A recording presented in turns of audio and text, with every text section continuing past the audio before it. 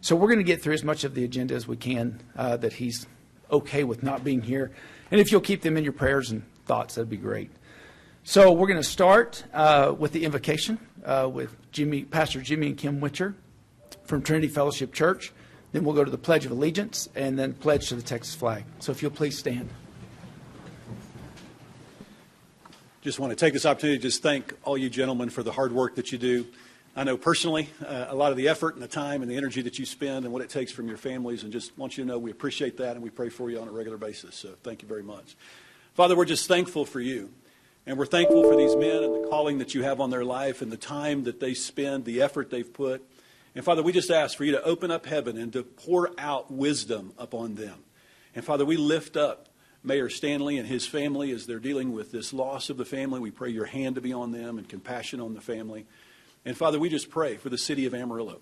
And we ask that you would come and you would just open up over this city and you would pour out your wisdom, your grace, your provision and life over this city.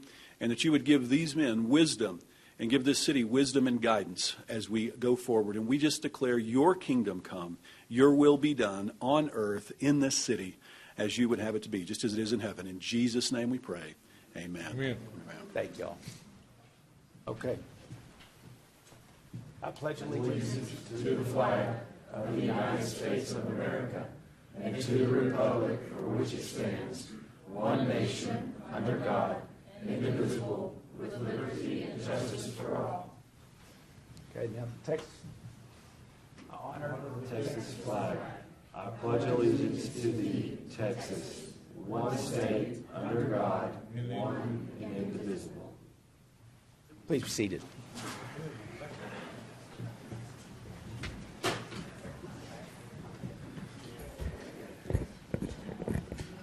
Okay, we appreciate you guys being here for the first meeting of 2024. It's going to be a good year.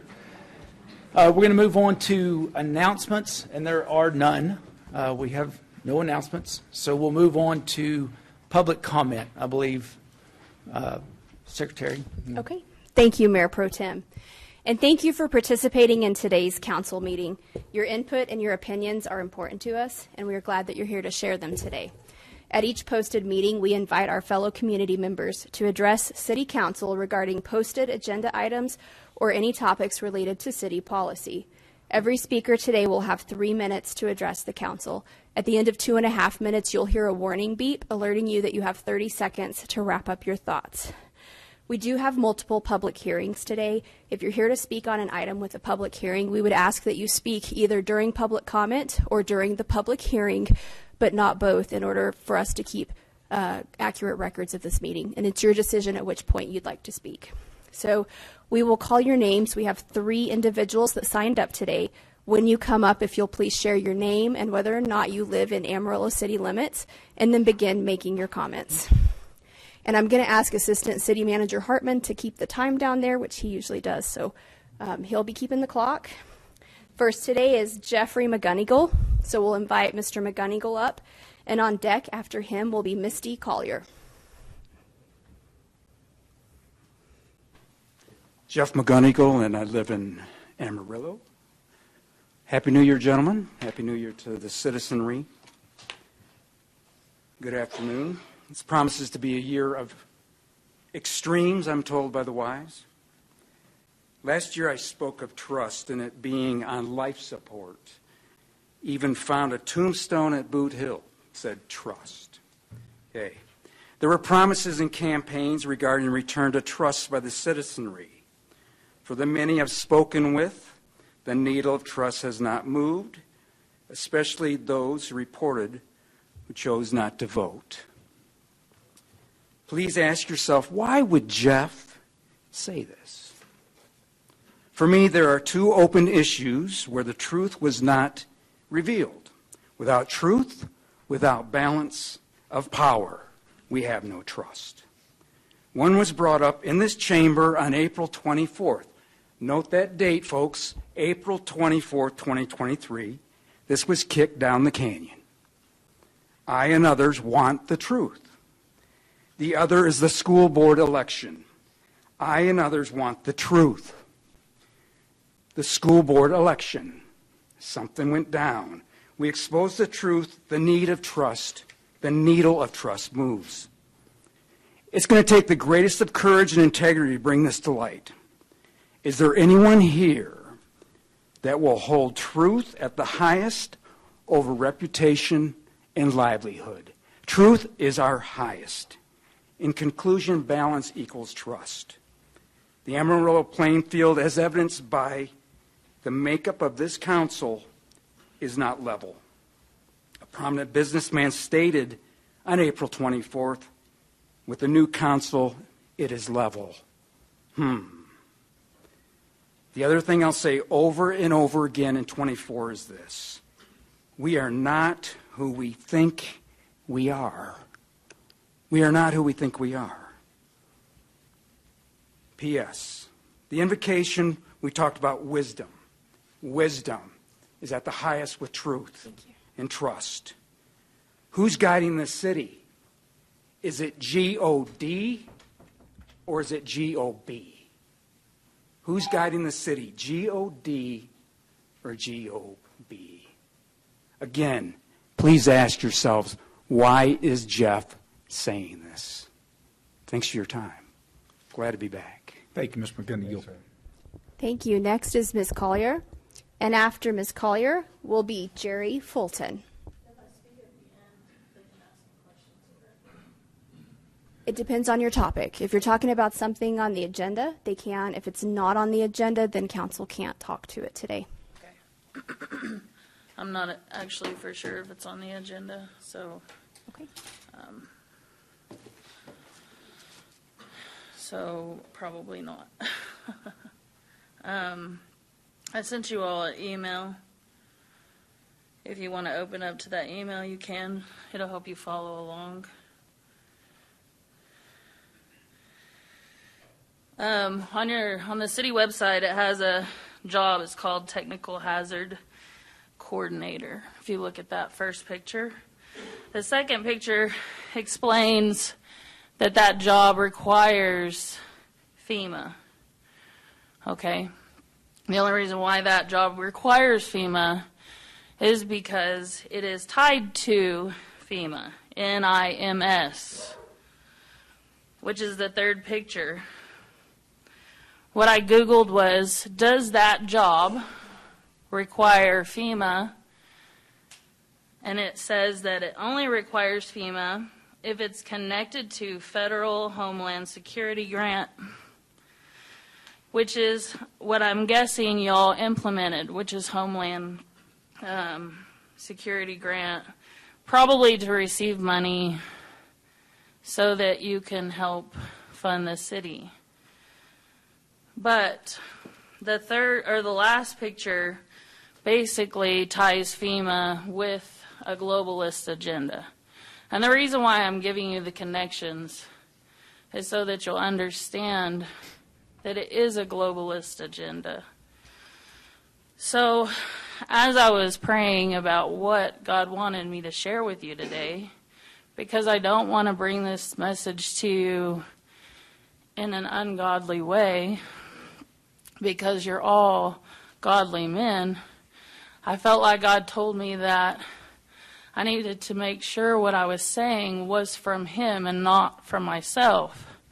So He gave me a scripture basically warning me to make sure that I'm giving you the word that God wanted me to give you.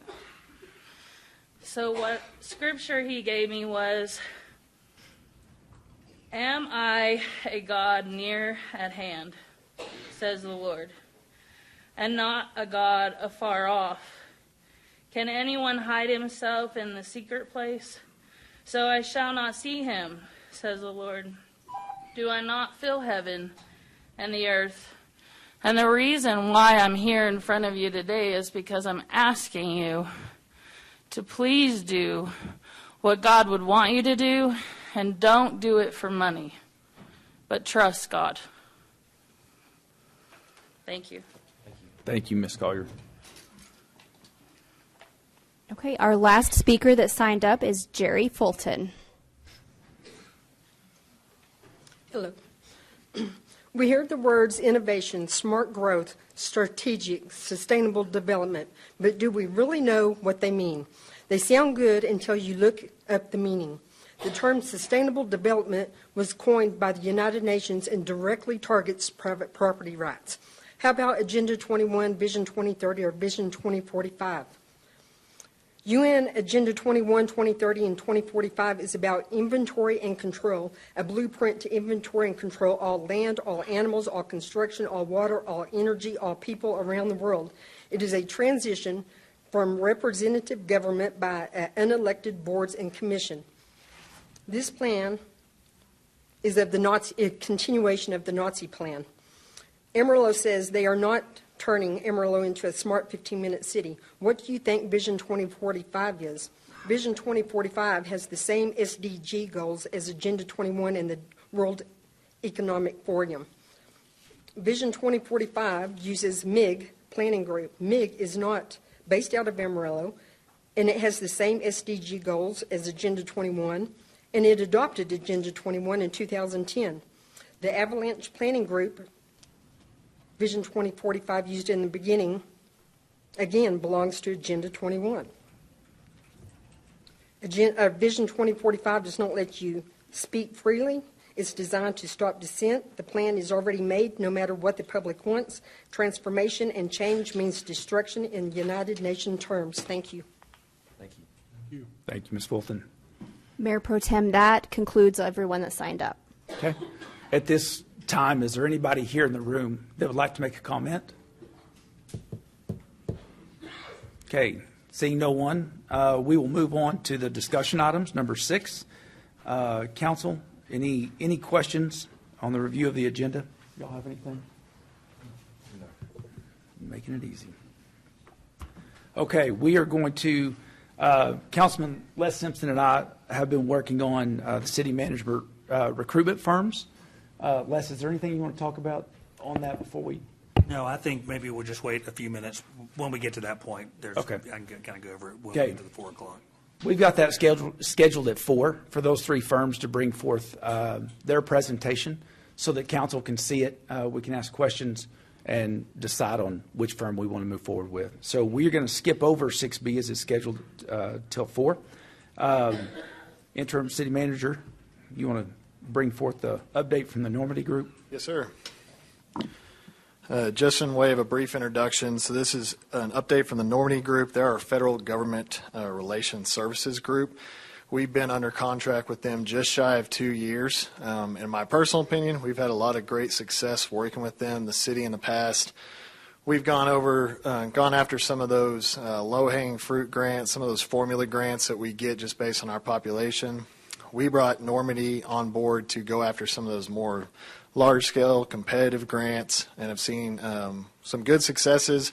I'm not going to steal the thunder from their presentation, but we've got some funding that we've received. We have some very good active applications that we feel very good about, including some community funding through Congressman Ronnie Jackson's office, as well as some additional opportunities that we're seeking. Part of their trip this week, they were here yesterday and today also meeting with staff to kind of plan out the next year. What are our priorities? What are we working on? We've worked very closely with Ron and Phil, meeting every week to discuss priorities and projects to work through. They're always just a phone call away. One of the biggest assets I've found is they're really our connection to the federal agencies that conduct these grants. We can get introductions, we can have Zoom meetings, get all the details we need to be successful. As part of this project, working with Normandy, we also have an internal group of staff that meets every week. We've got a dedicated grant writer in planning now that works on these grants. So we've really streamlined everything from when we first started. That first year was really kind of getting up to speed, figuring out what we want to prioritize. And right now we're kind of just turnkey going after any opportunities that we think might work. So with that said, I want to introduce former Congressman Henry Bonilla to introduce his team and give some opening remarks, and then he'll hand it off to Ron. Thank you. Thank you.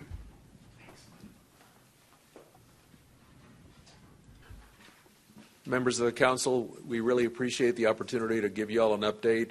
As you just heard from Andrew briefly on what we've done so far, As he said, I was in the U.S. Congress many years ago, represented a huge chunk of West Texas and South Texas, and now I'm a partner at the Normandy Group, a government relations firm that we're going to outline very briefly some of the big, real successes we've had so far.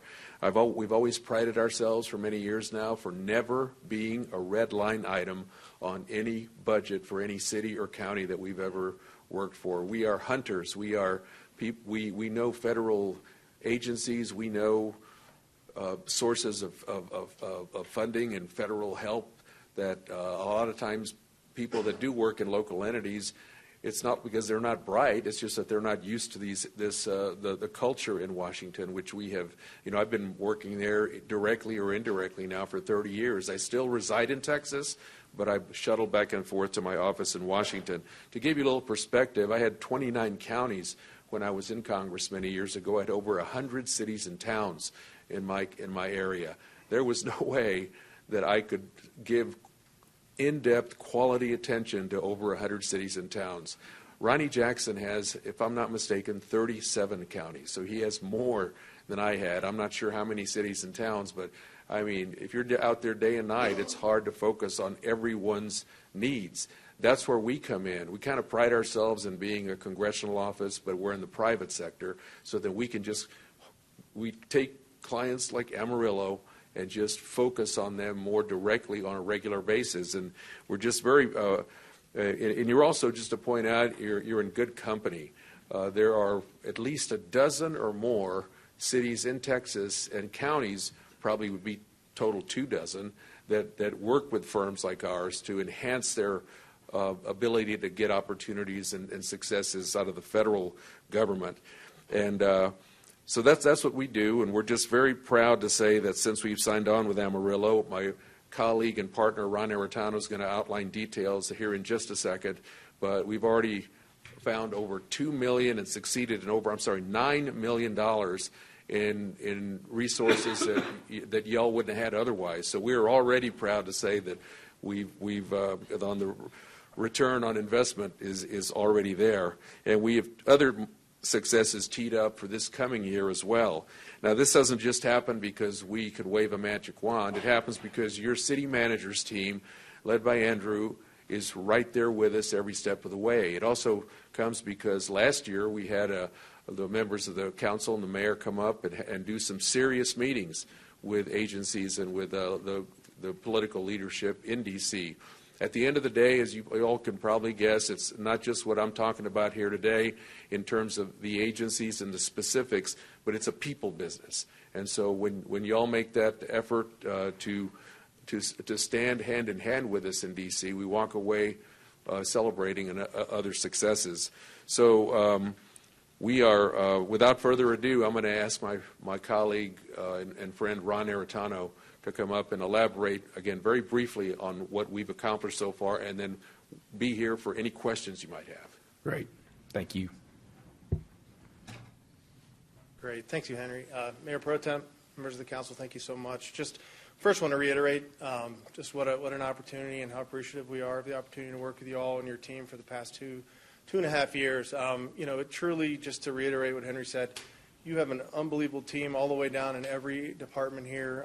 We work with a number of communities in Texas and across the country, and a lot of the successes that we're going to walk through today really are due to just the great team that you have. We just help amplify what you have here. And a lot of that is not just rooted in your team, but in your city. You guys have a lot of exciting things going on here. So we're grateful, and just to quickly, not use too much of your time, talk about what we've done, what we're currently working on, and then next we'll go to what's going to happen in the year coming up. So our efforts to date, as Henry mentioned, we started working with y'all about a little over two years ago, and since then we've pretty much had weekly calls. Once a week we meet with Andrew, the entire team, depending on the department, depending on the federal funding opportunity, or it may not even be a funding opportunity. Maybe trying to help troubleshoot an issue that's arisen at the airport as it relates to TSA or CBP or this or that, and really just utilizing our experience and our relationships to help resolve things in a manner that's favorable for the city, whether they're funding related or not funding related.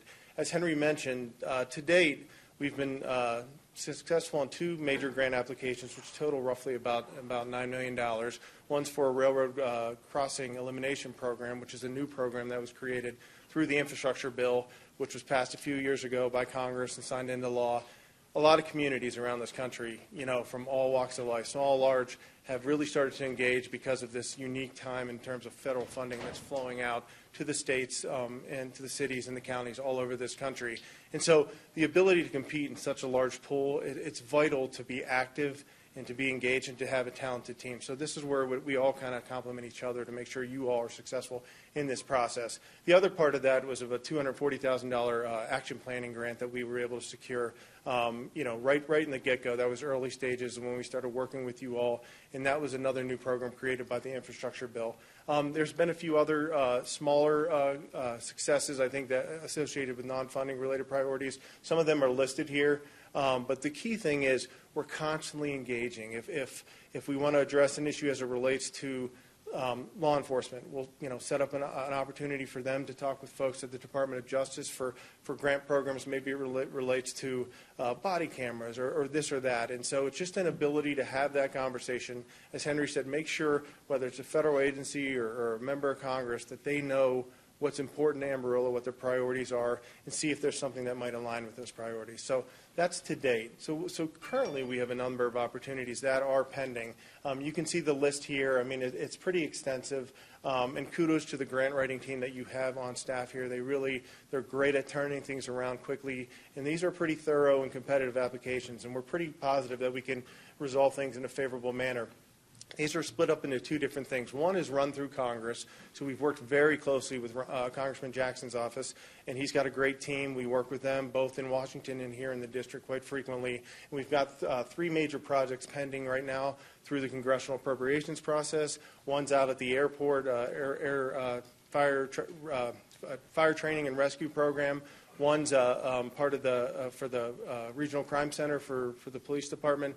And then a third one is in conjunction with a nonprofit here in town, a Crossbar Ranch, and it's an infrastructure related. A lot of what we focus on are infrastructure related projects, be they surface transportation or water infrastructure, both key priorities for the city as we understand them, have been learned and are many times. I think this is my 6th trip down here in the last 2.5 years. So really get to see where the needs are. And every time we come, we learn about a new need. Try to check some boxes, but we realize there's always going to be challenges with a growing city like Amarillo. The other part of that, beyond the congressional side of the coin, is federal grant applications. We talked about 2 of those successes to date. We've got a few large ones that are pending. Some of these also came out of the infrastructure bill. One's called the Reconnecting Communities Pilot Program. Huge opportunities. A lot of communities went in on this. We had great meetings. We think we've submitted a very strong project. We should find out about that roughly about the March time frame.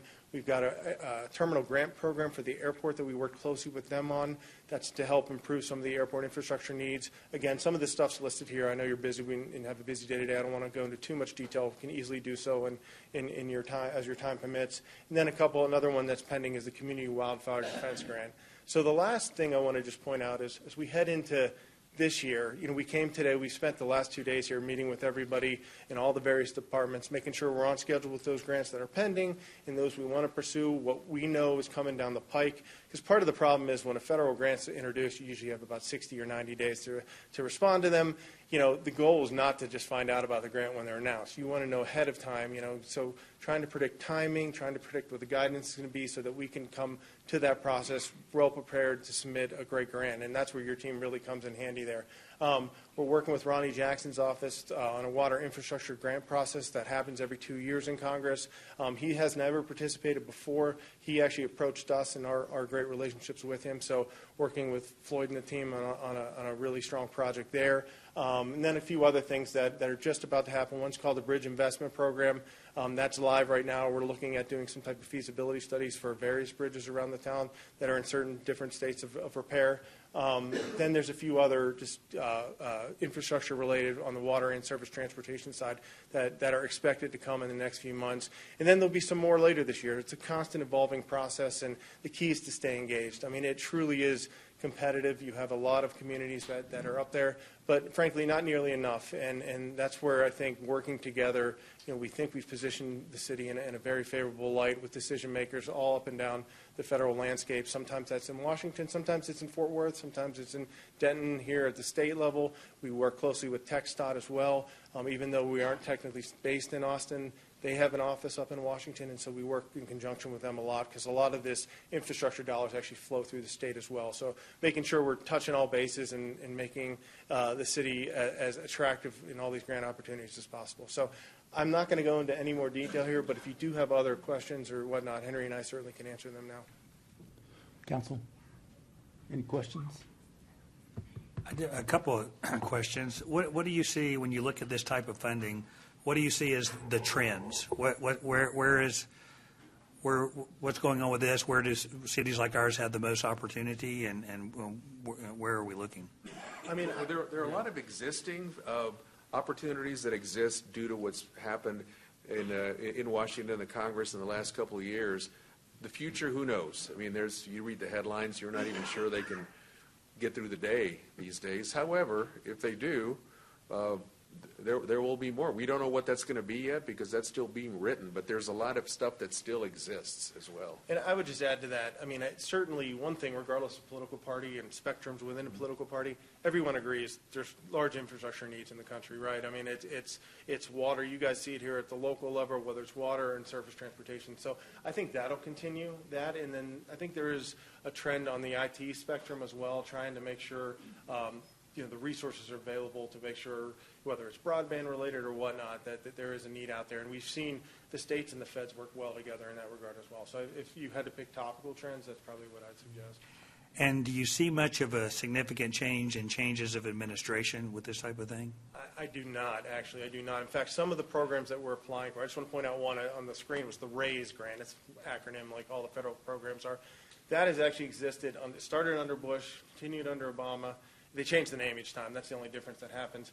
The Trump administration continued it as well, and then the Biden administration kept it going. And if it's whatever the next administration is, I suspect that'll continue. So I do not anticipate it at all, especially not on the infrastructure side of the coin. Maybe some in the social services that could change and whatnot, but for the most part, I think it'll be pretty stable in terms of the amount of funding in the infrastructure space. Thank you. Mm-hmm. Anything? No. Interim City Manager, I would just like to, all these grants that are on here, if you can just give me some more information, like what each grant does and everything like that we're going to get. Okay. Any other questions? Okay. Ron Henry, we appreciate you taking the time and your firm working with our teams. That we on council, we love, we've gone through one budget process. Man, we love to see grant money. That makes things way easier. So we appreciate you taking the time and educating us, keeping us updated on what you're doing, but also working with our team with good partnership. So thank you, guys. We appreciate having the opportunity to work with you all, really do. Absolutely. Thank you. Okay, that was 6C. We are going to skip over 6D, which is the budget amendments and working budget. I feel like Mayor's probably going to want to be a part of that. So 6E, any requests for future agenda items, Council? None for me. Over here? None? Okay. Well, seeing how we're moving right along at 3:30, let's go ahead and move to the consent items. Is there anything on consent that anybody has any questions? Oh, well, let's start. Madam Secretary, you've sent an email regarding an item. Yes, Andrew, Interim City Manager Freeman, sent an email. Staff is requesting that council pull 7Y. That item is just not quite through the process yet, and so we'd like to bring it back to you in 2 weeks. It will be ready at that time. Okay, so it will be pushed, 7Y will be pushed to the January 23rd meeting. Yeah, so we would just ask that you exclude that one when you make a motion for consent today. Okay, perfect. Anything else on consent? Did anybody has any comments? I do have a couple I'd like to take off for a separate conversation. 7L and O, please. Okay. 7L, the consider award ticketing services agreement. Is that correct? Yes. And then O is the tree management and maintenance services contract. Okay. So Councilman Simpson has requested that we remove 7L and 7O off of consent. We'll push it for further discussion. Anything else? No? Okay. I will entertain a motion. I move to approve the consent agenda with the exception of item 7L, 7O, and tabling 7Y to the next council meeting. Second. Okay. We've got a motion from place 1 with a second from place 4. So we approved all consent items minus those 3. Yes. Oh, we'll take a vote. Oh, good call. Yeah, forgot about that part. Okay, all those in favor of approving the consent items minus 7L, 7O, and pushing 7Y to January 23rd? Aye. Oh, say aye. Aye. Aye. Any opposed? Okay, that passes with a 4-0 vote. Yeah, I forgot about that voting thing. Okay, well, it is 3:31.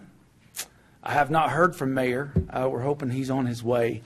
But we have the presentations coming at 4. So what we're going to do before we move into the non-consent items, because I feel like Mayor's going to want to be a part of that. Yes? Do you want to go ahead and cover 7L and 7O?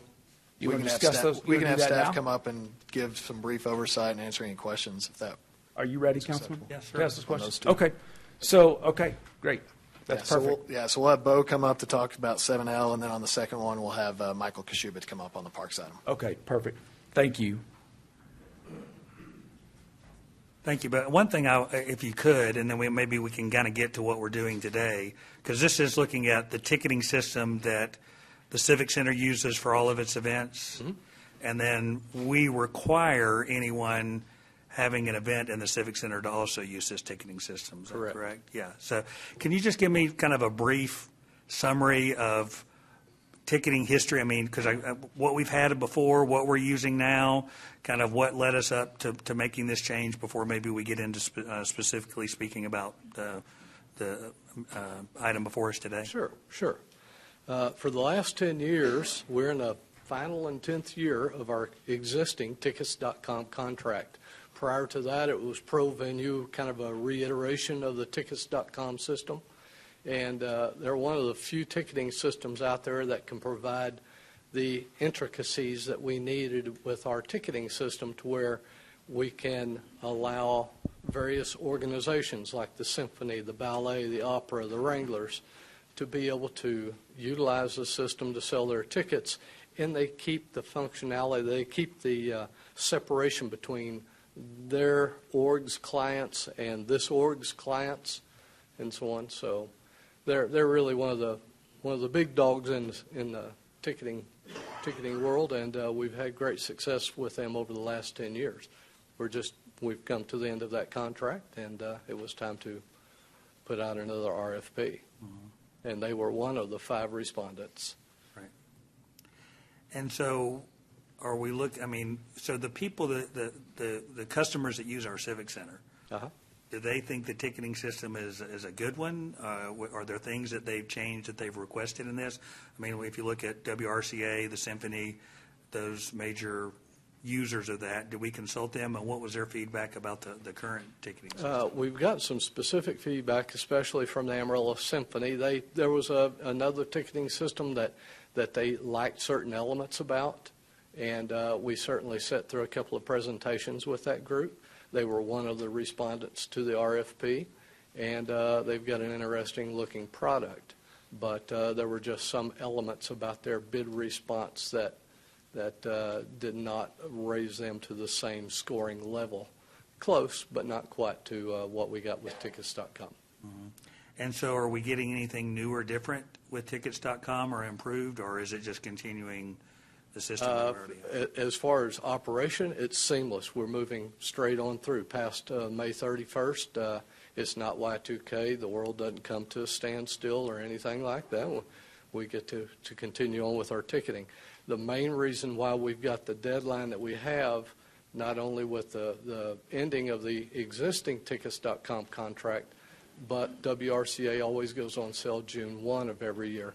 And so it was imperative that we make this RFP line up with that, to where if a different ticketing company were to be awarded the system, then they had sufficient time to go in and do data migration, set up all the reports and everything, so that they were ready to go day one for the WRCA event.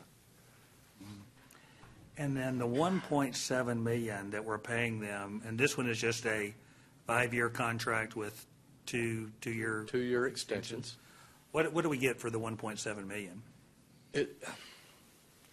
It may seem a little misleading, because each one of the ticketing providers, they either have an annual fee or they had no annual fee. Tickets.com and another one had an annual fee. The other three did not. But you have to look at the different ingredients as to what that company is going to receive financially throughout the process. Of course, we charge service charges on all tickets. They're a little higher if you buy a ticket online than they are if you come to the box office. There's credit card processing fees. So we had to kind of take a logical approach and an equation and apply it to all 5 vendors equitably to see what their cost was. All but one wants to process credit card transactions of their own, and they charge anywhere from 3% on up credit card fees. Those credit card fees are actually passed back through the promoter of a show. They're included in this dollar amount just to show what the company will retain or receive through the contract. But that 3% fee is actually paid for by the promoter. That'll range anywhere from $85,000 to $90,000 a year. As far as service charges are concerned, they all have different levels of what they charge there. One doesn't charge any service charge. They don't keep any of our service charge, in other words.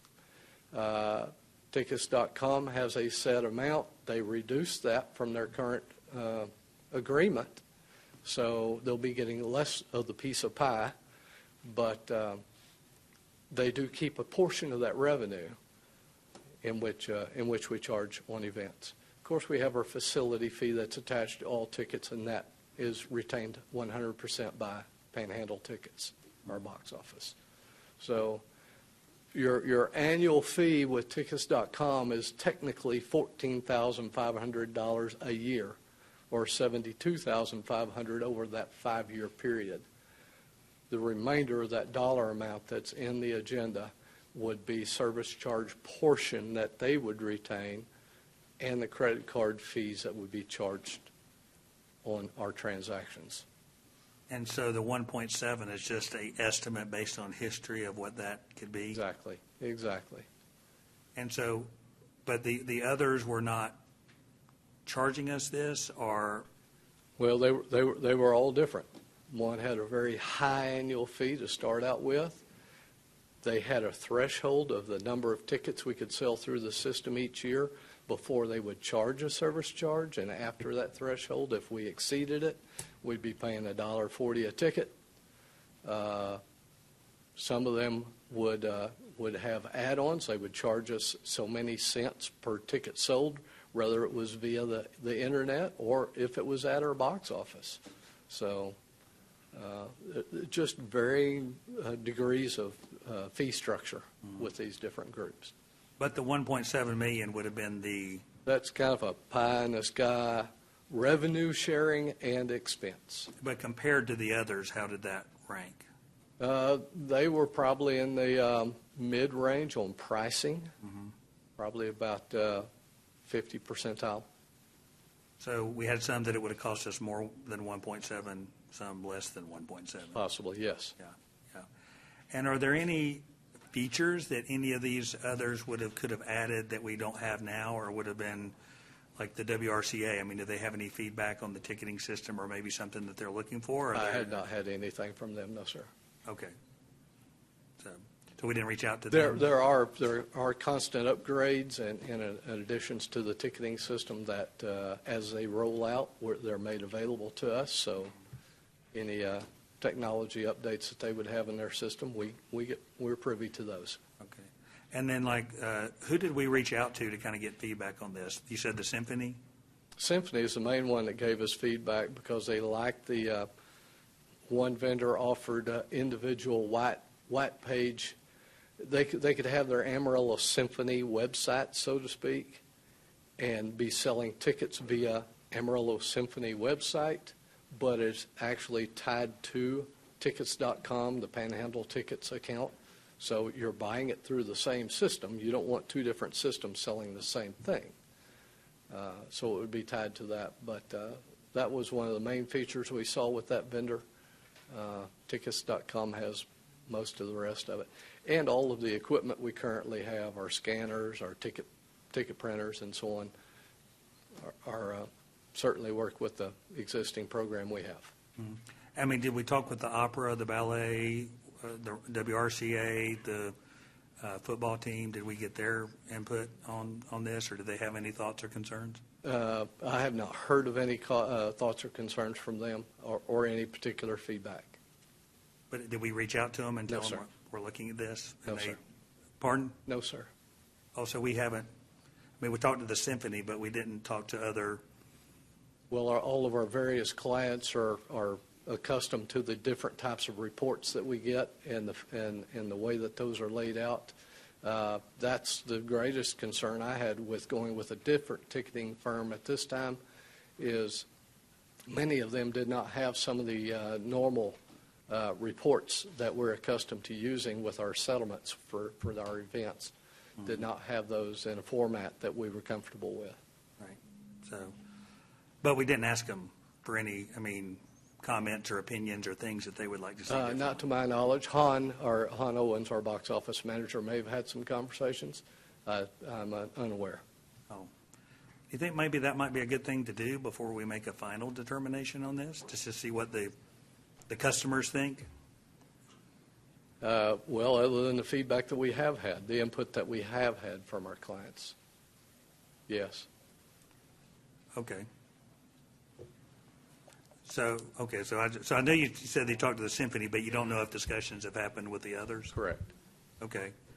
Well, I mean, just to make sure that, I mean, they are the paying customers that keep us afloat. I just wonder if it might be worth, before we make a final decision on this, if we would kind of get their input. Maybe, I don't know what, the rest of council, I don't know what this does on the timetable, but. Well, I understand what you're asking. They are a portion of our customers that utilize this system, but we do a great deal of other ticketing business outside of those organizations that we deal with.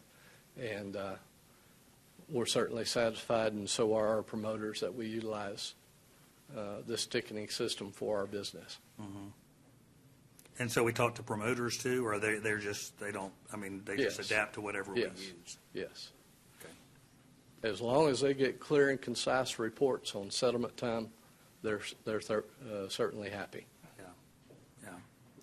Well, I don't know. I mean, if we delayed it 2 weeks to give you an opportunity just to reach out to our local stakeholders that probably rent the majority of the time there as individuals, I don't know how the others, maybe Correct. just to kind of Correct. let them know, would that cause problems with this if we just reach out to them? Timing-wise, if we ended up having to go with an alternate bidder on this, we're running a pretty tight timeline on getting this approved and getting all of the data migration and the system changes made and being prepared to go by mid-April is the deadline we would probably need to meet to be ready to go for WRCA. Yeah. Well, I mean, I guess it would just depend. I mean, if they all say this is great, then we can move forward. But if they do have concerns, might it be wise to listen to what they have to say since they are most using definitely. it? So, Most definitely. So I don't know. That's just my thought on it. And we would certainly feel like the feedback that's given to us by our clients on a regular basis, if they had concerns, that they would bring up concerns to us about the system. We do not typically hear many concerns. So, Yeah. Got it. Okay. So, I have a couple questions. okay, go ahead. Yes, sir. Is there ever a way we could take this in-house? And instead of paying somebody else's money, we pay No, sir. ourselves? No, sir. Why? I'm not sure our IT department would be prepared to run a ticketing system. I mean, maybe I'm thinking wrong. We're Well- selling tickets, right? We're selling tickets. We Okay. have to have a provider. We have to have a program out there to utilize to sell tickets. And Panhandle Tickets, our in-house box office, uses whatever system that we select. Do they pay those employees over there? Or do we pay the employees? The employees that we have in our box office are under our employment. Okay, so they're getting 1.7 million for a program, is that correct? Well, again, the base price of the program we've selected is only $72,500 for that 5-year period. You have to just take a look at the revenue that is shared with whomever that ticketing provider is through the service charge share, and then you have to consider the cost of the credit card processing through that system, what it costs us. And all of them bid about the same percentage on that. So, I guess I'm having a hard time understanding Mr. Gagnon, would you, selling tickets. we'll see if Rich has a comment. Okay. Rich Guyon, CIO. It's not the challenge of actually printing and giving tickets out. The big challenge is developing the software, putting in the cybersecurity, establishing ourselves as a processor for credit cards. I would easily spend over $1 million a year just in developer assistance to get that done. I'm a big believer in the build by argument, and when it makes sense, I do want to build it in-house. But in this case, I think it would actually cost us more money to do it in-house than to farm it out. Okay. Does that make sense? Yeah, I mean, that answered my question. Yes, sir. Because that was the thing I was trying to get to. I'm through. Yeah. Did you have anything else, Les? No, I mean, and if it's going to cause us problems, but I would say, we've got a civic center we run and operate, and it, as you know, it has its challenges. We have to, to work really hard to and we have to subsidize the operation.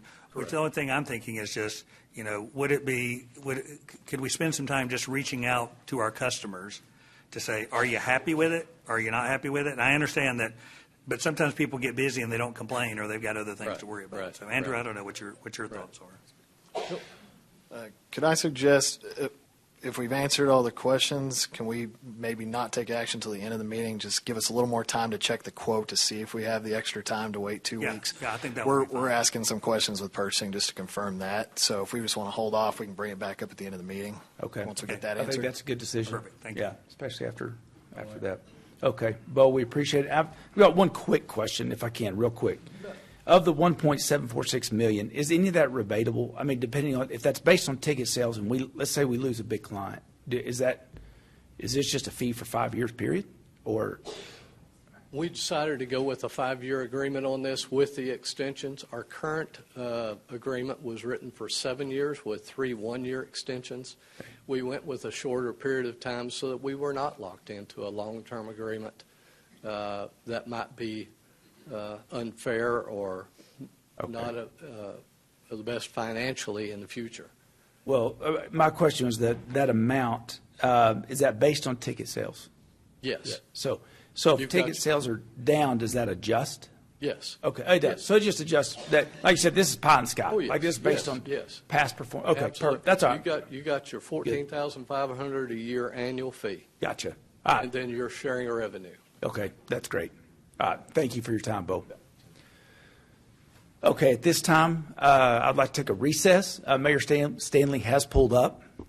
Mayor Pro Tem Tips, do you want to take 7-0 very quickly before we Well, recess? I don't think, we're pushed. We can hold off on 7-0 maybe till after we go back. If we can, kind of at the end of the meeting, we'll come back to it. I figure we have time to set up make sure everything's working and we stay on schedule for 4 o'clock. So we'll take about a 10-minute recess and we'll come back with the presentations.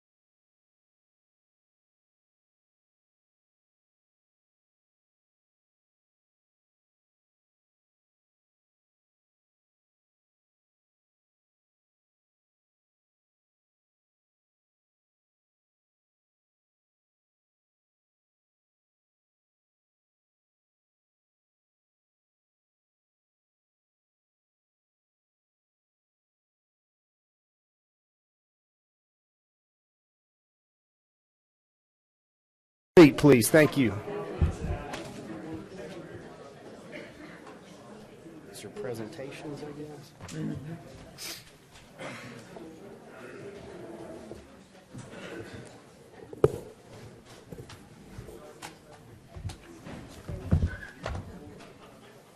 If I get off track, you can nudge me to go back the right way. Hey, good afternoon. I appreciate you guys. We're going to call ourselves back to order here and into session. I had a funeral to attend at 2 on my wife's side of her family, and so Mayor Pro Tem did a good job of running us through there, and I'll take up those other items as we get going. I would like to go ahead and double check with the city secretary. You do want to move on to 6B, D, and then we'll come back and take up the other item. Is that correct? That's correct. Okay.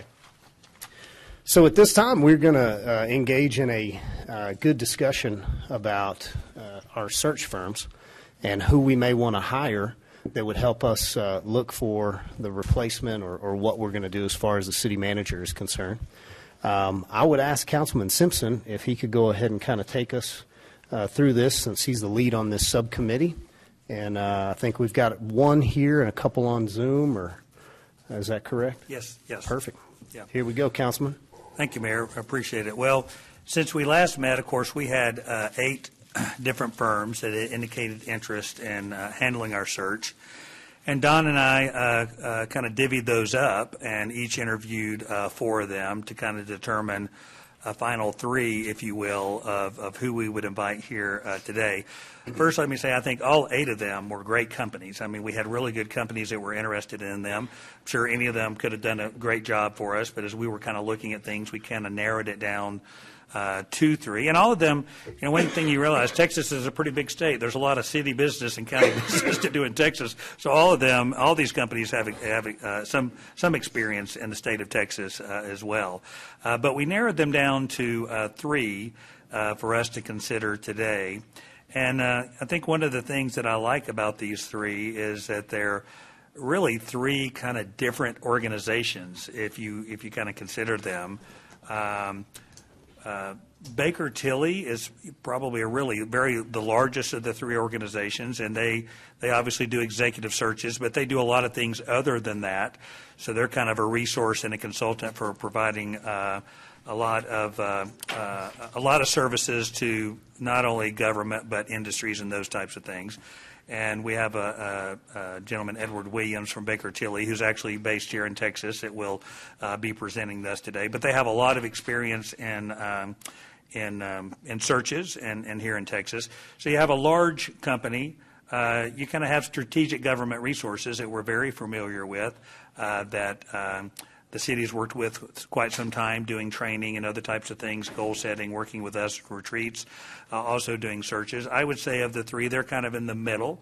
Their focus is a little bit more specific on working with governments like us, and but a pretty good size in the resources that we have. And then we have Clear Career Professionals, who's here today. Probably a smaller firm, but nonetheless a lot of great experience, and we'll hear about that today and kind of what they do. So I think as we were kind of whittling these down, I was kind of glad that we've got 3 kind of companies that are kind of a little bit different, so they're not all the same cookie cutter. We'll be hearing from all 3 of those today. I think the other thing I just want to share with everyone is, and Don can kind of speak about this too, but as I kind of thought, the conversations even happening with the headhunters gives you a lot of things to think about, different ideas, talking about how even just in those discussions. And so I think as we kind of look at this, and I've always kind of felt that one of the benefits is we'll learn a lot. We'll probably learn a lot today as we're thinking about looking for a city manager or things about running a city. But also another thing I kind of thought was the city, this world is, we all live in a small world.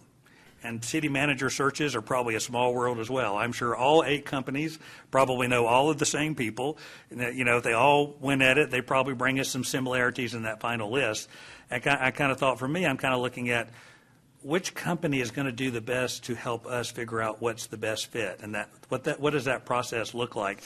and how will that process work to do it? And so each of the three are here today to kind of tell us about that process and, of course, answer any questions that we have. And I'll kind of introduce them in a second, kind of the order. But Don, Councilman Tibbs, is there anything that you want to add to that or about your experience? No, not really. I agree with you, Les. It was interesting and eye-opening on everybody's process and getting to talk to them.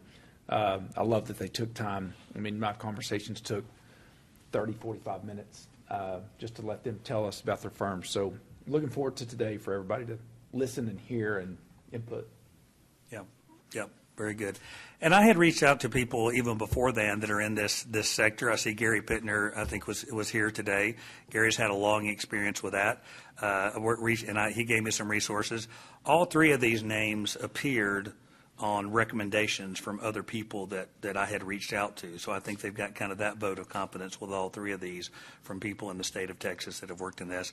But we have three today. First up will be Strategic Government Resources. I think J.J. Peters and Larry Gill will be on that conversation. Second will be Baker Tilley and Edward Williams. Will be there. Both of those are doing virtual presentations. And Clear Career Professionals will be third, and Kent Myers is actually here with us today. So I don't know if anybody else has any other comments or questions or anything, kind of before we get started and get the ball rolling here. Mayor? No, I appreciate you guys and all the research y'all did on this. Anything, Councilman? No? Oh, good. Okay. No, we appreciate the work. I think we're excited. Let's jump into it and see if we can get something directional out of this today. Okay. So I think Strategic Government Resources should be on first, and the city secretary is setting that up. Yes, and JJ and Larry, if you can hear us, if you want to go ahead and unmute yourselves, and I think we're ready to get you up on the screen. Wonderful. I'm hoping you can hear me okay, and I'll have Larry introduce himself here in just a minute. Is the volume okay? Really good. Thank you. Wonderful. And am I able to go ahead and share my screen with you all? Yes, please go ahead. Great. Just one moment here. Okay. Looks like that popped up okay on your end.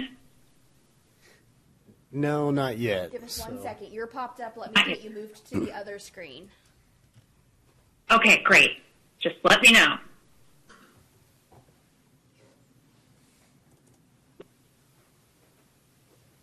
Okay, JJ, you are good. Wonderful. Thank you so much. Well, good afternoon. My name is JJ Peters, and I'm SGR's President of Executive Recruitment. Also joining me is Larry Gilley, one of our Senior Vice Presidents. We appreciate this opportunity to join you virtually since we couldn't be there in person today to share a little bit more about SGR and to highlight some key points from our proposal to assist you in finding your next city manager. Should you select SGR to assist you, Larry would be your recruiter and point of contact throughout the entire process. While Larry will be working with you directly on this recruitment, he and your search will be supported behind the scenes by our extensive team. Larry, would you mind introducing yourself and sharing a bit about your background and experience? I'd be happy to. Thank you, JJ, and Council. Thank you for allowing SGR to make this presentation. As it says on the screen, I spent 38 years in city management in Texas. I retired in 2014. I was city manager in Abilene at the time of my retirement, having spent about 12 and a half years there. And before that, I was city manager for about 14 years in San Marcos down in central Texas. Before going to San Marcos, I actually was city manager in one of your neighboring cities, Panhandle, Texas, for a few years. Kind of Panhandle before that, Bovina is where I got my start in city management. So got a lot of familiarity with the Texas Panhandle in West Texas. Have worked with the city of Amarillo in the past, and you can see the other things I've been involved with throughout my career. I am still very actively engaged with the Texas City Management Association, so I have a lot of contacts and colleagues with that association that I think would be very beneficial as we move forward with this search. Thanks. Thank you, Larry. For over 20 years, SGR has focused on the success and innovation of local government. Our mission is to help local governments become more successful by recruiting, assessing, and developing innovative, collaborative, and authentic leaders. Our executive recruiters like Larry have decades of experience working in local government and utilize both their personal expertise and connections and the fully vetted process that we have developed and continued to refine and update over the past 20 years of conducting executive searches for local governments like Amarillo. SGR is a Texas-based firm with our corporate headquarters located in the Dallas-Fort Worth Metroplex. We have a number of team members based throughout Texas, as well as virtual offices and team members in a number of additional states across the nation, allowing us to cast the net far and wide to get you the best candidates. As you may have seen in our proposal, within the last 5 years alone, we have conducted over 140 city, county, town manager recruitments alone across the nation, including a healthy number of searches in Texas.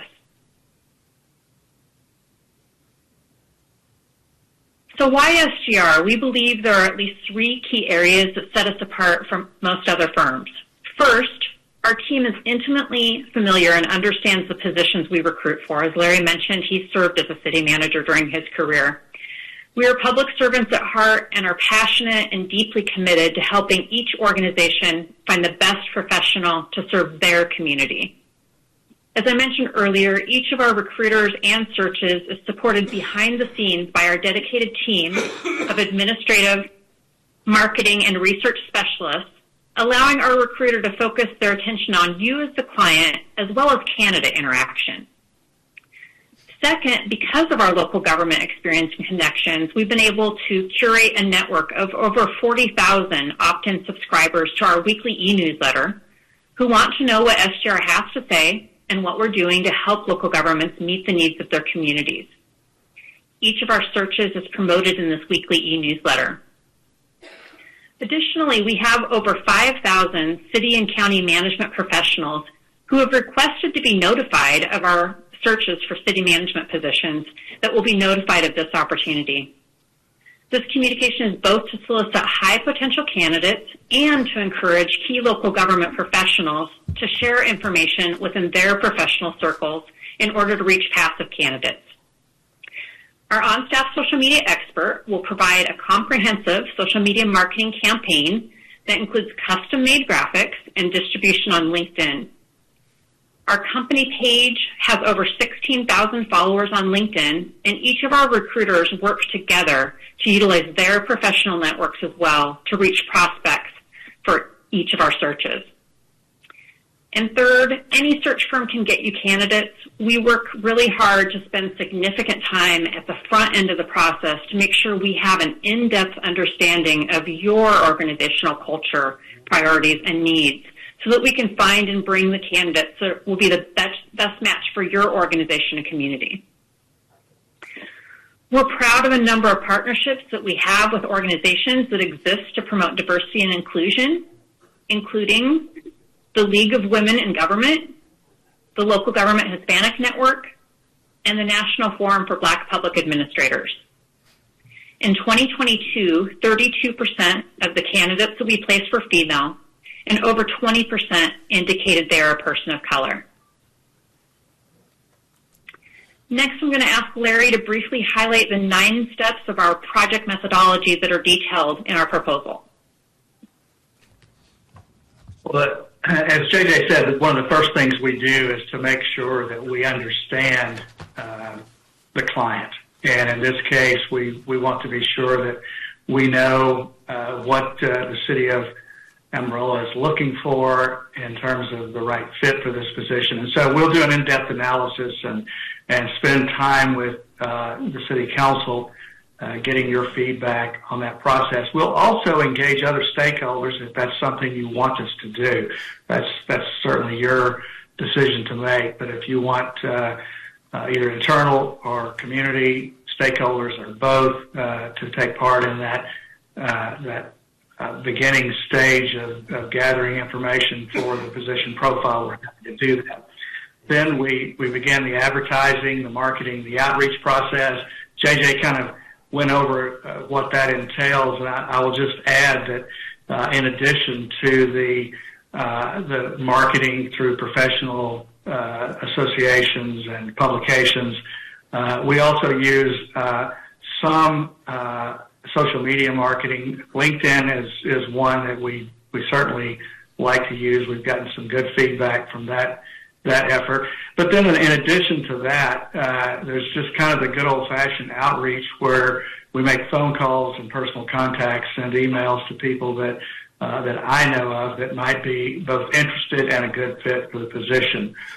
We will then do an initial screening and review of all of the candidates, and I will prepare, along with the SGR team, will prepare a presentation for your search committee or the full council, however you choose to structure that.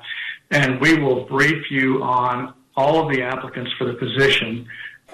They will be, we will have vetted all of the candidates, so I'll be able to give you my position on potential fit for each of those candidates. And then from that group, all the candidates that have applied, City Council or the search committee will select semifinalists. That would be up to 15 individuals that we would move forward to an evaluation process, and that evaluation process includes a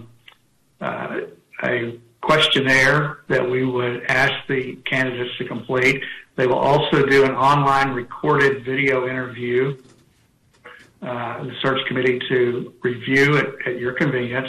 And then we'll also do a stage 1 media search, and that's where we look at print media primarily and just see if there's anything in their recent history where they've served in their previous positions that would either indicate a flag that we need to be aware of, or, and is more often the case, it gives us a chance to highlight some of the things that they've achieved and accomplished in their current positions. Once you've had an opportunity to review that information, you will evaluate the semifinalists and then select the finalists that you would like to move forward for in-person interviews. That evaluation of the finalists would include a more in-depth background evaluation of them. We will do a complete background check. We will do reference checks, and also a stage 2 media search. And that's where we dig a little bit deeper into their background to include online social media, community blogs, anything that the candidate might have some online presence about them will be evaluated and presented to you. You will receive all of that information, including a redo of the stage 1 media search. Things can happen in the time between the initial review and when we get to the finalist stage. So we'll redo the stage 1 search and present all of that information to you for your review. And then once you've selected finalists, I will help facilitate that interview process. We'll provide you with suggested questions. We'll help structure the process. If you want to include anyone other than just city council members, we'll help schedule various interviews with other stakeholder groups if that's something that you want to include.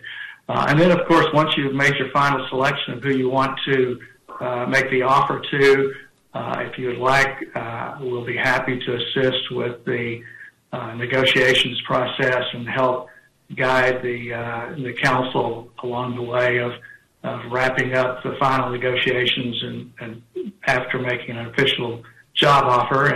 And hopefully that will result in a new city manager being selected and approved by the city council. So briefly, that's the process. It's about a 12-week process from the time we get the brochure finalized and approved, and we officially launch the search. It's about a 12-week process following that point in time. JJ? Thanks, Larry. Sure. We offer our clients the reassurance of a placement guarantee. Should the selected candidate leave for any reason during the first 12 months of employment, we will repeat the entire process for no additional professional fee. The not-to-exceed price of our full-service search is $26,650. This includes up to 2 multi-day on-site visits by the recruiter, as well as pass-through ad placement costs of up to $2,000 for professional associations and job boards not affiliated with SGR that we would recommend for your consideration. The only costs excluded from our base recruitment fee are candidate travel expenses, any additional ads over $2,000, and any optional supplemental services that you may desire. Over our 22 years in executive recruitment, we've developed an understanding there are 5 keys to a successful search. Starting with a comprehensive understanding of the unique culture, needs, and desires of the organization and community, followed by dynamic, state-of-the-art talent marketing that reaches a regional and national candidate pool in a very competitive labor market in a way that engages them and makes them interested in the opportunity. We also pride ourselves on candidate vetting that minimizes surprises and ensures an in-depth understanding of who candidates are, as well as ensuring the candidate's understanding of the organization and community to prevent withdrawals late in the process and to help ensure a successful conclusion. And finally, a process that's smooth, seamless, and user-friendly for both candidates and you as the client. We've developed not only a strong relationship and repeat business with a number of our clients, but we also have developed relationships where candidates really trust us, and often we're able to encourage them to consider applying because of those relationships we've developed when they might not otherwise. And that concludes our presentation. Thank you again for this opportunity to be considered to assist you with this important search, and Larry and I are more than happy to answer any questions you have for us. Okay, thank you, ma'am. I think we probably will have a few questions. So, council, do I have any questions on this side over here? Councilman Kraft? I don't have anything, no, sir. No. Yes, no? No, sir? Hey, this is Les Simpson. Good afternoon, and thanks for being with us. We've got lots of great qualified companies that are interested in doing this search. I guess my question is, if I ask you, what are the 1 or 2 differentiators with SGR that you would say these are differentiators for us that is why we should select you instead of someone else? Well, I'll start, and Larry, I'll let you wrap up, but I think I have a little bit of a unique perspective. I was on your side of the table for a number of years and had the opportunity to work with a number of search firms over the years, and while I can tell you there's some great search firms out there, the thing that really stood out to me was the customer service perspective and the availability of the recruiter that we worked with compared to other firms that I had the opportunity to work with, and the quality of the candidates that SGR was able to bring. So those are a few things that stand out to me. I think we highlighted some of the other key things as far as our network and the relationships we've developed. But Larry, I'll let you add any thoughts that you might have on that. Sure. Well, and actually I was going to say that the networks and relationships is a huge part of what SGR offers. Not only myself, but all of our recruiters have extensive networks with professionals not only in Texas, but throughout the United States. And it's more than just having a working relationship with them through the recruitment process. But as I said previously, I'm still actively involved in the Texas City Management Association and also involved in the Colorado City Management Association. I do a fair amount of recruiting in Colorado as well. And we not only are familiar with these people, but have a relationship with them in a unique way. I've worked with many of the current and city managers across the state of Texas directly in my time as a city manager throughout my career. And so I think that brings a unique something unique to the table in that we really do know the people to a large extent that we would be bringing forward for this process. and know about their history and their successes and how they would be value added to the city of Amarillo. Okay. I do have a few questions. So applicant expectations, sir, how many applicants would you expect to have? And then what would you say is the number you're shooting for on semifinalists and then finalists?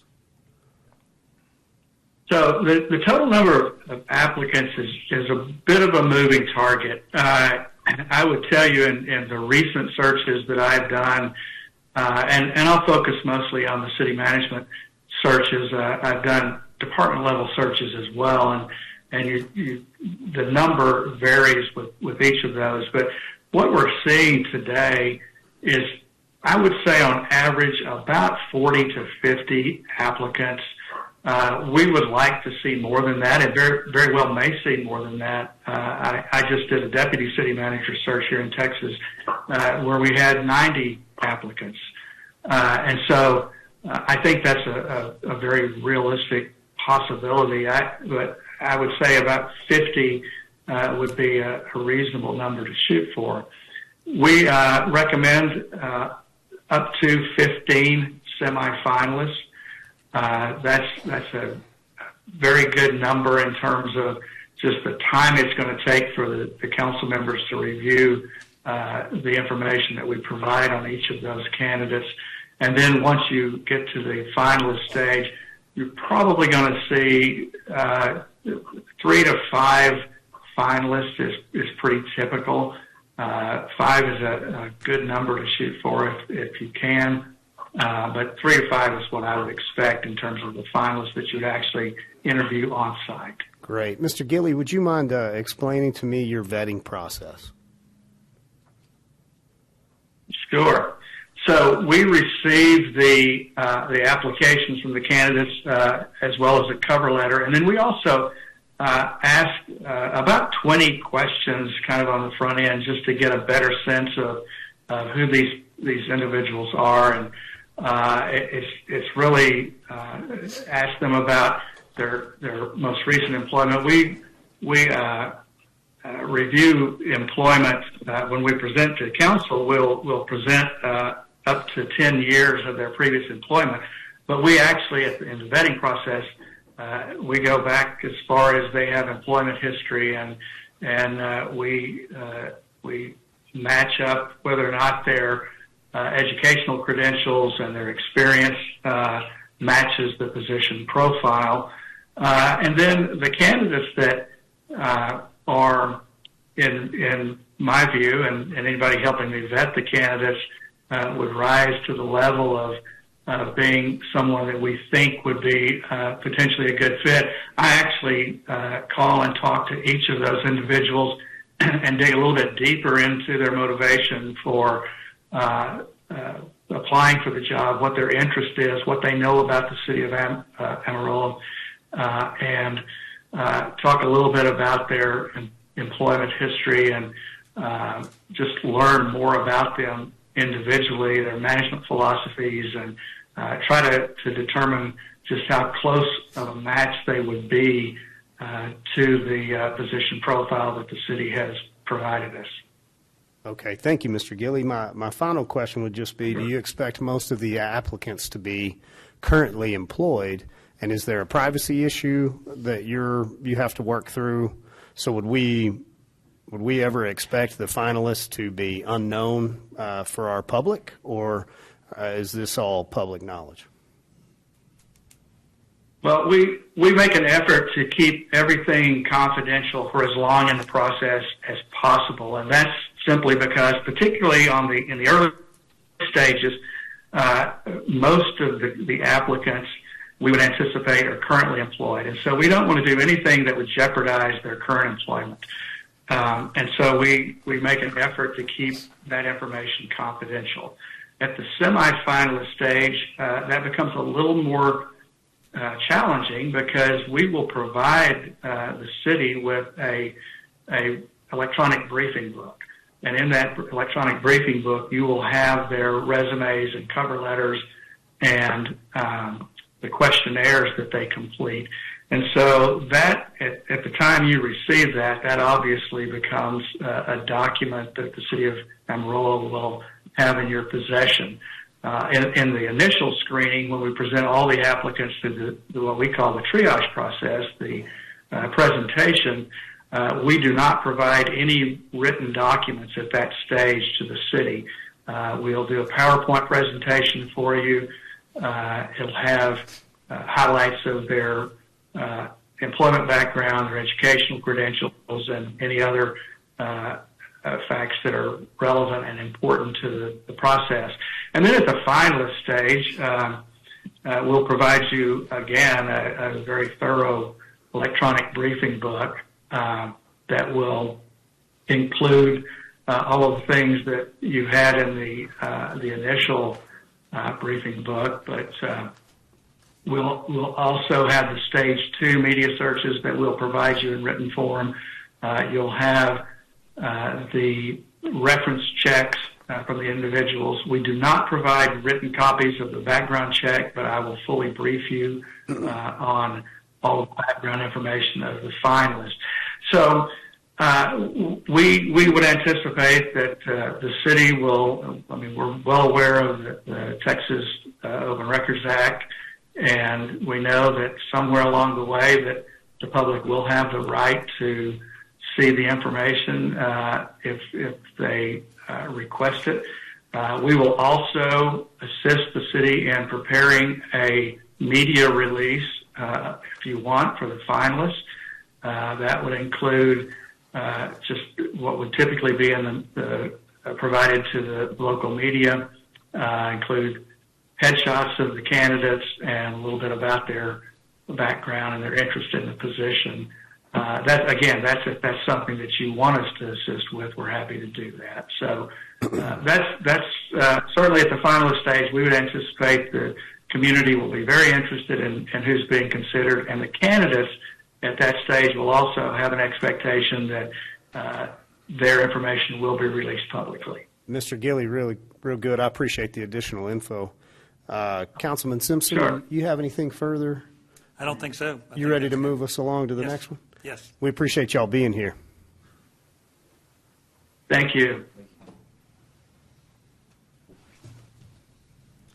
And so next up, we should have Edward Williams from Baker Tilly.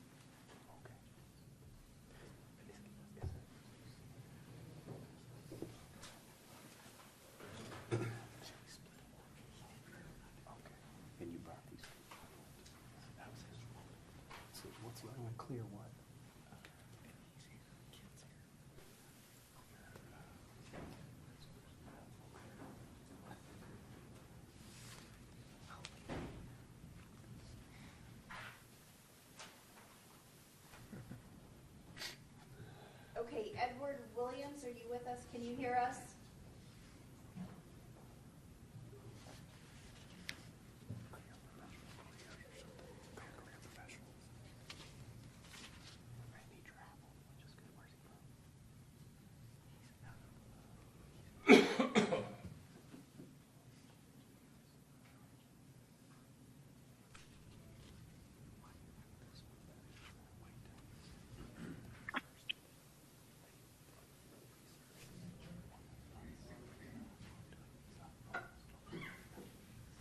Edward Williams, we have you joined. Can you hear us? Can you say something? Yes, ma'am, I can. Okay, great. You've got co-host power, so you can go ahead and share your screen and get started when you're ready. Fantastic.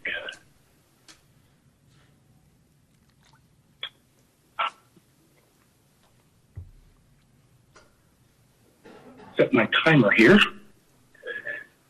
Good evening, Mayor and Council. I'm Edward Williams with Baker Tilly. Can everyone hear me okay? Yes, sir. Yes. Okay, well, again, thank you for this opportunity. One of the first things that we do is to learn as much as we can about the organization. So I'm not going to go over information with you that you may already have, but it is also important, and also one of the things that I look for is how you rate credit-wise. Then I look for some key other issues, such as your mission, your vision, your values, because those are important, and we'll talk about those in a minute. And I also, in this instance, reviewed your strategic pillars. At the end of the day, this is about leadership, and I think you all will agree that there is a big difference between leadership and management. Leadership is about people. Management is about projects. So our firm, in this case, we'll talk a little bit about us. We've been around in Texas for more than 30 years, started back in the day with Raleigh Waters and was then acquired by Springstead and back in 2019 by Waters Consulting. One of the important things to understand about this business and about what we do recruitment and different services, consulting services for cities, counties, municipalities, special districts. Most recent in terms of city management, I've shared with you all the types of projects that we've worked on. And I'm really skipping over this because I really want to get to, one, who I am as a consultant or as a recruiter. More than 25 years in this business. I tell people more than 20 because 25 makes me sound very old, so I try to manage that. At the end of the day, I've worked for large organizations such as the state of Missouri, where we've had 75,000 employees, to a small city in Fort Bend County, Texas, of 350 employees. We all have our calling and passions. This is my passion. When you hire us, you also get access to my colleagues or coworkers who are also members of this team. And ultimately, I think it's important to say I have no agenda. We come into this process with one goal, is to help you identify your leader.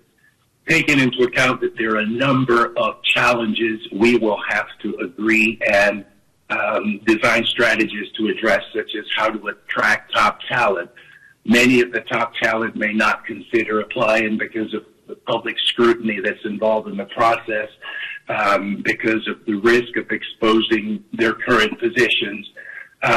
And my goal is to work with the council to be an extension of your staff to ensure you understand the city manager is not a panacea. You're not going to hire a city manager who will fix all the problems in the city. But also help you balance the process. And so any recruiting firm will give you a similar taste and feel. But this boils down to what Stephen Covey refers to as trust, character, competence. I also think it's important to work on the compensation and benefit component. And as I mentioned to Councilmember, just the idea of it's crazy enough to have one boss. Imagine having 5 bosses to whom you have to respond. And so one of the things that I think sets us apart is my ability to help you create the roadmap for success. And that goes back to that initial slide where we talked about the mission, vision, values, and goals. And we'll get into that. But I want to get into right now our process itself. The first thing we want to do is to hear from each of you. So I spend time, and also you get me. This is not our team or staff member. You will have my cell number, text, voicemail, calls, what have you. This is about relationship. It's about trust. It's about understanding this business and the fact that we've done more than 450 city managers throughout the country. And again, I can talk more about Baker Tilly, but I think you've all done your research or we would not be here. So I'm going to spare you that. I want to spend more time answering your question than talking about what we have done. So again, we get it. Been there. This is what we do. This is what I do all day, every day. nothing else. You get my undivided attention in these processes. We develop a profile, we understand, we listen, and we present candidates for your review. Now, the profile development is one that I kid about because you want someone that matches your desired profile 100%. I am upfront with every client. You may get someone with 90, but it's also an opportunity for you to develop. At the top of the org chart, but the skills, traits, attributes. Council wants the city manager to have all of these, and on top of that, have a sense of humor. So I think it's important to clearly define the parameters for what you're looking for. Develop the profile. I'm talking about the leadership traits, the attributes. Leadership, as I said, is about people. Management is about projects, getting things done. I review the history of your city in terms of the tenure of each of your city manager. And I could talk to you about some of the implications of that inconsistency and how that affects service delivery efficiency, how it affects employee morale, and how it's critical to have a plan in place before you have this conversation about hiring your city manager. So we come back to the issue of mission, vision, strategic values, your mission, values, strategic goals, objectives. So bottom line, we launched the search with your help. We developed a profile, launched the search. We review, classify. Once we identify those candidates that best meet your desired qualifications, I then ask them to complete what I call a due diligence survey. I want to know everything about them. You must know everything about the candidate. Prior termination, prior dismissal, prior disciplinary action, performance management issues, publications, bankruptcy, lawsuits. You get to know. I want to know even if they're in a sex offender registry. I get to know everything. Council gets to know everything because this has to be a trust and absolutely comprehensive review process. We then also ask them to do a written questionnaire. I want to evaluate how well they write. They then present you with a written questionnaire, due diligence, and a link to videos that it's what I call a different perspective or dimension to the evaluation process. And then once you select your candidate, there is a very comprehensive background process. Where do we get our people? I'm sure you'll agree, since we've been around for this long, we've got an incredible network of current, for example, my three most recent searches, Midland, Beaumont, what was the other, up in the Dallas area, on average 100 applicants. And so you get a number of individuals who may drop out because they're not the top candidates, if you would, but they also have opportunities to continue to develop their skills. Anyway, we make the traditional postings. We post to different professional websites, but also direct contact. As I mentioned before, this is about relationship. It's about conversation. It's about communication. And then we also do direct mailing, network. I'm sure you receive these types of information about career opportunities out there. We provide you weekly updates where you know the sense of how many candidates we've received, what industry, and so on. We advertise our positions for 30 days. And then we go through the process of presenting you that semifinal report, which includes the written questionnaire, the due diligence questionnaire, that's the one we talked about earlier. The semifinal report, and the link to the videos. Videos basically what I call FaceTiming by yourself, and you then get an opportunity to review those questions.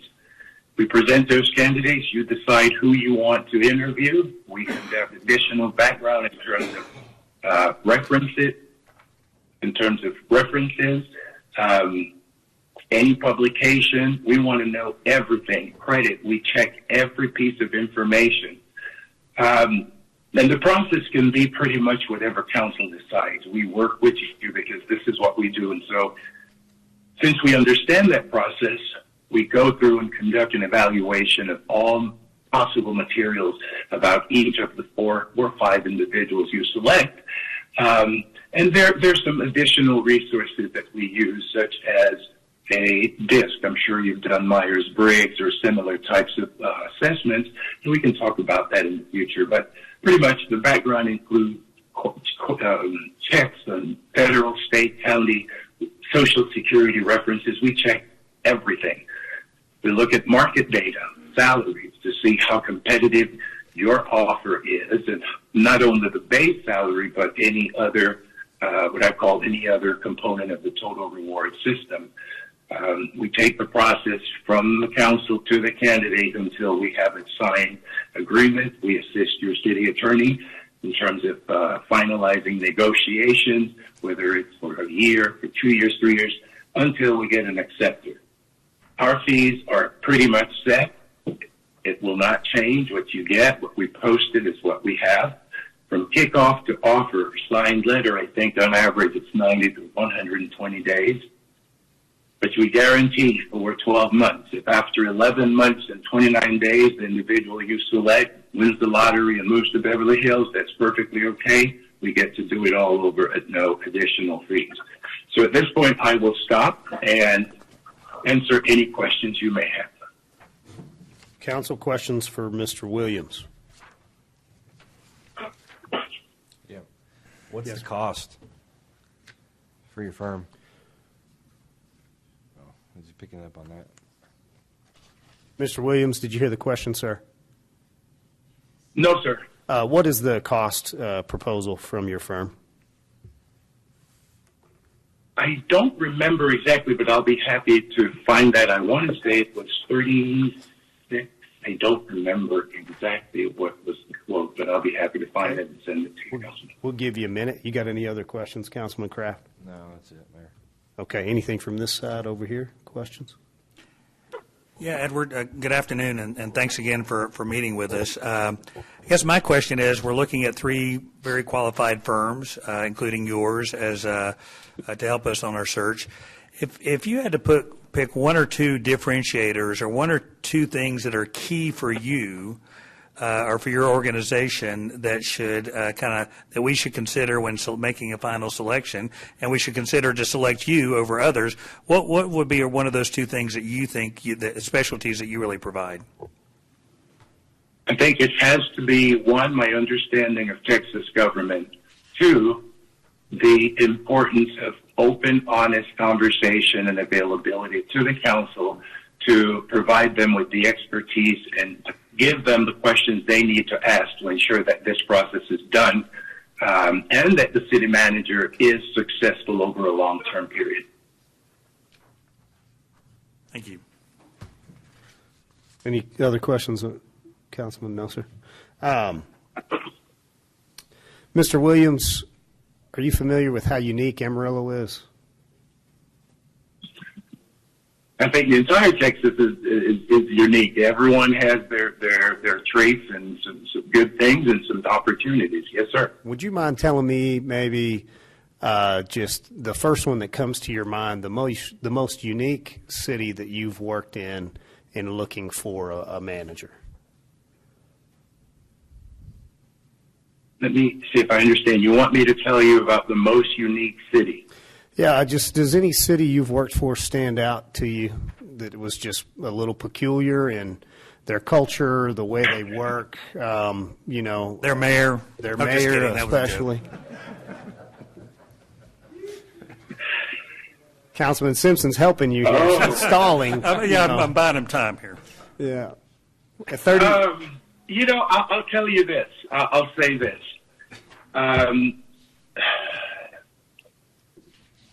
Okay. City of Highland Park, Texas. It's a very small community, very affluent community. Uh-huh. What was you? Say again? Go ahead. I'm sorry. Very affluent community where there is a general expectation that first responders were public safety officer, which is a very dying concept because of the cost, But basically the city anticipated, expected, and citizens expected that from phone call to knock on the door, whenever they call,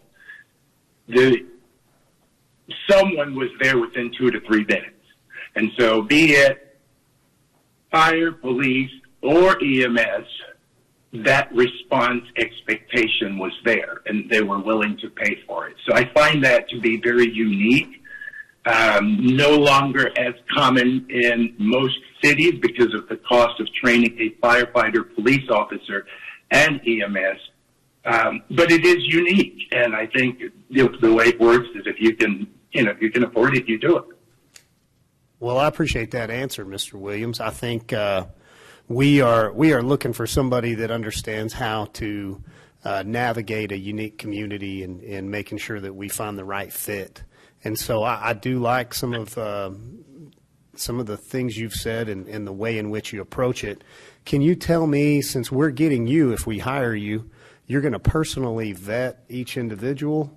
And what do you think is your biggest strength in how you vet these individuals? Do you rely heavily on data, or do you rely pretty heavily on your feelings and maybe personality? I don't pay much attention to my feelings because they change based on circumstance. I believe in relationships, open conversations, honest conversations, and the relationship that I have built with the public sector community is such that someone will call and say, hey, I'm really interested. I don't want my name to get out. What do you think? How can we make this work? And I find a way to work with them, recognizing that this is a very public process and cautioning that your name will eventually get out there. So it's about relationship. It's about what I bring to the table in terms of understanding Texas government, Texas, and city managers, the city management profession. It's about what I call my personal agenda of understanding organization. It's about recognizing that organizations are corporations. Even the city of Amarillo, it's a corporation. We may not call it that, but the whole concept of corporation as we know it comes from corpus, which is body. And the challenge and the opportunity is to run the corporation by ensuring that all systems work together. In this case, your city manager becomes the coach, and you, the council, develop the strategies. The city manager, what I call as an old jock, you set up the play, the city manager runs the play. But it's very important. One of the things that I tell people all the time, if you really want to know if you should even consider the city, because I get those types of calls, watch the council meeting for 5 minutes and see what type of interaction, how do they treat each other. This is about respect. This is about the communication era where the concepts that prevail for 300 years of the industrial era is over. And so you've got to take care of your people. You've got to respect each other. And if we're not seeing that, then I am the first. In fact, I told a mayor somewhere in the United States recently, Mayor, with all due respect, I wouldn't want to work for you. This mayor said, why? I said, look at the way you treat each other. And so for me, it's about honesty. It's about communication, not casting, basically being honest with each other and saying, okay, we've got a problem. Let's fix it. So long answer, but that's kind of my answer to that question. Mr. Williams, I appreciate your answer. Did we have any further questions for him? I found the price. Okay, we believe your price is $31,000. Is that correct, Councilman Kraft? I'm just looking at the proposal saying 36. 36, okay. Mr. Williams, if we've got that number wrong, if you'll correct us. I will find that and send it to, by the way, regardless of outcome, I want to say thank you to your city secretary and staff for doing such a great job. I will send it to her shortly as soon as I log off. I will look at the proposal itself again and send it to you. Well, good. We greatly appreciate your time and willingness to propose. Thank you, sir. Have a great day. Thank you, Edward. Thank you. Thank you all. Okay, Councilman Simpson, I think we're down to our last one. Goodbye. Goodbye. Our third one is Clear Career Professionals. Kent Myers is here with us in person, so welcome. Good evening, Mayor and Council. It's great to be back in Amarillo and enjoyed my time here so far, and look forward to getting to know you a little bit better, and hopefully you getting to know me and our firm a little bit better. We really appreciate the opportunity to present this proposal. What I want to do is tell you a little bit about our company. I want to tell you who will lead the recruiting, tell you a little bit about myself, and then our approach to city manager recruitments. You'll find in our presentation a lot of commonality between our company and our approach to recruitments, but you also see some unique differences. And I think one of the things that's important to note is I think that the Mayor, you alluded to the great job that the committee did, and I think they did a wonderful job in evaluating the different companies, and you've got 3 excellent firms. So I think your challenge is to pick the company that best meets your unique needs and kind of fits in with the community. So I know that'll be a challenging decision, and I wish you the best, because as you know, this will be a very critical decision that will guide the future of Amarillo. So very important that you take your time and vet all the companies, and if you have any follow-up questions, please get back with us. So I asked the City Secretary to help me lead the slides, and first off, just did a little information about our company, and I won't go to a lot of detail, but I think it's important to give you some general background. And as Councilman Simpson said, we are the small company. There's Baker Tilly, there's SGR, and then the smaller company, Clear Career Professionals. And by being smaller, of course, we can offer a more hands-on approach, and I'll tell you a little bit about our approach here in a few minutes. But we were actually established about 18 months ago in the Dallas-Fort Worth area. And we were established because we, as former city managers, we understood that a lot of cities were having challenges recruiting not only city managers, but department heads and other key management personnel. City management is like the private sector. The labor market's very tight.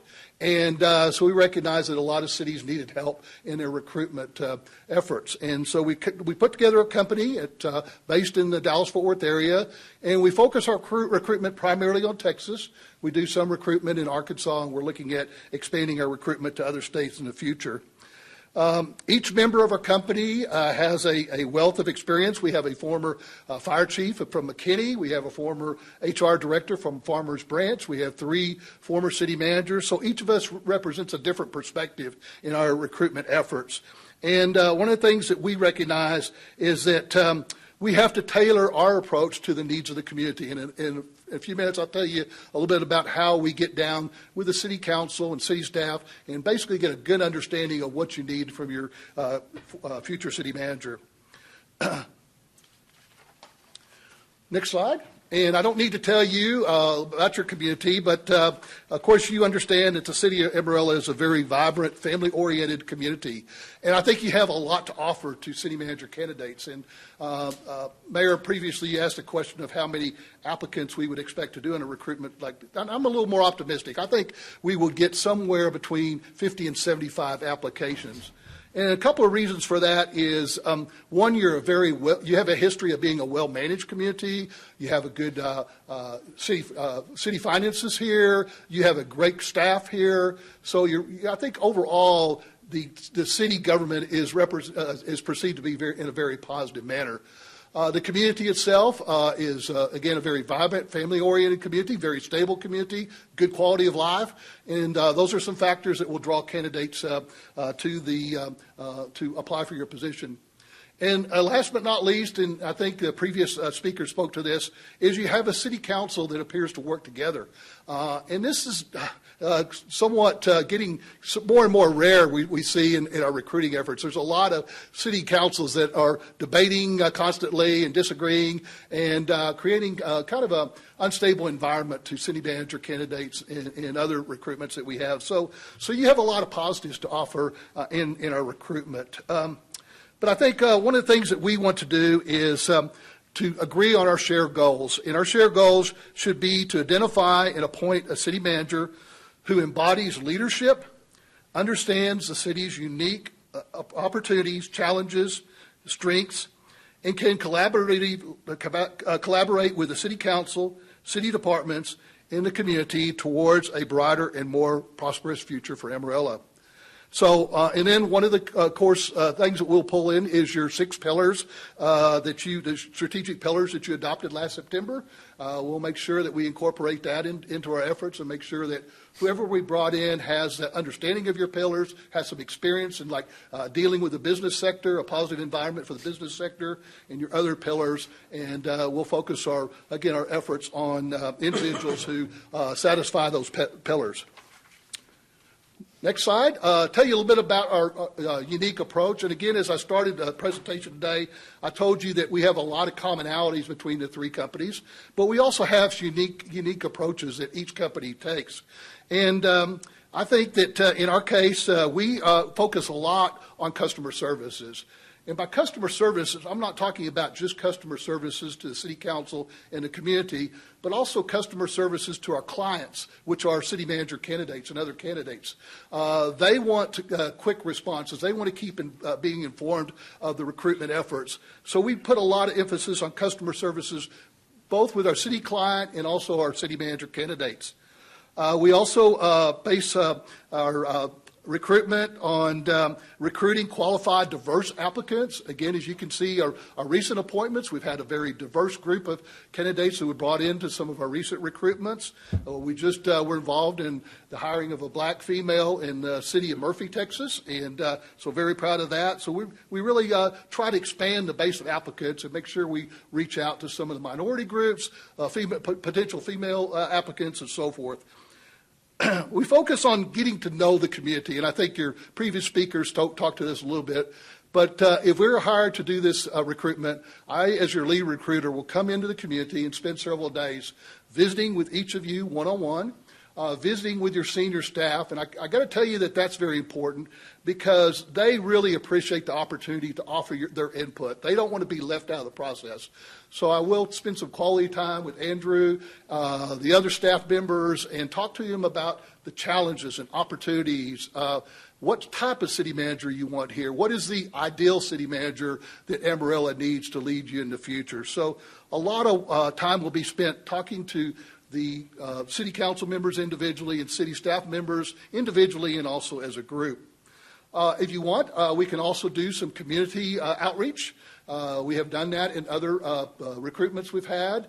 We've had stakeholder meetings where we've invited Chamber of Commerce, the county officials, other stakeholders in to offer their input.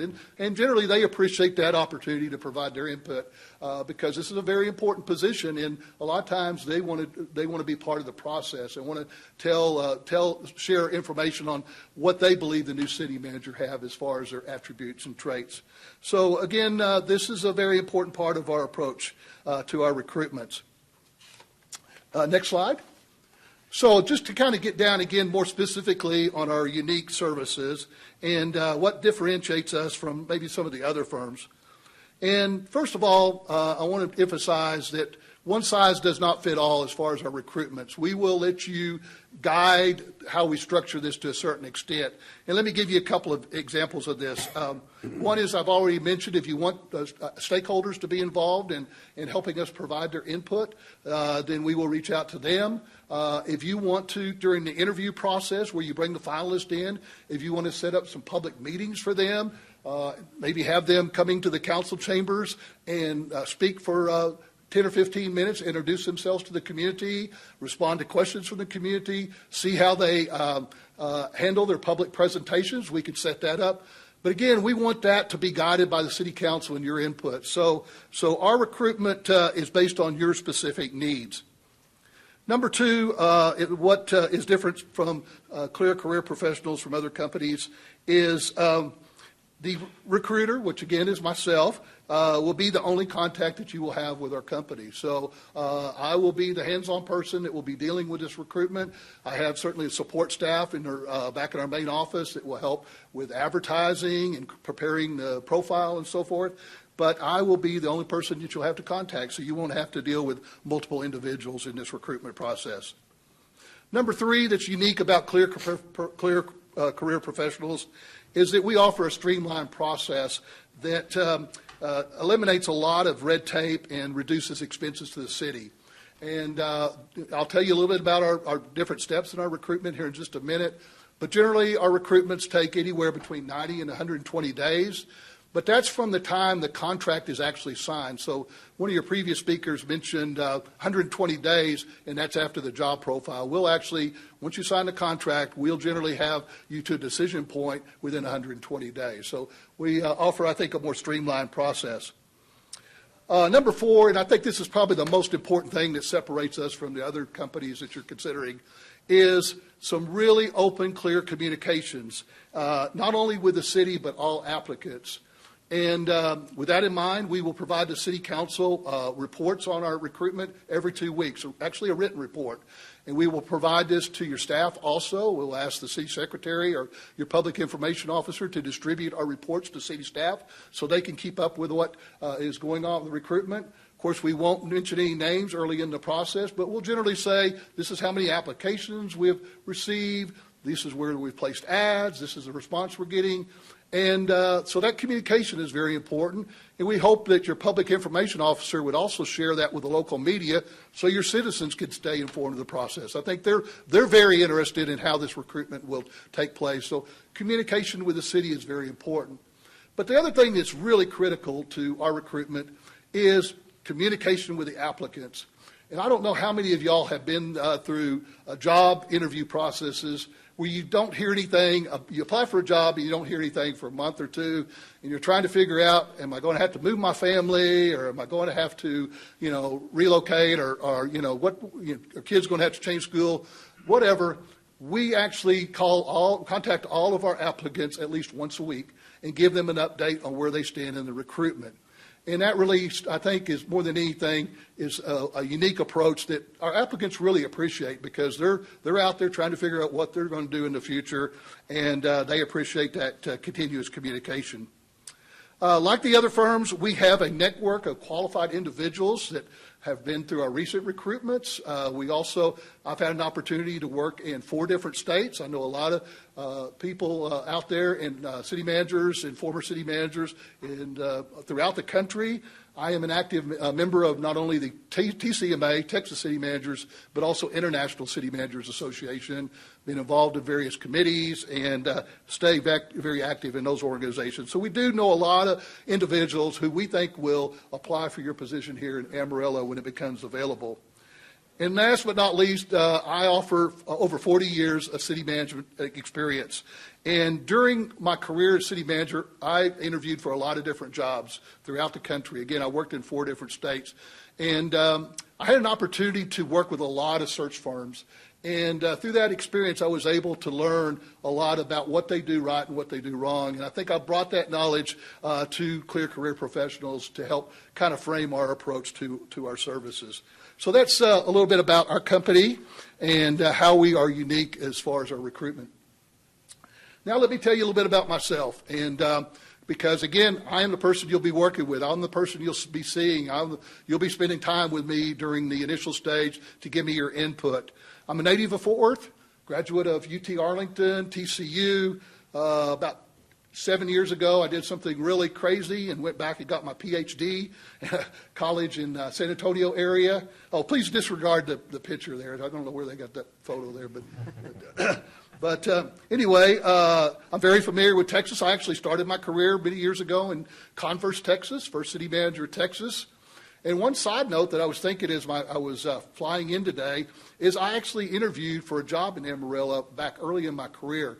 I was the acting executive director of the East Texas COG, and I interviewed for executive director of the Panhandle Regional Planning Commission back, I won't tell you how many years ago, but had an opportunity to visit Amarillo and spend several days here, and I was disappointed I didn't get the job, but I was pretty young at the time. But anyway, I've enjoyed 45 years of city management, retired about 18 months ago, city manager in Fredericksburg during the last 10 years of my career. But I spent time, 14 years in Hot Springs, Arkansas. I was in Arizona and Washington State. So I have a lot of knowledge about individuals out there that are in the market that could possibly be interested in your position. It's Clear Career Professionals, again, I'm the Vice President of Recruiting, and I head our searches not only for city managers, but we also recruit for finance directors. We're real involved with police chief recruitments right now and other department head positions. So that's a little bit about me and my background. And again, I'll be glad to answer any questions as we get through the presentation. Just recently, I've completed, you can see some of the recruitments below that I've listed here. And I just encourage you, if you're interested, get on the phone and call the mayor or any city council member in any of these communities, and I think they would give you a very positive reference on the services we provide. Again, it's very hands-on and very customer service oriented. Next page is just a listing of some of the comments from the previous communities we've served, a couple of them. And we can move to the next slide. And okay, next one. So what I want to do now, Mayor and Council, is just kind of lead you through our process. And again, it's very similar to what the other firms had communicated to you. I think Larry Gilly mentioned kind of a 9-phased approach. We actually have a 5-step approach, but basically the ingredients in those different steps are very similar. So again, what I'm going to describe to you is a 120-day process once a contract is signed, and we will get it done and have you in a hiring decision within 4 months. Next slide. So the first step in our process, of course, is laying the foundation for the search.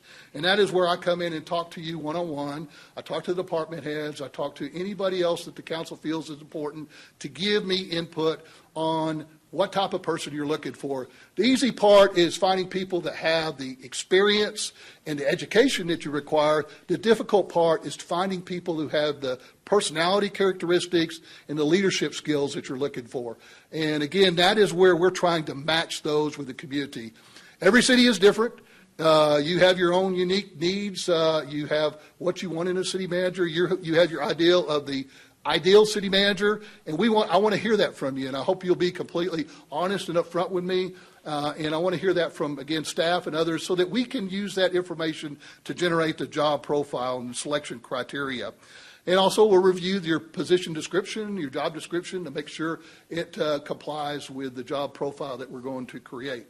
So again, very important part of the process. We don't want to rush that because we want to have a really good understanding of what you're looking for. And again, the match is the most critical part of this whole recruitment. If I could skip over, next slide, one more. Step 2 in the process is the strategy that we have. And again, that is creating the brochure that we're going to generate and going ahead and doing some outreach to our network. Previous applicants we have in our database. We will reach out to people we know. We will publish ads in both statewide and also in ICMA nationwide. We will do a very active and aggressive social media campaign, including LinkedIn, as the previous speaker mentioned. So very important that we get the word out on Amarillo and what you're looking for and all the great things that are taking place in your community. Next slide. Then we will accept applications for about for somewhere between 4 to 6 weeks. And then we will start looking at those applications internally. Clear Career will look at those and start identifying somewhere between 8 and 12 individuals who we want to focus on. That is what we consider to be the semifinalists. And again, these are people that match your community. We'll ask them to do a leadership profile. We'll ask them to provide a lot of additional information to us. But again, we want to focus on those 8 to 12 individuals who best fit the community. Then what we will do is get those individuals through a screening process that's usually conducted by 3 members of CLEAR that will be via a remote presentation. It'll be videotaped. You will be provided copies of all the interviews, the semifinalists, and then we will select or identify or recommend to you who the semifinalists are. And we will want your input on that, and then we'll move forward with selection of the finalists for the position. So again, that will take a couple of weeks to go through that process, and we have found that the applicants really enjoy the opportunity to participate in those telephone interviews. Next step 4, is to verify and check finalists. And Mayor, you alluded to the fact of the background checks and reference checks. Very important in today's world because you never know what's out there about some of the candidates. We want to make sure that we have a clear understanding of their background, any problem areas that they have in their future employment. So we'll do an education background check, criminal background check, credit background, and basically verify that what they're telling us is accurate. We'll also ask them, of course, during the initial interviews, is there anything about your background that we need to know that you could tell us on the front end? So there's no surprises. We know that mayor and city councils hate surprises, and so we ask them in the beginning to identify any potential surprises that we could need to be aware of. Again, we'd also do a social media review to make sure that we understand any problem areas for the potential finalist. Then what we will do, Mayor and Council, is we will actually recommend to you anywhere between 3 and 5 finalists for your position.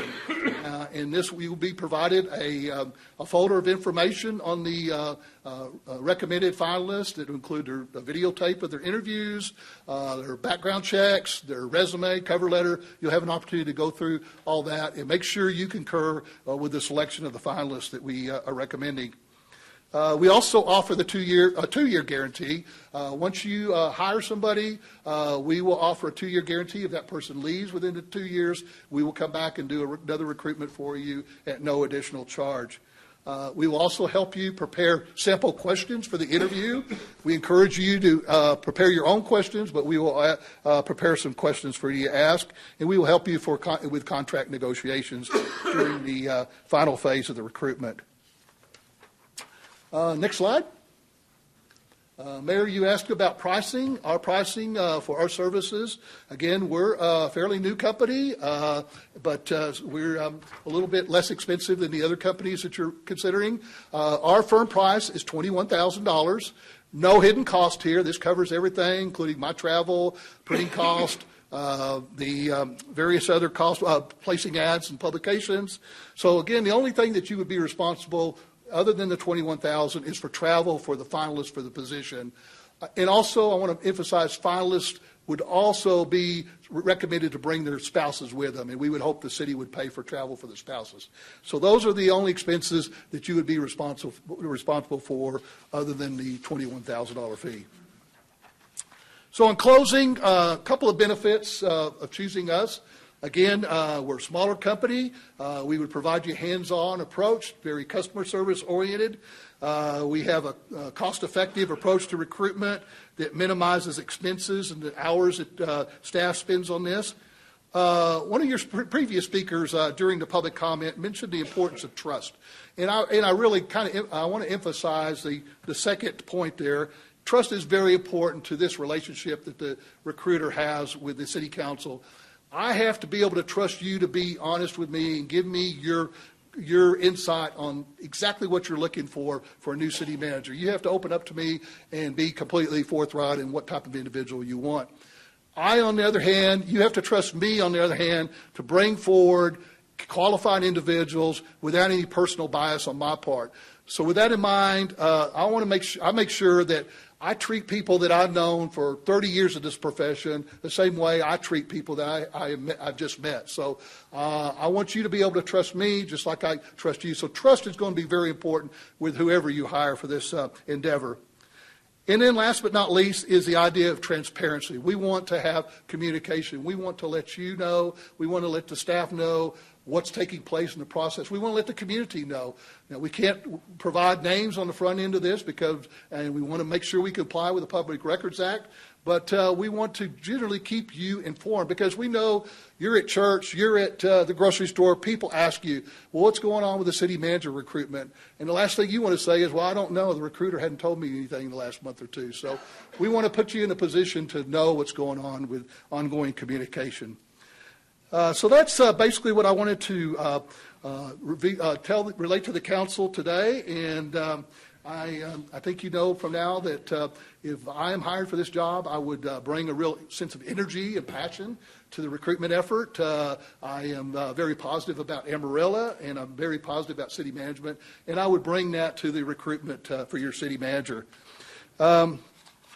Finally, I wanted to say, before we open it up for questions, is, again, I want to emphasize that Amarillo has a lot to offer city manager candidates. I think you need to recognize that. And again, I think you will get a good response. I think you have a positive reputation out there. And what I had mentioned to Don when he contacted me last week or so is one of the greatest things you've done recently is the way you handled the departure of your previous city manager. I think that speaks a lot to the quality of the individuals that are sitting up here and your ability to work together. And prospective candidates look at that. They watch your city council meetings. They look at your agendas. And your ability to work together will be a real attraction for your position here in Amarillo. So I wanted to emphasize that in closing. So thank you. Thank you, sir. Thank you. Questions for Mr. Myers? One for me. Thank you for your time. Councilman Tips. Yeah, Ken, I appreciate you. Everybody was given the same invitation, and you showed up. So I appreciate that. Appreciate that energy to show up and do that. Well, I had to enjoy steak dinner while I was here. Thank you. Appreciate it. Yes, sir. So I've got one question. You know, we as a mayor and council, if we do this right, this is our one shot to do it, and we need to do it right, and hopefully another mayor and council won't have to do this again for a significant period of time. So it's very crucial that we do this correctly. I think, you know, and so for us, this is a decision to determine who can help us. I would say, you know, if I had a concern, obviously it would be your company has just not been around as long. You don't have a track record. So you place people, but it's kind of hard to see that track record of have they been successful in that placement. So what can you tell me, to help me kind of get over that hurdle?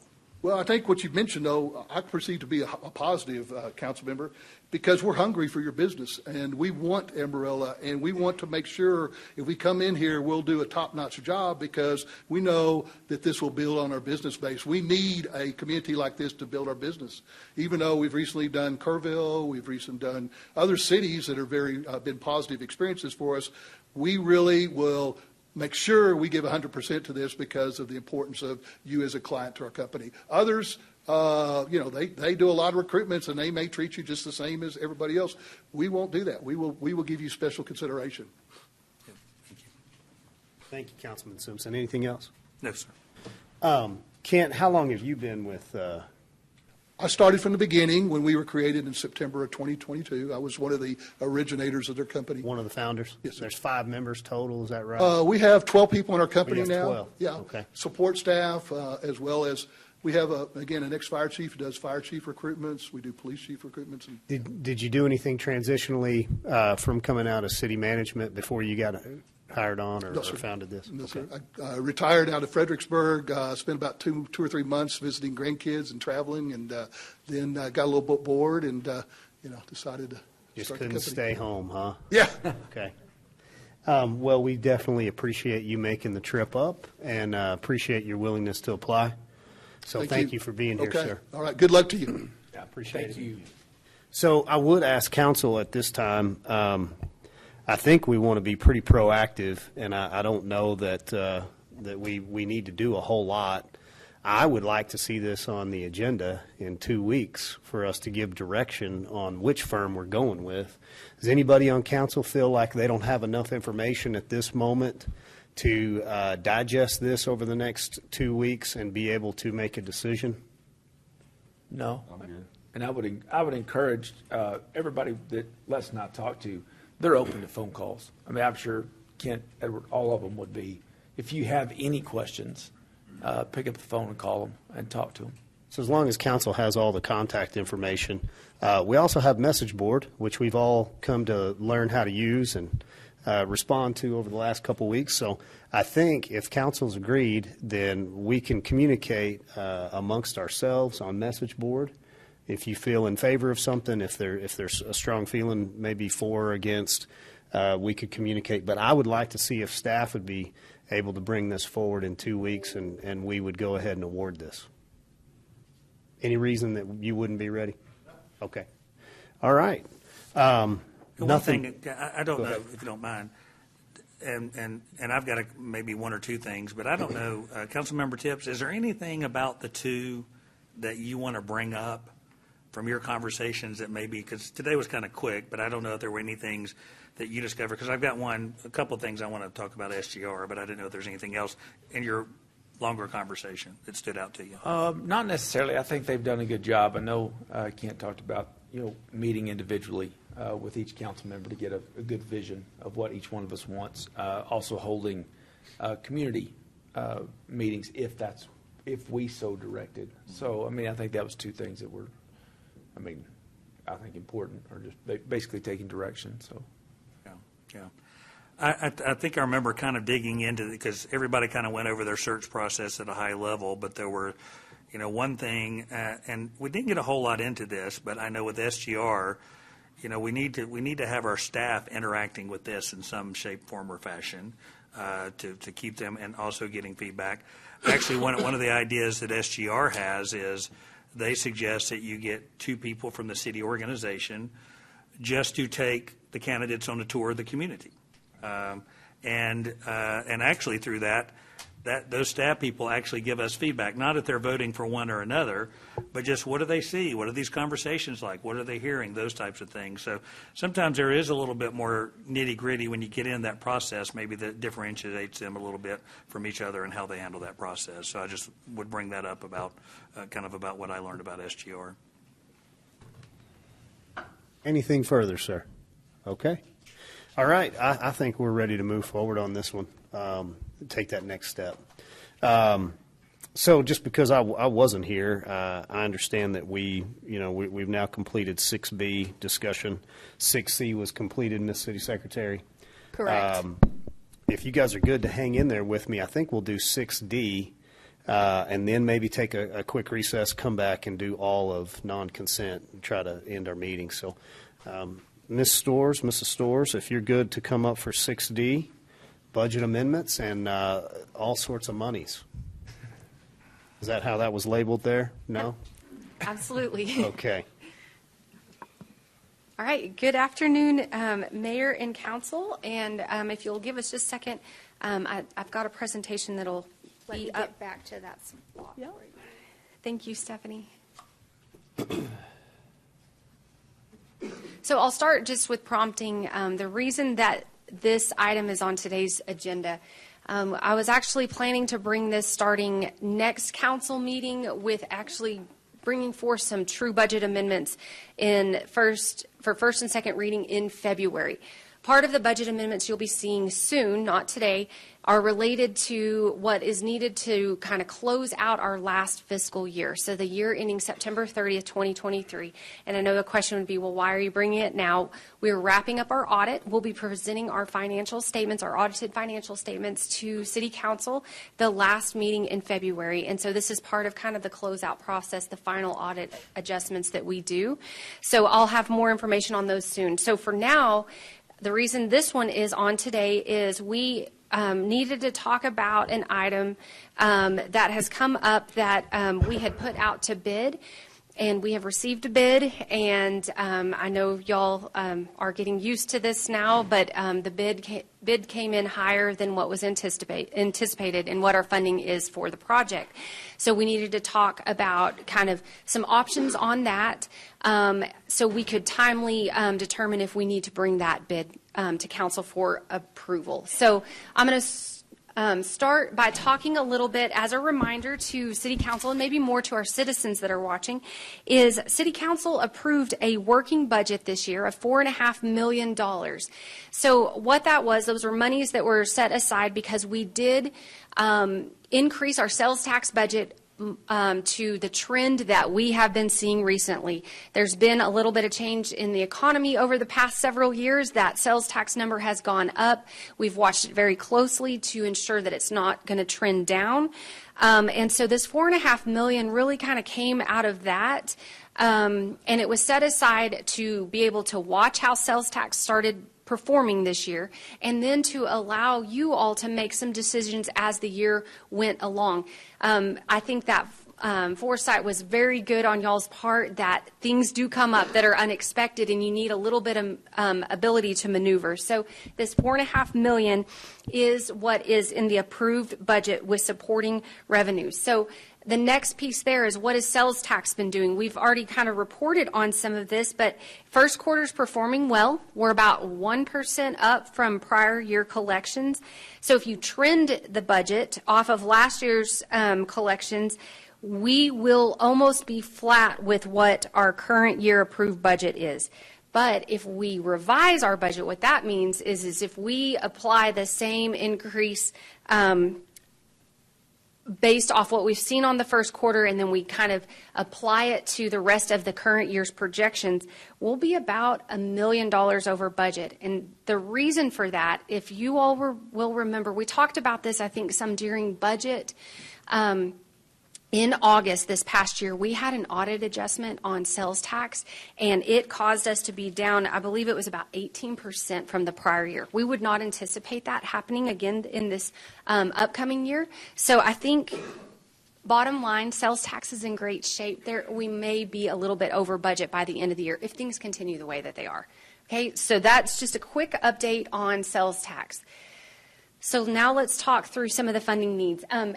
Our interim city manager, Andrew Freeman, posted on the message board, I believe this last Friday, these items. There's not been any changes to this. We just wanted to get these out in front of you all so you could start thinking about it and possibly brainstorm some ideas if you had some thoughts coming into this meeting for direction for us or other items you're looking at. The big one, the one that's pressing, is this Transformation Park construction. So we have been working on this project a while. You are all very aware of what this item is. The city has set aside a total of $5 million for this project. About 1.2 of that came out of the ARPA funding. The rest came from some one-time savings that we had received in a prior year that we put towards this project. Now, the construction bids to do the first two phases of the project are coming in about $1.1 million over what we had anticipated for construction. Now, please note that $5 million we have already paid. We're paying for A&E out of it, so the architectural and engineering design. We also bought a piece of land for about $182,000 out of that money as well to help get the full coverage we needed for the site. And then there was about just over $100,000 that was approved to go towards the nonprofit to kind of help with their startup operations. They have not come back and asked for any more since then. So with that, as you all know, construction prices have been coming up. The bids that are in place, and Jerry has graciously joined us in this meeting, so if he can certainly step up and talk to some of this, but our base bid came in at $5,360,000, and then there is an alternate one of about $79,000 that we would recommend moving forward with. What it would do is it would actually put concrete in the outdoor areas instead of like a crushed gravel. I think it would last a lot more years to come. So again, that's how we're getting to about our $1.1 million in additional funding. A thought, if you will remember back several meetings, we brought information about our ARPA funding and what we were using all of our ARPA funding on, and we had identified about $300,000 that we thought we might could do something else with it. Didn't get any direction at that point in time on other uses of it, so it stayed with the original projects. Part of it was for the Prep Academy, which Jason Riddlesberger's team is utilizing to try to help transition people back into the workforce, those that have experienced homelessness.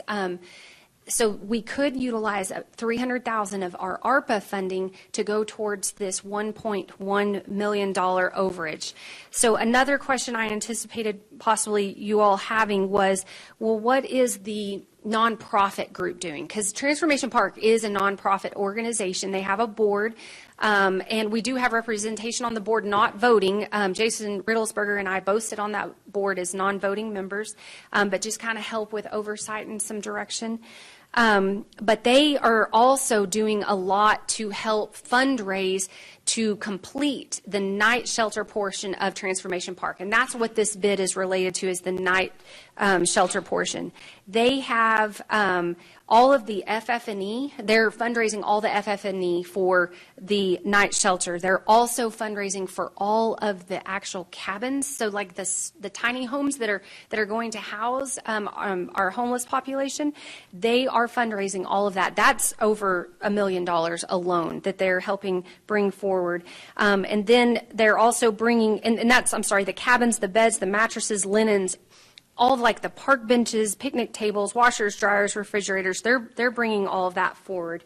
They're also bringing forward money for the larger size cabins, where they're estimating about 16 of those, and that's going to be almost $500,000. So they certainly are contributing to this project. They are fundraising for this. What we have identified is we were hoping, because the city's going to own all of the actual infrastructure, we own the land, we're going to own the infrastructure on it. So the city was hoping to be able to put all the infrastructure in place to basically get all of the site work done, to get the big outdoor overhead shelter in, and then like kind of the security offices, those things in place, and then the Transformation Park would come in and put the cabins in. So I'll maybe stop there. If there's a question, or Mayor, if you want me to, I can go through all of this, or if you want to take them one by one. Probably good to take them one by one, honestly. Okay. So, council, we've got 1 foot in this guy, and we're a good partner on it. We've got a good fundraising leg out there. You got a good nonprofit. Mr. Zimmerman, you could probably just tell me if I'm wrong on my numbers. You feed 750 or more meals a week. Is that correct? How many you feed? Roughly right now, 11,000 a month. 11,000 a month meals. Okay. And then what kind of support do you have in the community? Lots of volunteers. How many volunteers total, you think? I'd say at least 2 dozen, maybe. Okay. And your fundraising, do you know how you're coming on, like what's your total goal, and how far along are you? We just got numbers back, so we weren't sure. We probably have, I think, 50 cabins spoken for or Okay. committed to, and that's a big chunk of it. We are locally cabins. All I'm getting to, council, is he's a pretty good investment. And so this is something that if we back it and we continue to back it and support it, there's a payoff as it relates to public safety, everything from our new, city marshal's office and what we're trying to do all over town, and then Jason Riddlesberger and everything that he's touching. And then not to mention all the nonprofits that are really the solution to this problem here. But we've got to stay committed on the front end. So the $300,000 in ARPA funding, I would just, with an opinion, say I saw us spend money on things way less of a good investment than this out of ARPA. So I could definitely justify $300K out of that. And Mayor, if I could add Yes, in, ma'am. the unique thing about the ARPA funding is, since it's federal dollars, we have to bid it a certain way. It has to meet Davis-Bacon requirements, Buy America requirements, all those things that this project already has ARPA funding in it, so it was bid that way, so we could add more to it. It's kind of hard to have a project that's already been bid that didn't have federal funding. You can't really insert ARPA money to it, if that makes sense. Sure. And Jerry did explain to me that does at times drive up the bid price as well, because there are very specific requirements that they have to meet that most regular bids, construction bids for the city, they don't have to do all of those additional requirements. I would also just speak to Mr. Danforth in the way in which a lot of times we try to value engineer and we have some flexibility. This particular project is pretty much a hard construction. It's a lot of infrastructure. It's basic fence, lights, concrete. You don't have a lot of value engineering you're going to do on that. These are hard materials, and costs are costs. So I think if we were building a 5-story tall building and we had interior finish out and we had all sorts of pretty shiny things on it, we may could go back and try to work this down. I think because of the nature of this project, it's a lot of infrastructure. I'm just advocating for trying to prioritize the monies that we have to get this guy going. So taking them one at a time, what I'm looking at here is around $800,000 Yes, sir. out of our $4.5 million working budget. Yes, sir. And then I just need to know, how does council feel? You guys feel like this is money well spent and we need to go after it? You guys want more information, or do you have concerns on it? Mayor, can I Yes, ma'am. share one more thing? So the way that the bid was received, they did state that as long as this was awarded timely, they could start construction mid-February. They did allow for a whole, I think, year of construction, but the first phase is to actually open the facility and start utilizing it, kind of in a scaled-back version, could, again, be probably in the fall, like early fall. So, and the bid price is in place only for a certain period of time, which is why we're hoping to kind of answer questions and get direction, because we need to bring the construction bid back at the next meeting. Yes, ma'am. Councilman?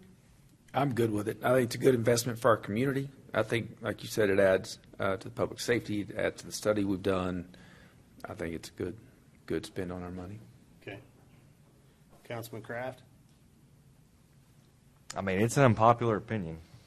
You know, I mean, I sit here and look at these needs of fire stations, animal welfare management, a lot of these different things that I think are core services of our government and what we're expected to provide for our citizens. You know, I mean, can I just ask an honest question? Is we've invested, you know, over $5 million in this. I mean, how many more times are they going to come back for more millions of dollars? And I know it sounds really harsh, but I'm not trying to be that way. I think it's an honest question, you know, coming into this as a new council member and seeing. I didn't realize, like, that's how much money we have spent on this project already. Yeah. So if I can get an answer on that, I think that would better help me off. Sure. I think that's a valid question. So, you know, there's really been kind of two visions on this project that are kind of a combined vision. One was the night shelter piece, and then it kind of came in line with this day center piece that the Guyon Sanders Resource Center has had for a while, and they've been fundraising for. And so the city from the beginning had, you know, this was a huge ask of the city, and I know that the Transformation Park Board is very grateful and it was floored at the commitment that the city put forward, and know that this is, you know, a lot of money that could go towards a lot of things.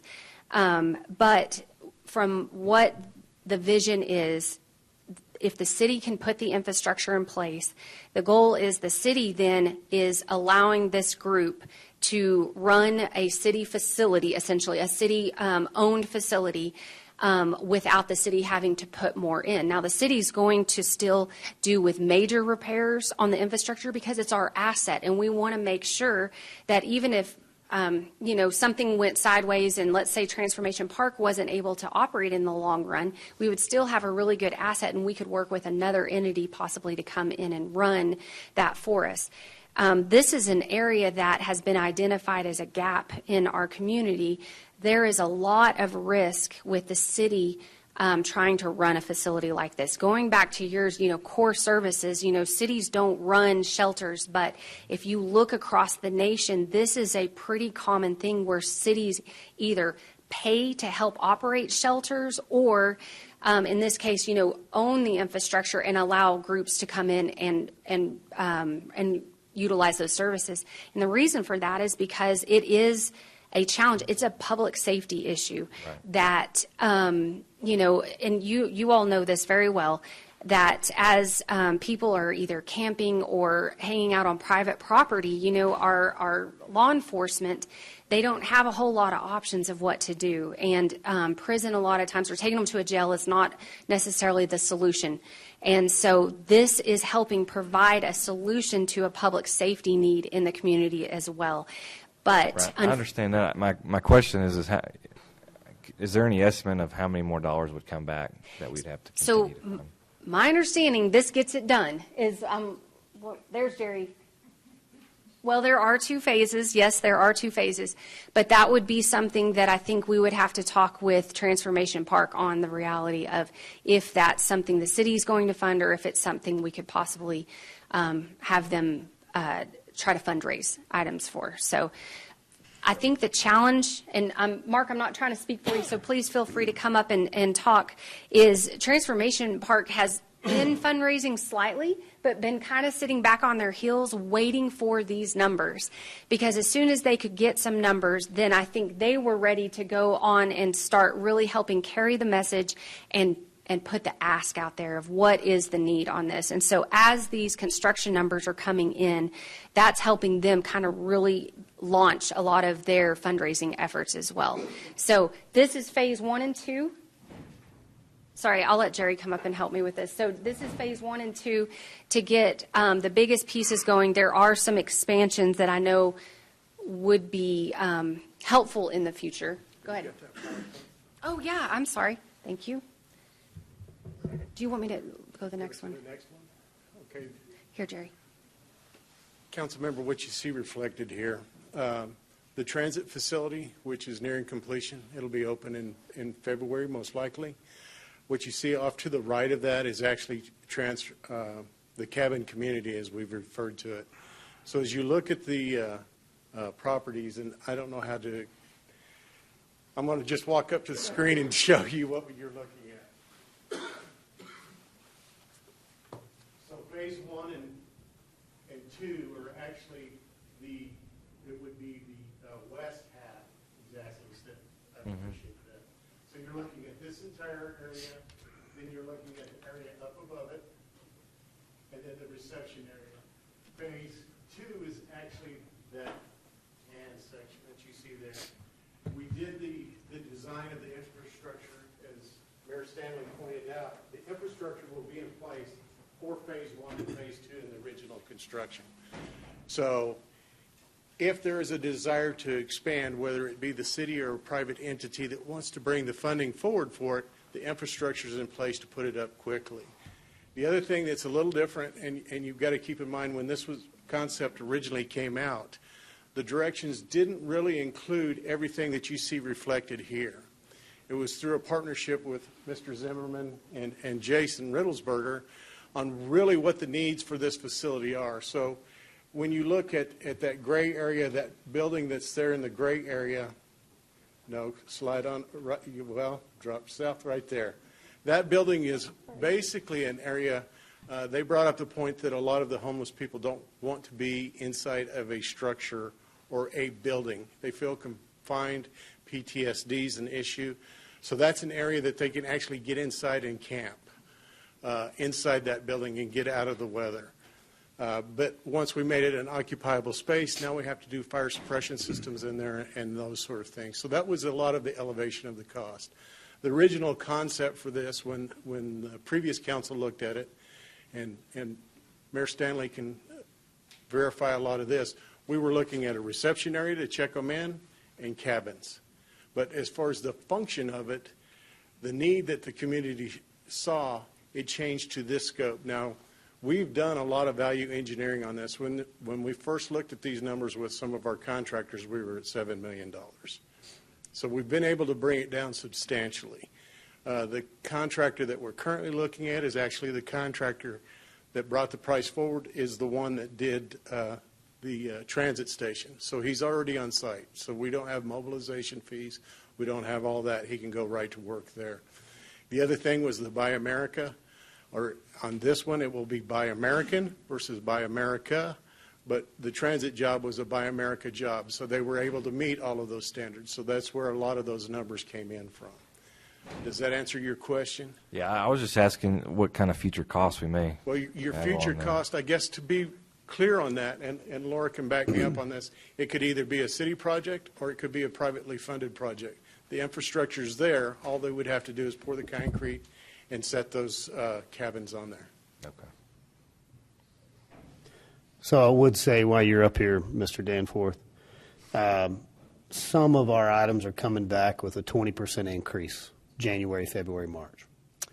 So I'm not saying that we would see a 20% increase overall in construction costs over the next year, But with interest rates coming back down and a potential tick up in like residential, which is kind of stalled, you may see your construction costs go up. So if you said, hey, let's fundraise this, let's take a year, let's go out there and raise the money, we may go from 1.1 to 1.3.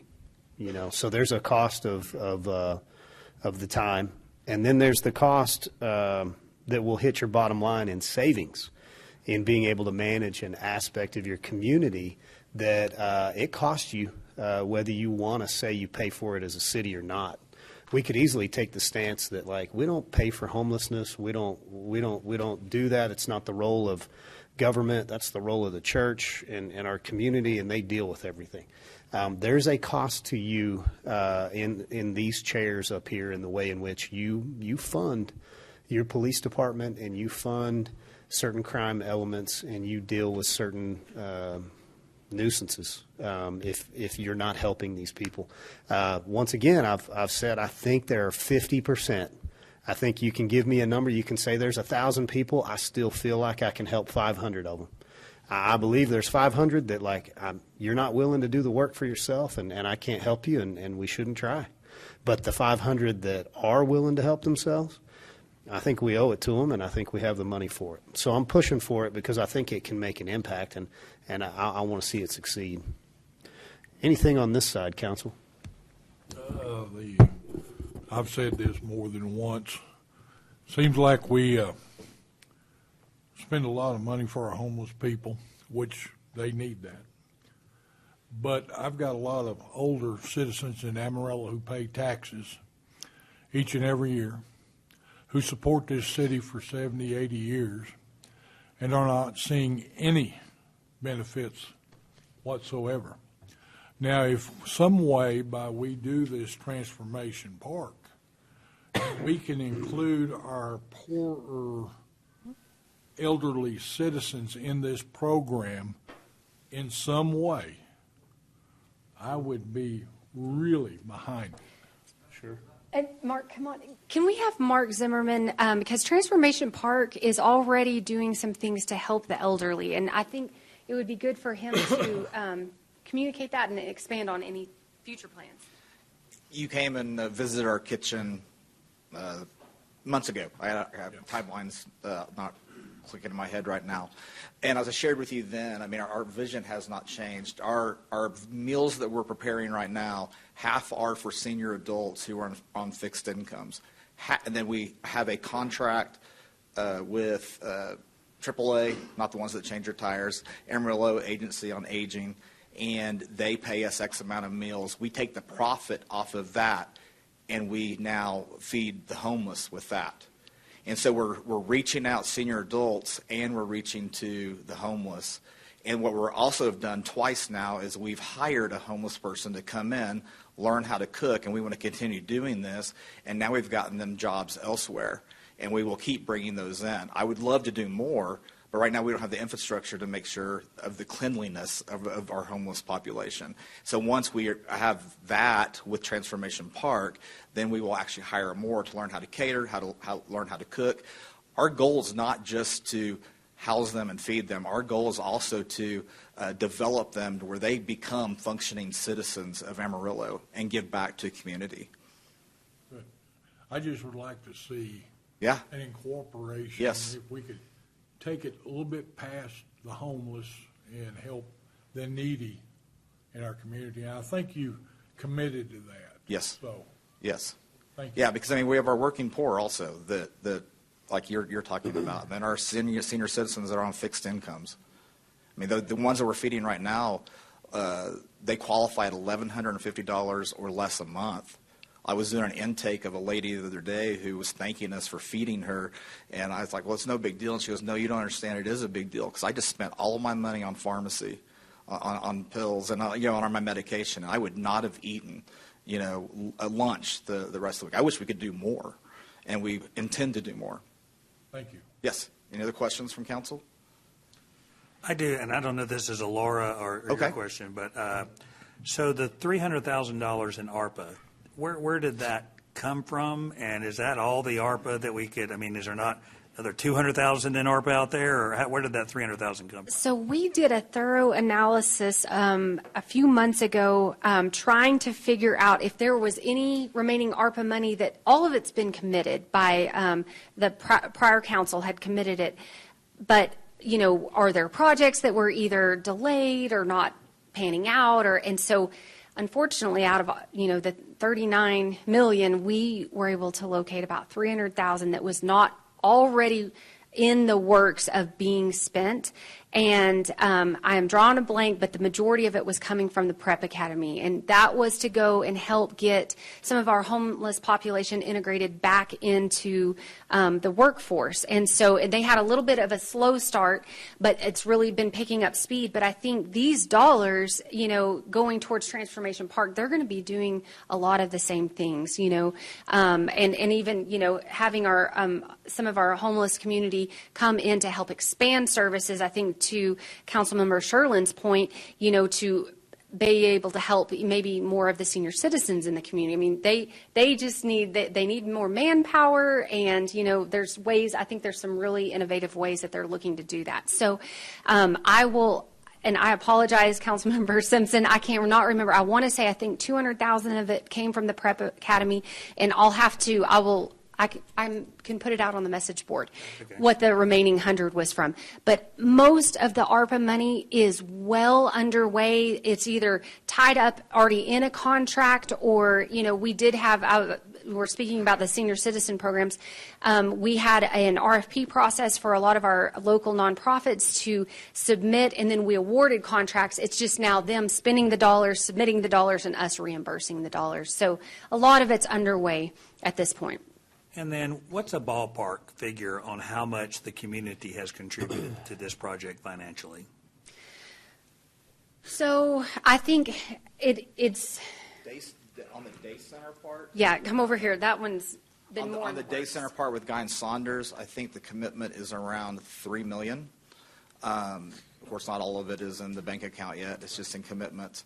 On this part, it's just I think the 10 to 15 houses so far that we have commitments for, and we will be getting more of those. Yeah. Well, I think to me that is also another difference maker in this project versus maybe even the other things we consider.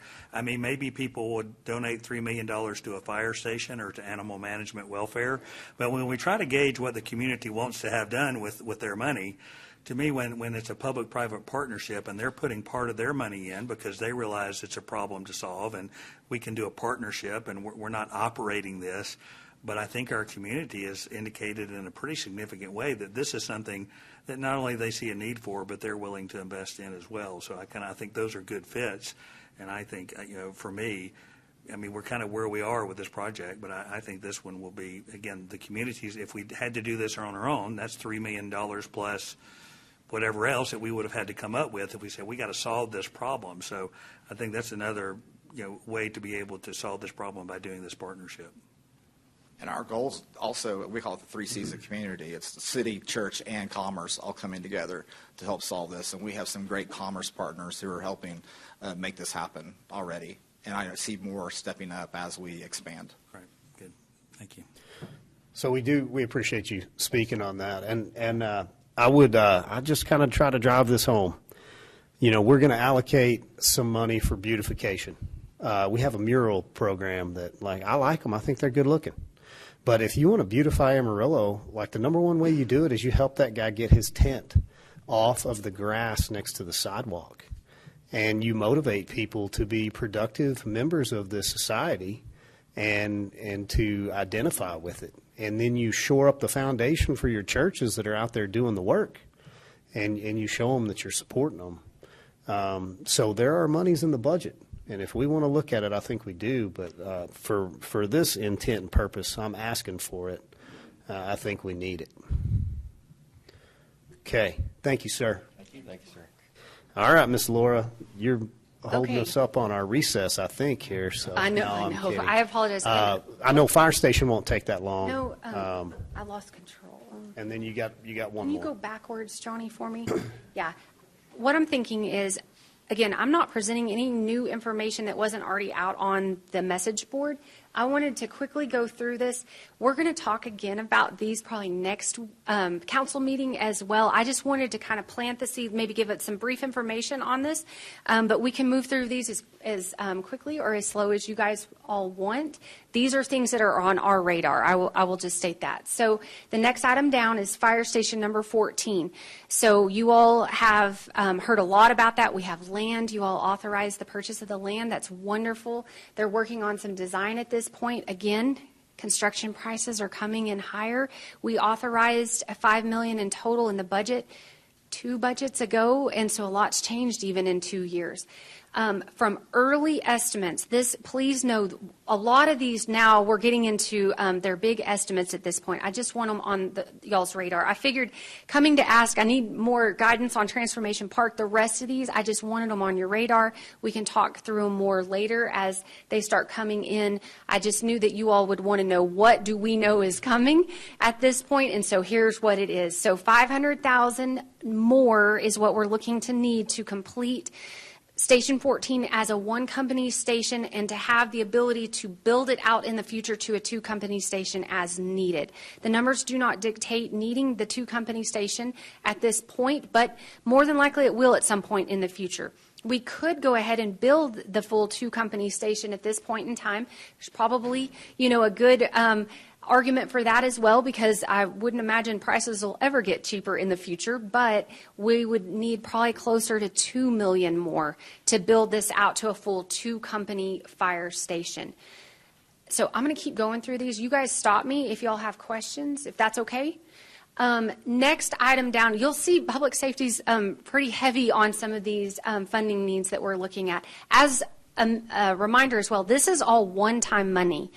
This $4.5 million that we have built in on as a working budget, we're hoping will be achieved year over year. So these things are these are one-time needs that might free up some money next year, as long as these sales tax revenues come in at the same level next year. Animal management and welfare. We are looking to secure a third-party consultant to do a review of our shelter, our field operations, and kind of our status of where we're at with animal management and welfare. We have found a really good group that reviewed Austin, and they also reviewed, I believe it was City of Denton, and they tell you the good, the bad, and the ugly on things. And so it's going to be a very interesting review, but we're hopeful that it's going to give us some really good ideas for things to come, which leads into the next piece.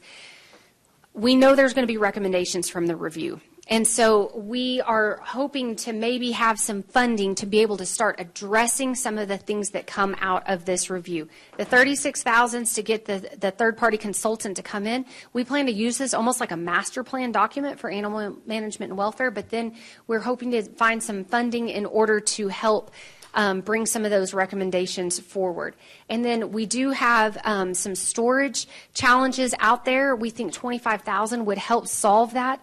We have gotten some phenomenal donations from Chewy.com. They bring us a semi-full of donations. We have to have somewhere to put it until we can disperse it out in the community. Those items cannot be used in the shelter. They have to be given out to the community, so it takes some time. We have been begging and borrowing space all over the city, and so it would be very helpful if we could get some storage out at that facility.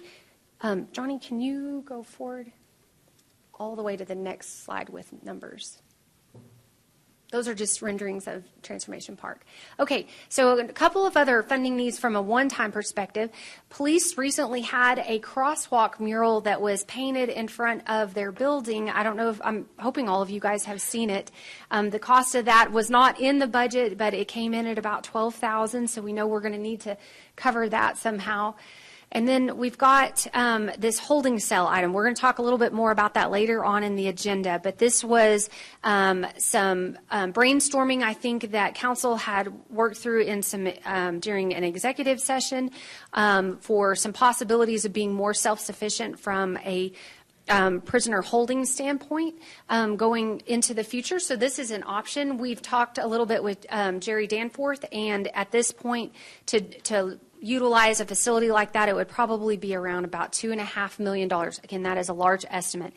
So we can talk a little bit more about that. City Marshal, we are needing to secure some more vehicles. We've secured some additional funding to fund some positions, but we're going to need some vehicles for those positions, and vehicles are certainly a hot commodity right now. They're a hard thing to get a hold of, but this would really help that team with their resources going forward.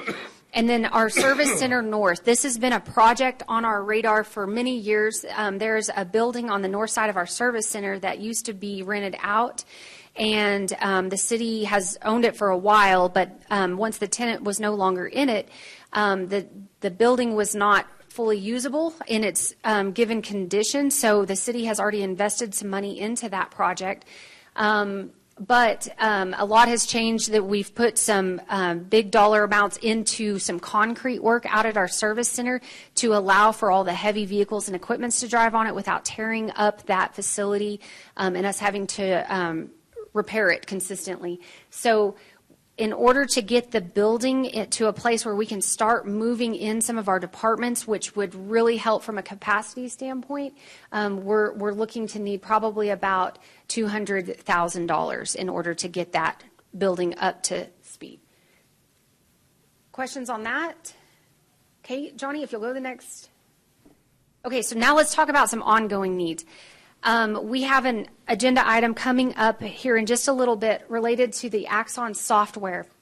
This software will replace our existing contract for our tasers, for our body cams, and eventually it'll help us with some of our remote storage capabilities for our public safety groups. You'll see on there I have that this contract would cover the police department, animal management and welfare, and our city marshal group.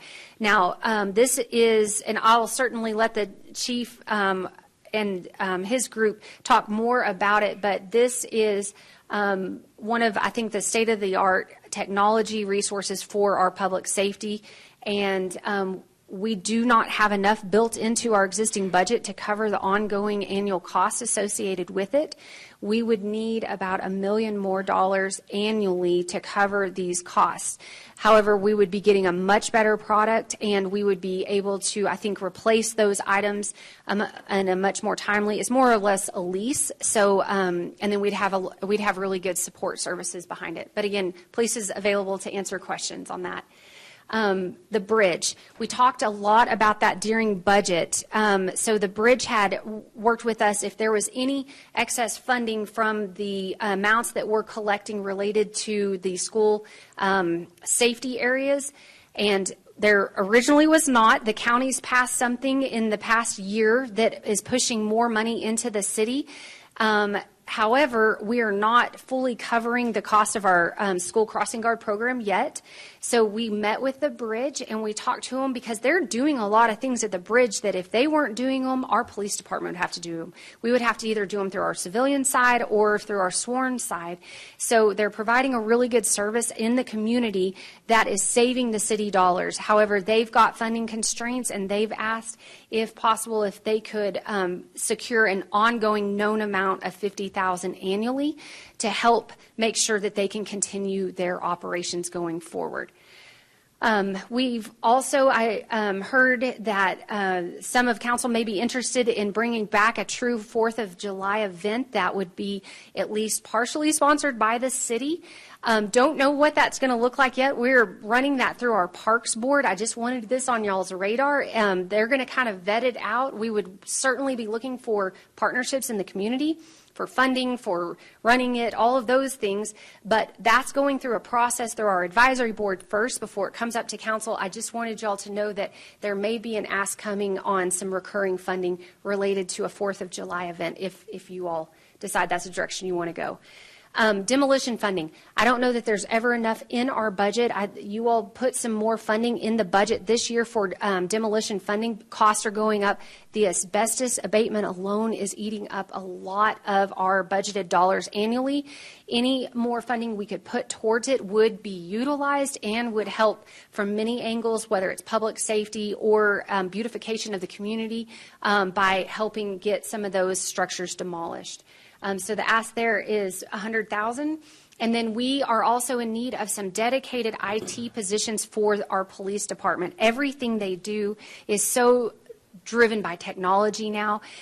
However, it's also an area, it's probably one of the biggest areas that needs security wrapped around it from an IT perspective. And so in talking with APD and with our IT department, felt it was best to actually locate some IT professionals that are just working with APD. And so in order to do that, the team doesn't have the capacity to meet APD's initiatives at this point, so we would need to add a couple more positions, and we think that would take about $250,000 annually to fund that. It would, police could certainly talk to you about it, but I know it would be greatly appreciated from a public safety standpoint.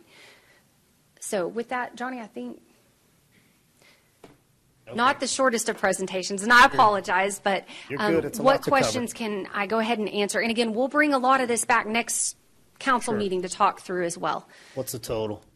So the total on that, so on it was a 3.4 million. So there's actually a little bit of capacity on now. Let me put that caveat in. That's with the one company station for fire. If not, you're going to go over.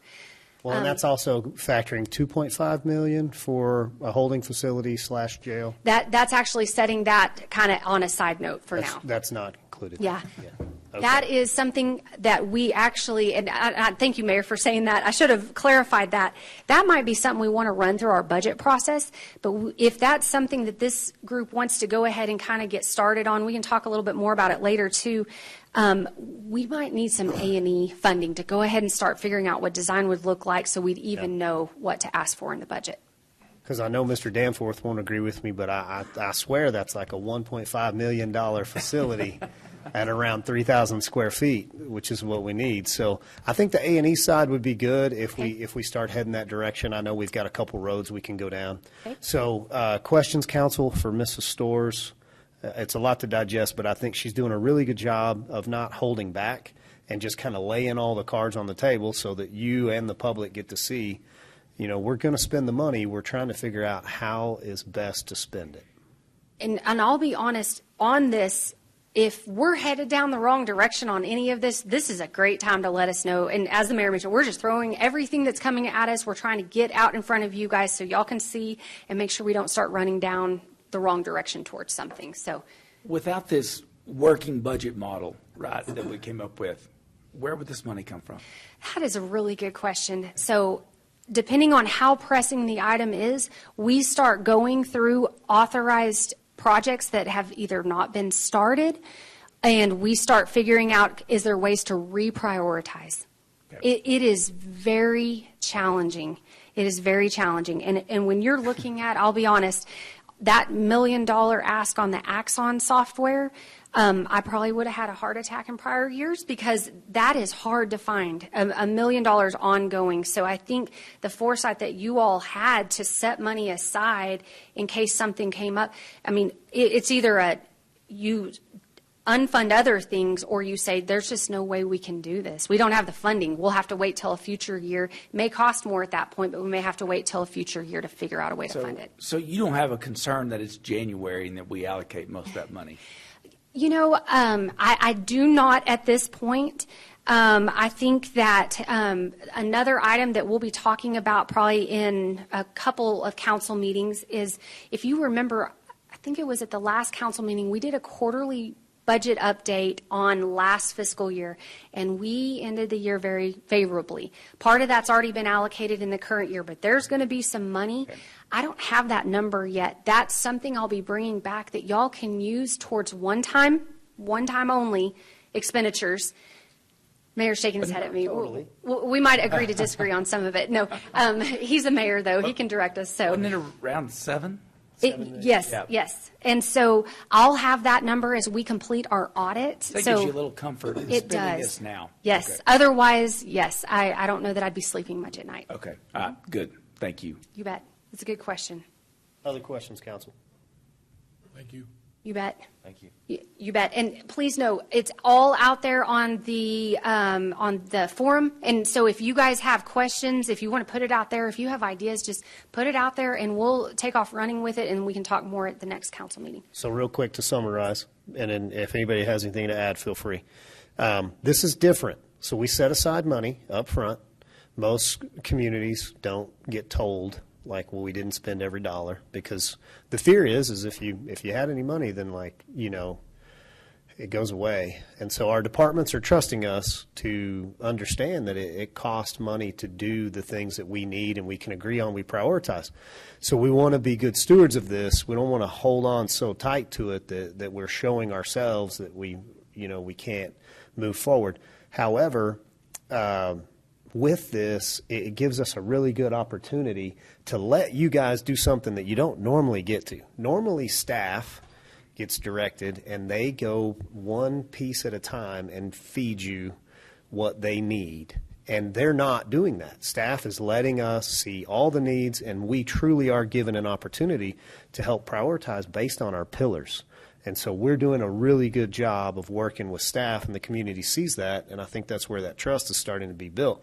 But what I'm saying in saying this is I need you guys to engage a little bit more in where do you want the money to go. This is your opportunity. You're going to look back 6 months from now, and you're going to see how all of this got worked out, and then, we'll have some need, and it'll be something where you need to use as much foresight as you can and as much influence as you can in directing some of these monies now, because if we don't in the next couple of months, it's going to get allocated.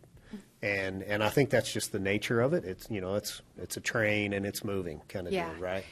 And I think the two big ones that we're probably needing you all, if it's a hard no, we need to know, is the Transformation Park construction, because we will be bringing an award for a construction contract back at the next meeting. Now, y'all could clearly tell us no at that point, but as long as I don't get any hard no's today, we'll be bringing that back for award at the next council meeting.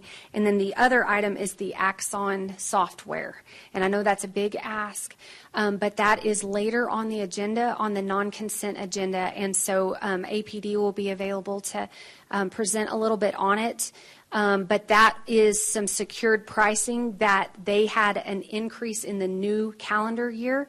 But the chief and his group and his team were able to talk with the vendor and beg for them to hold the pricing and allow us to bring it to council for a decision before they implemented a price increase. So that one's a little bit more timely as well. So for right now, guys, do we have any hard no's on Transformation Park? It doesn't have to be a yes. You got a couple weeks to digest it and continue to ask questions and maybe tweak it or improve it. But anybody that's pulling the reins in this tight right now would probably need to let them know. Mm-hmm. Okay, let's move forward then. Okay. Let's take a 10-minute recess. Mrs. Storrs, you have anything else before we do that? No, I think this is great. Y'all are going to get really tired of me talking about budget, but we're going to talk again next council meeting about this as well. 10 minutes, we'll come right back. Thank you, guys.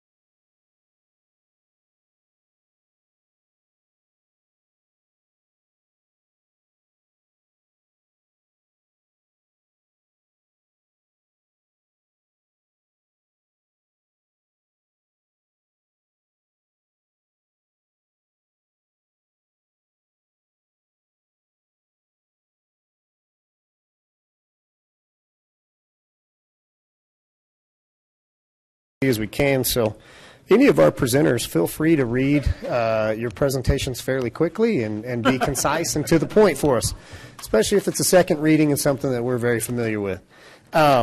So I don't know if we did 6E, but I will ask, do we have any future agenda items requested? We did. Councilman Tipp says we've asked this. So we're going to go ahead and move on to our consent items. I need to double check and see. 7Y, we're going to bring back January 23rd. Is that correct, Mrs. Stewart? Okay. And then the other ones that we pulled 7L. Did we get further information from Mr. Folks on that one? Do you want to go through that one, ma'am? Yes, if y'all would like, we could go ahead and talk through, let's see, there we go. 7L. So this was for the ticketing system, and we looked at the bids. We actually have some time. We can wait and bring this back if you would all like. We can bring it back in 2 weeks. In the meantime, we can talk with our partners and get some feedback from them. With that, as long as we get good feedback, we can share that with you guys and then, have a game plan of hopefully getting that awarded. The other thing is, if we get negative feedback, we do have some options we could look at. So we could potentially work with our existing vendor to extend our existing contract. Now, please know our existing contract is actually at a higher price than what this new one that we're looking to award is. They gave us a better price on this next round. But we could still extend at where we're at and go through a whole nother cycle again if we needed to. So we can certainly do that. The other thing that we verified is really what's hitting the city's budget, what we're budgeting for each year, is just that administrative fee, that $14,000, I can't remember what the exact number was, each year, and that would be over a 5-year period. The revenue share piece looked a little bit different depending on each proposal. We needed to look at them in total to help with the scoring part of the RFP. But it doesn't actually cycle through the budget.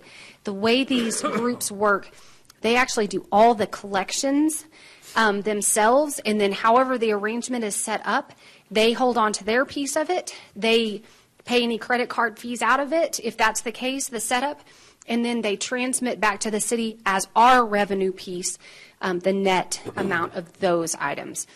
So I don't know if that helps any, but I felt like we were kind of trying to combine the two pieces into one. They're really two separate things. The Civic Center's budget only has that admin piece for the actual software. And as Rich mentioned before, don't know that this is a software we could do in-house. I don't know that that's going to be feasible. But the setup on it, it may be a little bit different from vendor to vendor. It's very standard, though, whether they take a certain amount off of every piece or they wait till you hit a certain cell and then they up it like a sliding scale. Does that make sense? So what we're thinking, if you all would like, unless you want to go ahead and consider it, we can certainly go ahead and we could just have them, I'm looking at Brian, take no action and bring it back next week after we've talked to our partners like WRCA and some of the other groups at the Civic Center and see if we have any challenges on a feedback from their standpoint. I would agree with Les. I think this is an opportunity to at least ask our partners and just say yes or no, and give them a deadline. Just say, listen, we're crunch time. We got to hear from you. If we don't hear anything from them, great. But if we do, I think that was a great idea on Les' point to just say, hey, let's get some feedback from our partners that are actually keeping the Civic Center, bringing something. And depending on their feedback, we might be able to talk with the vendor on options to overcome that. And if it's deal breaker feedback, we'll talk about next steps in 2 weeks. Yeah, and maybe we have another vendor that offers that, but maybe we don't. And it's like, listen, that's a great idea, but there's nobody that offers it, so we're going to move forward. I mean, they don't get to dictate it, but we can at least listen to them. And if there's a solution, that's great. If there's not, then we move forward. Absolutely. That would be what Les said. Yeah. No, I think that would be great, and I think it's just a good practice to reach out to your best customers to say, hey, we're looking at this. Do we need to do something different? A couple of things I'll just note on this one in particular. One is, and I hate to come in at the last minute and do this, but of course we weren't presented to it until we see we had this deadline crunch. I hear you. So I don't know whether this bid was just we had to do it all in a short period of time, but you kind of put council sometimes, when you kind of put us in these deadline crunches, then we're saying, well, should we ask questions? I mean, I don't want to hold up progress. Yeah. But and the other thing is, just to note, on the rolling agenda, there was really no detail. I mean, even the rolling agenda didn't really help me out to figure out, okay, what exactly are we talking about there? I don't even think it mentioned Civic Center. So I would just say on those two things, I mean, when it comes to bidding or that type of stuff, it just kind of puts council in a little bit of a position if we do have a question. But it's like, well, we got to and that this is the first that we're considering it. It just kind of puts us in a little bit of a crunch if we do want to ask questions about it. We want to help get things accomplished, not bog them down. So those are the only two things I would say on this one. Well, and I commend you for asking the questions, because then it also helps us think through because there is potentially another option on this if council's not comfortable moving forward with the way this process was done. I think there is an option, but those are things that we need to maybe do a better job of coming ahead of time about, well, this is the recommendation. If this is not something we do, maybe have some other options to move forward. So. Well, and the only reason why I ask this, I mean, this, and of course, I was kind of getting up to speed, but this affects a lot of people. It does. I mean, not only does it affect the people that are using the Civic Center, but maybe, I don't know, outside of people that pay their water bill. I mean, we have a lot of interaction with people buying tickets and those kinds of things. So I just didn't know where we are, what's going on, which is kind of what I wanted to kind of get up to speed before, because I didn't know what the changes were or what we were looking at. So, but I appreciate that, and I don't anticipate anything coming back, but I think it'd be just good to reach out to them and ask. I think it's a great thing to be a little more proactive on that. We usually, I unfortunately, wait to, no news is good news. And so you assume if there's a problem, they're going to let you know. But this is probably a better route to be proactive on asking. So other questions on that one? With no further questions, I would just see if council's in agreement to take no action on 7L. Agreed. Agreed?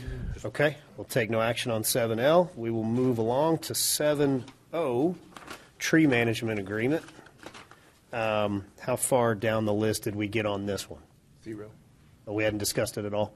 No. We just pulled it. Okay. Let's have questions. So, Mr. Kashuba, if you can run down maybe what our current contract is, some issues we've had, and why we're making the change. Absolutely. Mayor and Council, Michael Kashuba, Director of Parks and Rec. This is an item that we did bid previously. We did that last year. We decided not to rebid it. We thought it was advantageous for the city to rebid this one.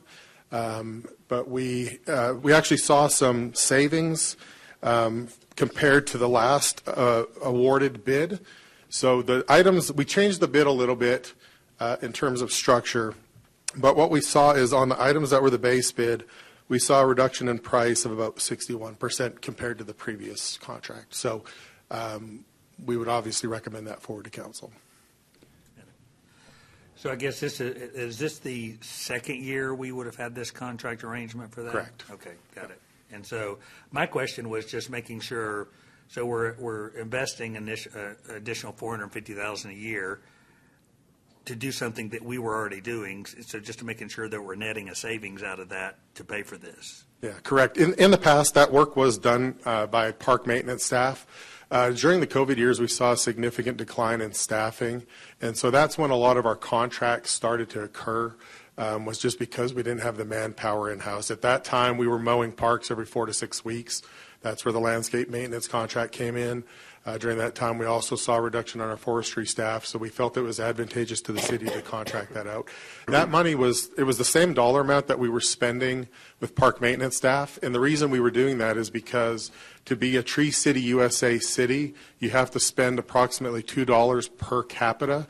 So that comes out to about $400,000. We added a little bit for growth for that $450,000, but that's a not to exceed each year. Okay, thank you. Any further considerations on this one, council? No?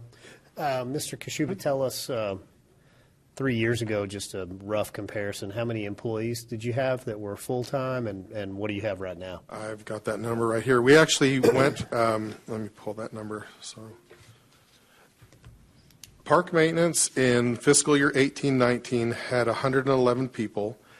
Consisted of 75 full-time and 36 part-time, and currently we have 47 employees. Okay. So a lot of the transitions we've made to contract have come through attrition when staff, we can't fill those positions, and also the reduction in fleet associated with those positions. So, for example, when we reduced the forestry side, we got rid of a bucket truck and obviously the personnel, and that's where those savings came from. Excuse me. So did you sell all of the equipment? We still have one bucket truck, and we still have one forestry-related position in-house. We actually just filled that within the last couple of months. So we'd been out without any personnel internally.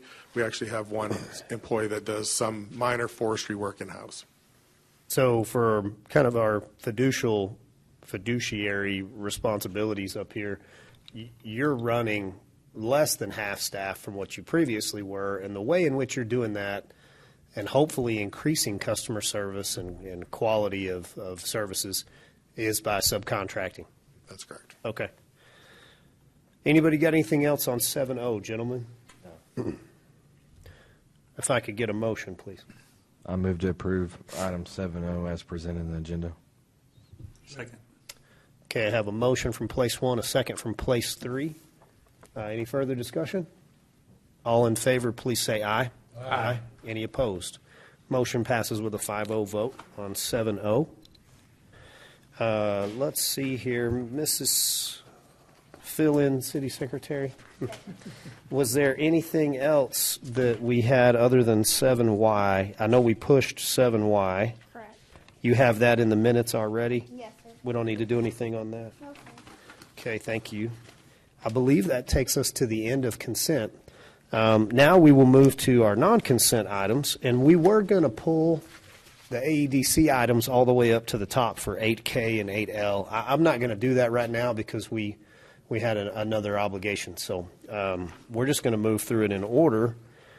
So we're going to start with, is it Miss Carrie Roberts that's here for item 8A on one of our PIDs?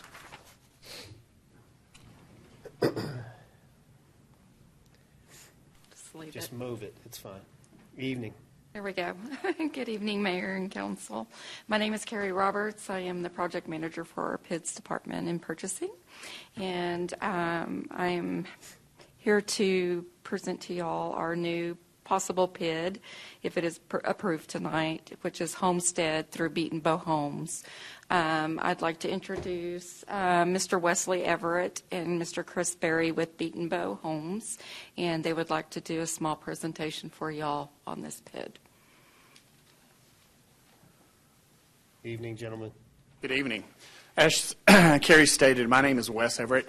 I am the North Area Land Planner. Chris is the Land Planning Manager for all of Beaton Bow.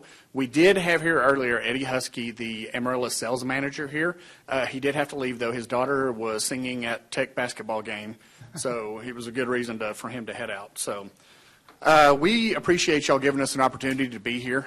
And one of the things that we wanted to bring up is, I know when I came over to Beaton Bow about a year ago, I really dove into PIDs, the creation of PIDs. I went through your budget sessions where y'all did a lot of discussion over PIDs.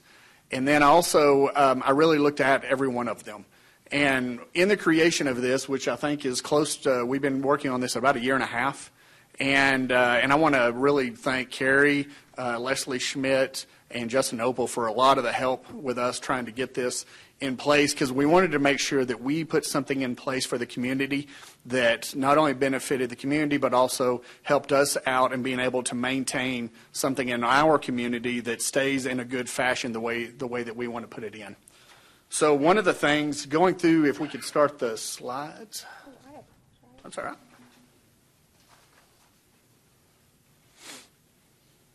And as you stated, Mayor, I threw out a lot of my notes so we can roll through this. You weaned it out. But we will be here for questions. Don't worry. Thank you. Right there.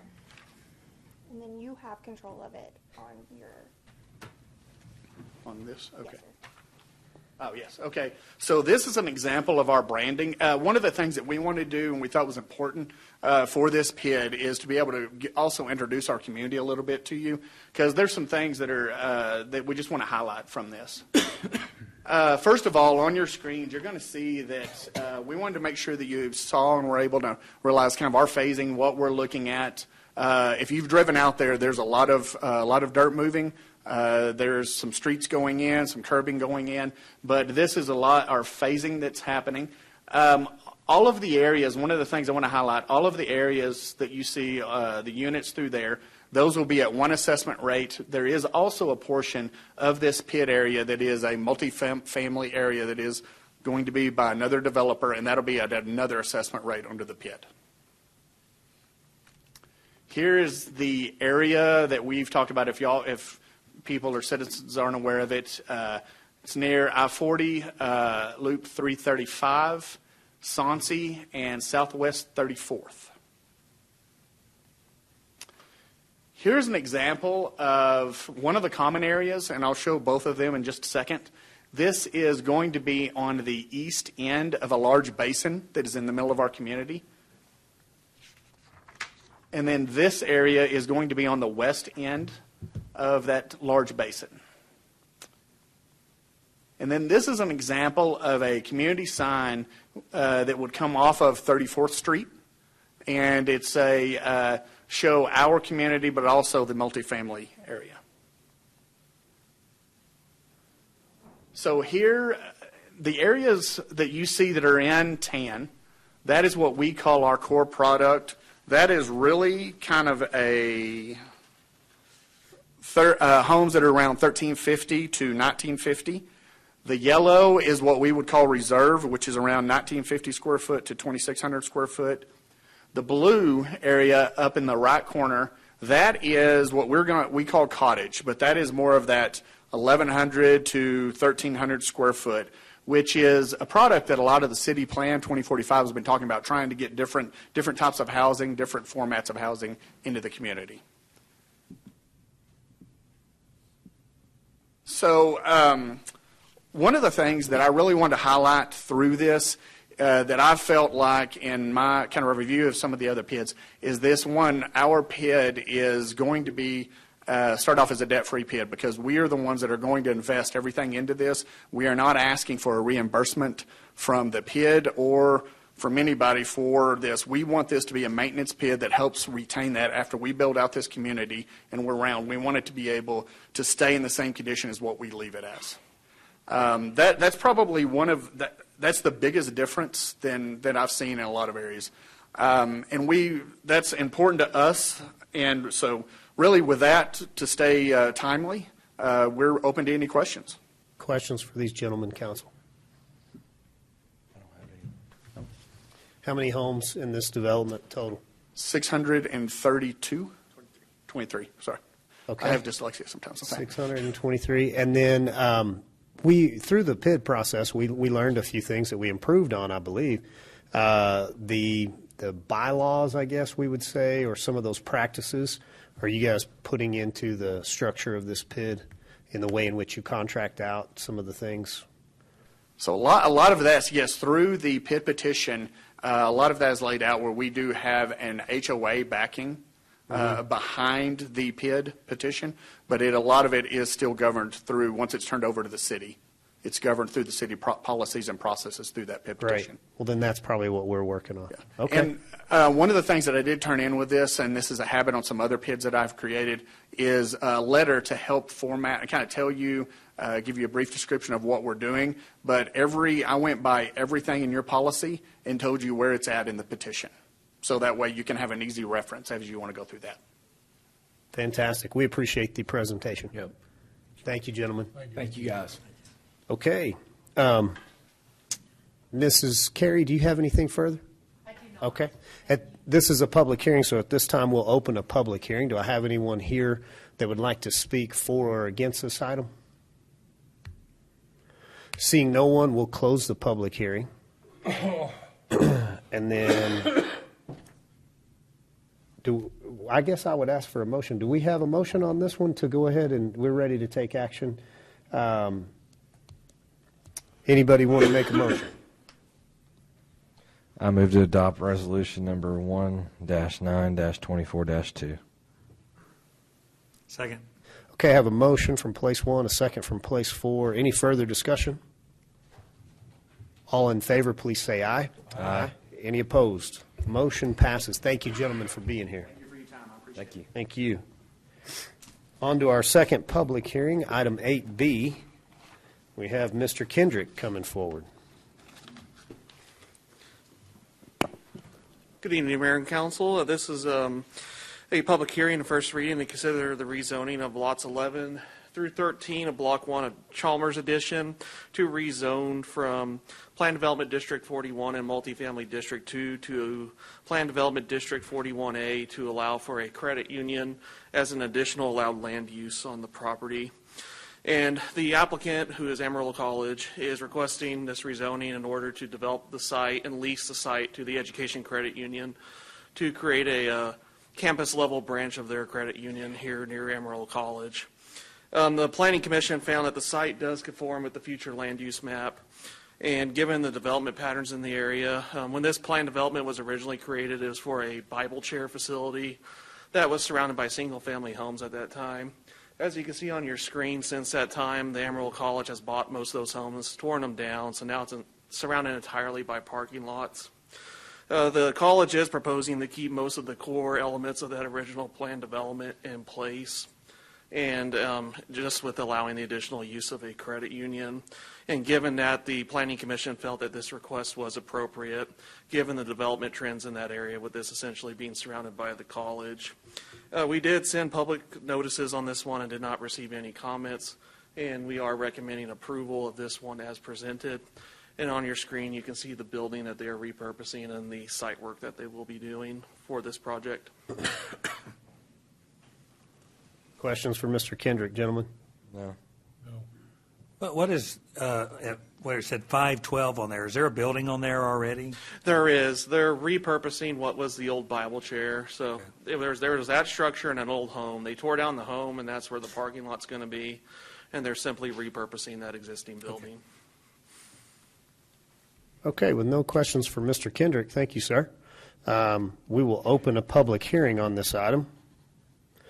Do I have anyone here today that would like to speak for or against item 8B?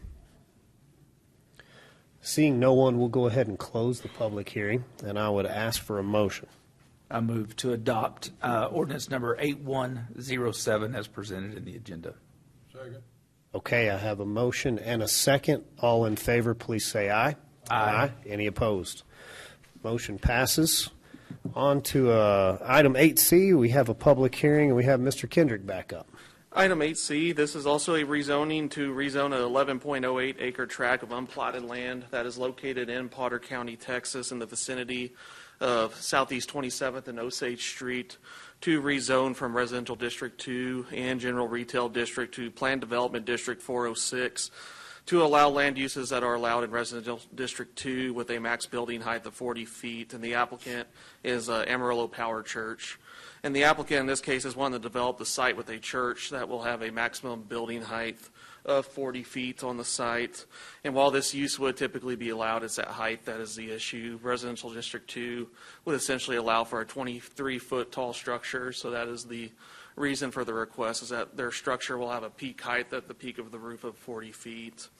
And the applicant's site does conform with the future land use map category for this site, and also with the neighborhood unit concept, given that it's a transitional zoning and land use between the retail to the north there and then the residential sites to the south and east. And with the proposed development standards, they are proposing to go with Residential District 2 pretty much across the board except for that height, setbacks, and everything else will conform with R2. And they are going to have to turn in a site plan that conforms with all standards, so we'll ensure that we get proper screening and landscaping and everything to minimize impacts, if any, on the neighboring homes in the area. And given those factors and those standards that are proposed in the plan development, the Planning Commission felt that this request was appropriate. And on the screen right now is the proposed site plan for the site. You can also see that the proposed building is going to be set well back from the property line, so any proposed impact from that potential increased height, the commission felt would be minimized. And then on the screen there is the proposed structure, some proposed elevations of the structure that will be built on the site if approved.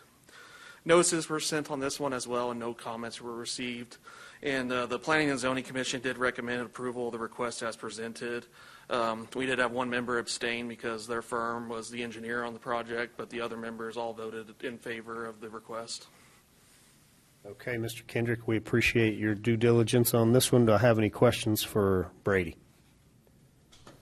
Is this a, oh, I'm sorry. Yes, sir, go ahead. Is this a pretty common exception? I mean, do we have people often building heights, or is this kind of a? We see it time to time where certain development standards, with a particular site might not necessarily fit the base zoning, but we always do our due diligence to go through and look at potential ways to mitigate. If one element of their site may exceed certain standards, we look at ways to mitigate that through other ways. In this case, the increased setbacks we felt was a good compromise. I know originally they wanted to request some of the zoning districts, such as Office District 2, for example, that would allow for unlimited height, but staff and also the commission felt that potentially allowing a structure that could go as high as they wish was not appropriate. So we got with the applicant and said, what is your absolute maximum need, so that we could limit potential impacts. Let's say their project fell through, but then somebody wanted to come along and build a really tall office building. So there's always a little give and take on these planned developments that we see. Thank you. No problem. Any other questions, council? With no further questions, we will open a public hearing on item 8C. Do I have anyone here that would like to speak for or against this item? Seeing no one, we will close the public hearing on item 8C, and I would request a motion. I'll make a motion. We accept ordinance 8108 as stated. Second. Okay, I have a motion from place 3, a second from place 4. All in favor, please say aye. Aye. Any opposed?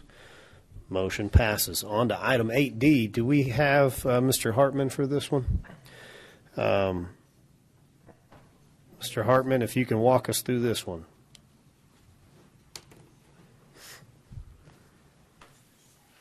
So, Mayor and Council, thank you for the opportunity to be here.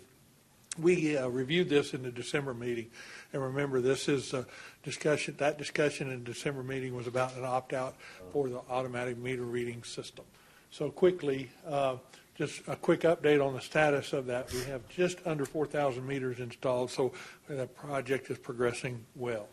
Okay, we covered the benefits of the meters. Remember the convenience, control, and the timely validation of readings. City benefits from water conservation primarily. Okay, remember we talked about the concerns and how minimized this was related to other devices, but also that it transmits less than 1 second per day. Privacy assurances, we went over those, but the opt-out decisions, remember, the transmitter was what we wouldn't install, and that's on the bottom left of this slide. The meter would be changed out to that meter. You might see that antenna that's in the box because otherwise it would leave a hole. Council at that meeting directed us to prepare an ordinance for option B. All the other two options are there. So what you have before you is approval for an agenda item for that ordinance, and that would go into effect after your second reading at the next meeting, and customers would then have the opportunity to opt out. And it's very simple ordinance in front of you. I don't know if you noticed that, but there's not much to it. It just provides for the option. I'll be glad to answer any questions. Questions for Mr. Hartman? I know this is one we've seen before. Councilman Tips did catch, we have 8C is ordinance 8108. We have item 8D is ordinance 8108. So curious if I could ask for a motion to rename this as 8111, which would fall in line after 8110. Or you can just cite the ordinance itself. Yeah, you can. Yeah, that's true. Okay. You have a preference there, Mr. Freeman? Yeah, so if you can just make a motion for the name of the ordinance, don't cite the number in your motion, and then Real we'll good. fix it on the second reading. Okay. It's not a public hearing, so would ask for a motion if you would read the actual ordinance. What is the actual ordinance? Just read the caption. Read the Okay. first. Okay. I move to adopt ordinance 8D. This item is first reading of ordinance amending the Amarillo Municipal Code, Chapter 18-2, providing for an option for residential customers to opt out of a transmitter installed on a residential digital meter. Second. Okay, I have a motion and a second. All in favor, please say aye. Aye. Aye. Any opposed? Motion passes. Moving right along to item 8E, we have Mr. Hooper here for one of our public works. Thank you. This is a pretty quick item. This is really a housekeeping item. When a new roadway is built in the city limits, the speed limit has to be established on that roadway. And of course, we know all the work that's been going on the loop. So residential streets are automatically covered in our ordinance as a 30-mile-per-hour street, so we don't have to come back to you every time there's something like that that's built. But this one is a little bit different. It's in a TxDOT right-of-way, and because of that, this is more of a formality, what we're asking you to do today, because of what they're going to do for their speed reduction in that area on their state right-of-way.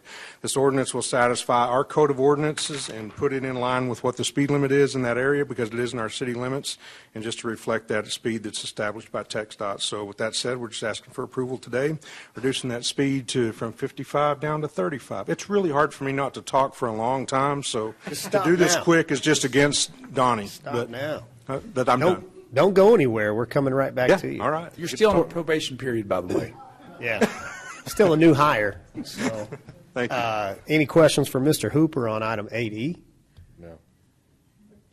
With no questions for Mr. Hooper, I would request a motion. I move to adopt ordinance number 8109. Second. Okay, I have a motion and have a motion and a second from place 2 and a third. All in favor, please say aye. Aye. Any opposed? Motion passes with 5-0 vote. Mr. Hooper, you're back up here for item 8F. Yes, thank you for that. We discussed this at the meeting in December. I wanted to give you a little bit more information about that, as there was some questions that came to us during the week. A couple of things. One, we did speak to everyone on the boards. Staff did reach out to them and talk to them about this change prior to us coming to council. All of them were okay with that. There were a couple of members that wanted to see some other action. They wanted to be a part of something else. We told them about the new initiatives that are coming up. And just briefly for you guys, what that is all of this group or anybody that wants to be a part of this can be incorporated into what's called a Safe Streets and Roads for All Action Plan Committee. It's a committee that's very important. It's just now forming, but it's the beginning of some important work towards analysis of existing conditions and some historical trends to provide a baseline level of crashes involving fatalities, serious injuries across the city, and things like that. It's right in line with what these groups were doing before, especially the Pedestrian and Bicycle Safety Committee. It'll give them an opportunity to be a part of this plan, which will help obtain grant funding through the U.S. Department of Transportation for pilot projects to achieve the intent of that group. So as we are coming to council next week with another item that's safety related toward traffic, it's going to parlay right into this committee as well as we finish that task force and move into this new committee. So I think we have a purpose and a place for these folks that want to attend that and still participate. And they can make a bigger impact in this group than they were able to make in the groups they were at before. And the reason why is because now you have a funding source to fund the projects that you're wishing to see happen. So whereas before we didn't have a funding source for anything that we were doing as far as bicycle and pedestrian safety. Questions for Mr. Hooper, gentlemen? No. Good usage of human resources. Appreciate your leadership on it. Absolutely. Thank you. Entertain a motion on item 8F.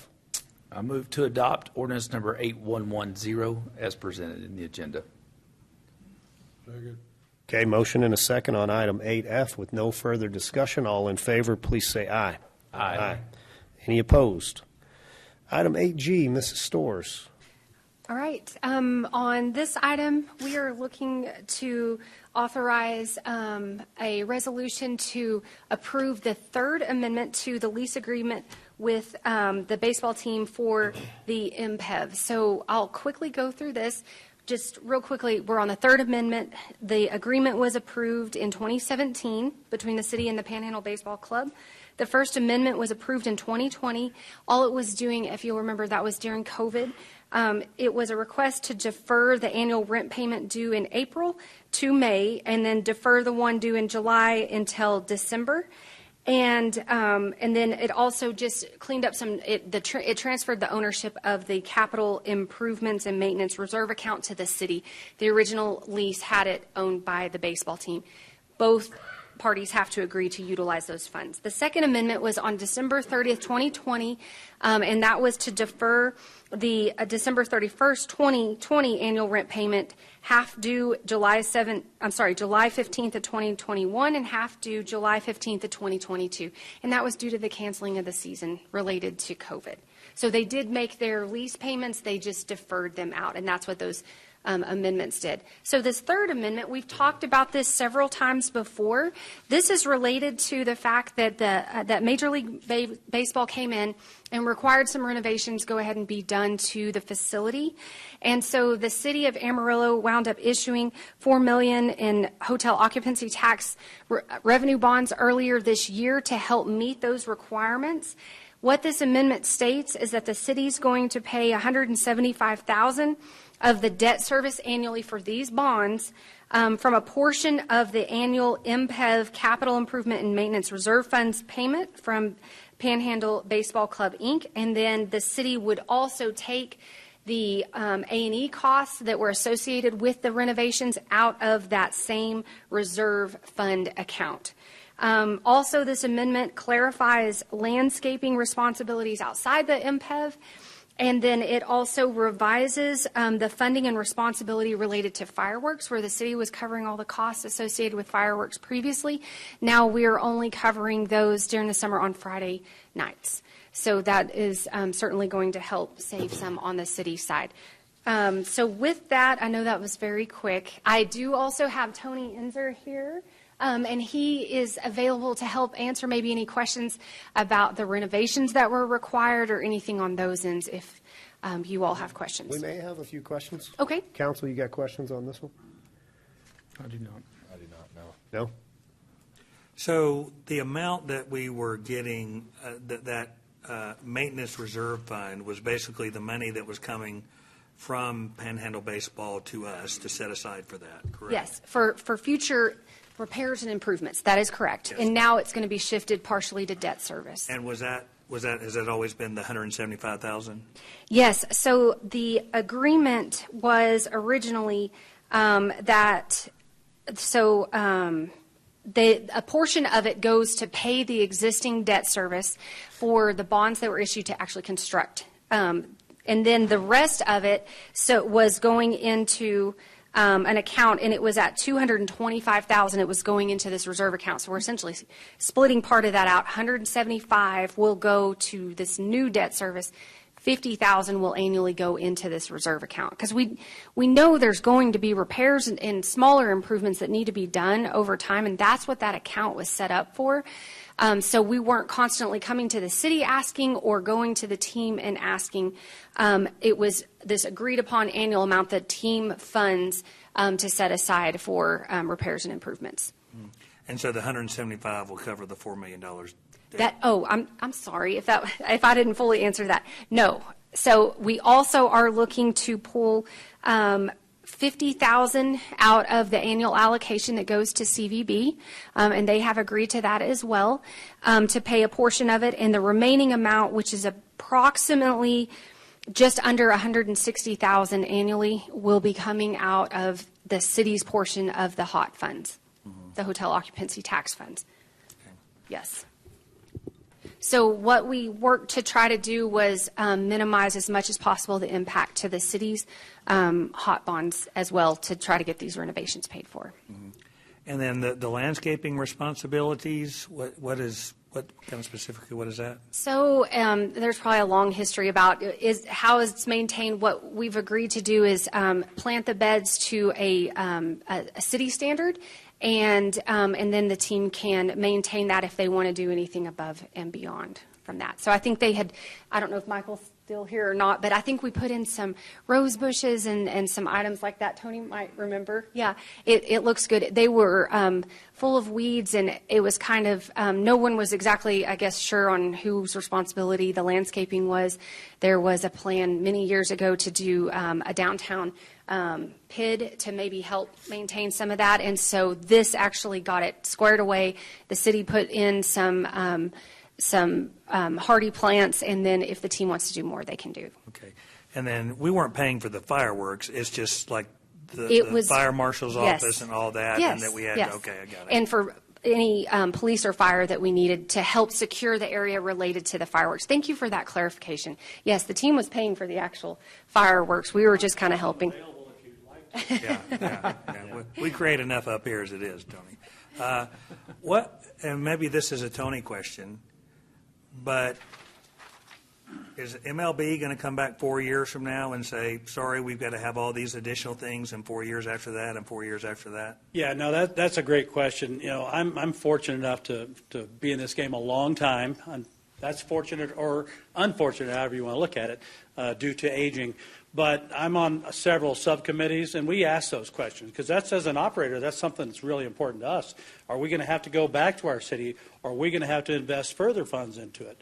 And we've, while there's no written security on this, we've been assured that that's not going to be the case where they're going to come back.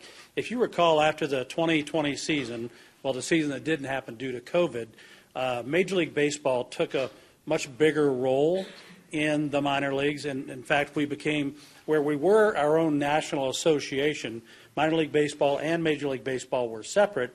Major League Baseball took that opportunity to turn us into franchisees. So now we have a 10-year agreement with Major League Baseball, where those agreements were only 2 years apart. Typically, were 2-year agreements with your Major League affiliate. Now we have a 10-year deal. And I've seen no indication at all that any of this is going to be changing in the near future. The big thing that Major League Baseball wanted to do was this was really about health and wellness and security for the players. So that's why you see a lot of the work that's being done to Hodgetown is down into the clubhouse area to make the facilities better for the players. So I don't see any changes coming down the pike anytime soon. We've got 7 years left in this initial agreement, and then after that there will be another agreement that ties into it. We're very fortunate here in Amarillo because even though when Major League Baseball in 20, and I'm trying to keep this short, but it's a long history of working with Major League Baseball, but in 21 they set out to create a rubric. They surveyed all 120 minor league cities, right? And so in that rubric they came up with a point system that all teams have to get under a certain point system. Well, we found out in Amarillo that we were at 98 points, which was a surprise to us because we're a new facility. We found out most of the issue regarding the point structure that we had was not because of the amenities and everything else, because Hodgetown's a gorgeous ballpark, great for players, great for fans, great for everyone, but it was the size. So we were 50 square feet short here, 75 square feet short here, 100 square feet short in this area. So that's what's happening with most of this build-out is to get those sizes right, to add female locker room space and restroom and shower facilities, as well as dining areas and things like that for the players, and for more training areas for the players. So I don't foresee them coming back anytime in the near future. I'm in a lot of the subcommittees that report to Major League Baseball, and we've asked that question numerous times, and there's been no indication they're going to be doing that. And are any other organizations just saying we're not going to make the changes? Well, I mean, that's another, and I'm glad you said that's a great question because we're very fortunate here. Hodgetown is a beautiful, the MPEV is a beautiful facility, very modern, one of the top facilities in the nation, quite honestly. And I know from our architecture, because I've been asked by several teams to be able to use our architecture in their markets because they want to model Hodgetown in their markets. Hodgetown was built for $45.4 million, I believe, in that neighborhood, minus $200,000. But the current pricing to build Hodgetown in 3 different markets that I've been asked to allow to use our architecture is around $125 to $130 million. So we have a blessing here where some cities are not going to be able to meet those minimum standards that Major League Baseball has set. Our price on this is $4 million. There are other teams that are having to raise their entire ballpark and stadiums and build $120, $130 million stadiums. I've heard everything else from $20 million investments.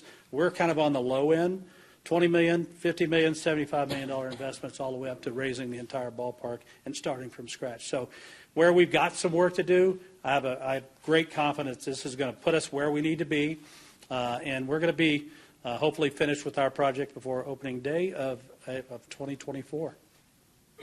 But just to clarify, Have you heard of anybody that's saying they're not doing it, or are most people saying it's? The requirements are a point structure system. You have to be under a certain point system. For instance, I believe at the 23 season it was 30 points. At the 24 season it was 20 points, and then by 25 you had to be under 10 points.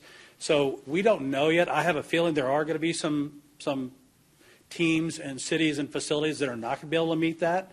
That remains to be seen.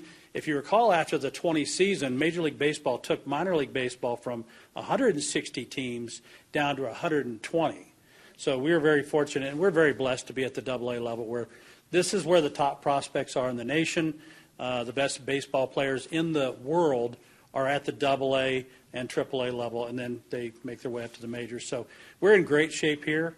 But I think there could be a couple, you may hear of some down the road, that aren't able to meet these standards in time, and they'll either get deferrals or they'll make other arrangements. Thanks. Thank you, sir. Appreciate Thank you, it. guys. Any Appreciate it. further questions on Yes, item 8G? please. Yes, sir. I think, I'm going on my memory now, but I think a few months back, I think we talked to Andrew about visiting with the club, that maybe we could take that $4 million that this was going to cost and take it off the $15 million that we had to put in at 2035, if that was ever done, or? That was an initial talking point we had with Tony and the team. Ended up not including it in the agreement because knowing the price of that $15 million is going to be probably much higher, and knowing that the current agreement allows council in the future they're not obligated to do it. It's a choice that future council will decide, do they want to do the renovation or not? And if not, that'll then open negotiations on whether the team stays or leaves the Hodgetown facility. So that was something we discussed but did not move forward on. That's a great point. So you understand, I guess, where the point is being made, that the reason that it didn't come back in this amendment was because it wasn't consequential to our obligations under this current contract, and it would be a renegotiation anyway. Wasn't favorable to try to renegotiate that now. Okay. So all good. Okay. Mrs. Storrs, anything further from you? Other questions on this topic? Okay. Item 8G, I would request a motion. I move to accept resolution number 10924-3. Second. Have a motion and a second. Any further discussion on this guy? All in favor, please say aye. Aye. Any opposed? Item passes with a 5-0 vote. Moving on to item 8H, Mrs. Storrs. All right, so this item is a resolution to enter into a revised agreement for jail services with Randall County. And so I've got a couple of things that we can go over here briefly. This is something that has been discussed heavily over, I would say, over the past year. So the prior council actually and prior city manager was in some discussions about this as well. So let me just kind of briefly go over this. This agreement was actually established back in 2008 as the city was getting to the end of life on our jail. And so what this agreement did is it outlined these jail services that we could utilize through Randall County. They issued some debt in order to build some more capacity so they could house the number that the city needed to work with. The agreement did have a guaranteed minimum number per day set out in it and has retained that the whole way through up until this point in time. Also, it had a daily rate, and the daily rate cannot be lower than what the federal daily rate is, what the feds pay Randall County to house their inmates. And that is something, my understanding is they go through a study from time to time to determine what that rate needs to be. One thing I will mention at this point is the federal government does not have a minimum guarantee in their contract like we have had for years in ours. So down below there, going back to when we first started paying on this, it was towards the end of 2010. So in 2010, 2011, we started paying about $1.85 million annually, and that has maintained very steady over this time period all the way through 2023. Initially, that daily rate was set at $54.87 back in, and I say 2011, that was the year end, so it's 2010, 2011. And then the most recent agreement we have with them is $75. And the guaranteed minimum started at about 78 and are down to about 68. And so as we were trying to maintain that 1.85 million each year, so that minimum had to adjust. As the rate went up, the minimum had to go down to keep that number essentially equal. Now, as we went back over our records, our actual daily use it started out in the 70s, so it was very close in line with the contract, and in more recent years we're down to about 17 per day. And so, as you can imagine, this is where I think some of the questions started coming up, is how do we get to 1.85 million when we're utilizing about 75 overnight stays or over 24-hour stays? And so that kind of started some of the discussions on this. So what this revised agreement outlines is a daily rate per prisoner to increase from that $75 amount up to a $100 amount. Now, the Fed rate right now is set at $95, so this is actually over the $95 amount. This revised agreement would also add a one-time booking fee of $200 per prisoner. So what does that mean? What we've seen over time and what we've heard from our partners out at Randall County is that we have less greater than 24-hour stay prisoners. We have a lot less of them, and so they're bringing them in, keeping them a little while, and sending them out. And so there's a lot of manpower on Randall County's part to book them in, process them, and then send them out. And so they have stated a few times to us that the cost associated with that is higher, but they don't actually count towards what we're seeing as that overnight, over 24-hour stay. So this would add in a one-time booking fee of $200 per prisoner. So we took some numbers that Randall County had shared based on our 2022 usage. So we had just under 3,000 prisoners per day subject to that daily rate. And by that, I mean they were staying over 24 hours. So with this revised agreement at $100, it would be approximately $297,000. Then they stated there was a total booking, so that was over 24 hours, under 24 hours. There was total bookings of 5,641 prisoners. So in this revised agreement, they would all be subject to that $200 booking fee, which would come in closer to about $1.13 million. Adding those two together, you're at $1.43 million estimated. Okay. When we originally started talking to Randall County over a year ago, the request was to get the agreement closer to about $2.2 million.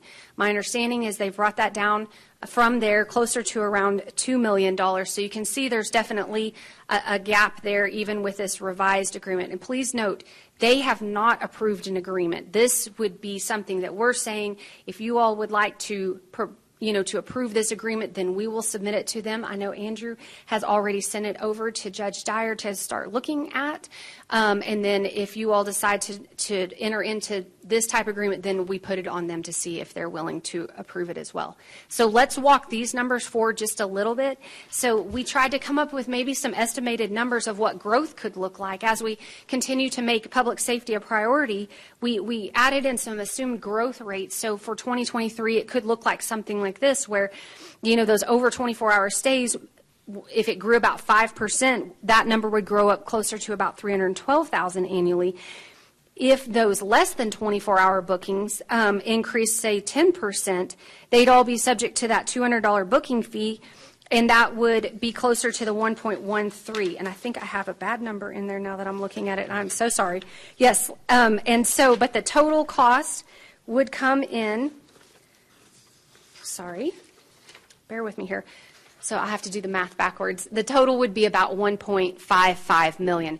So what we're trying to display to City Council is that as our prisoner fluctuate as public safety continues to be a priority. If we're booking more people into the jail, that is definitely going to grow that annual amount that we're paying to our partners over there at Randall County.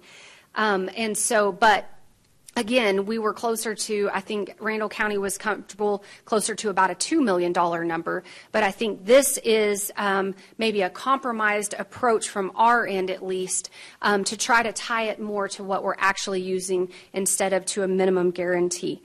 So earlier this evening, I was talking about working budget and budget amendments, those kind of things, and we brought up the idea of a holding cell.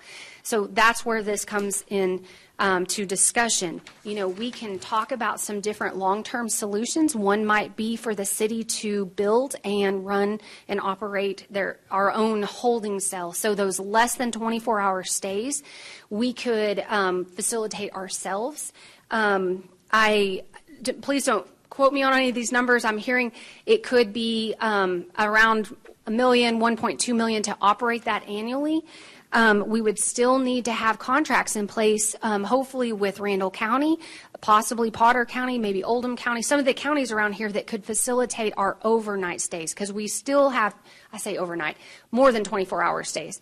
So we could process a lot, and we're seeing the shift in our numbers more towards the less than 24-hour bookings. And so this a holding cell opportunity might help the way we're headed for the future. So it's just ideas. We're certainly wanting to brainstorm with you all and see what direction you're wanting to go. And again, I apologize for my typo on the number there.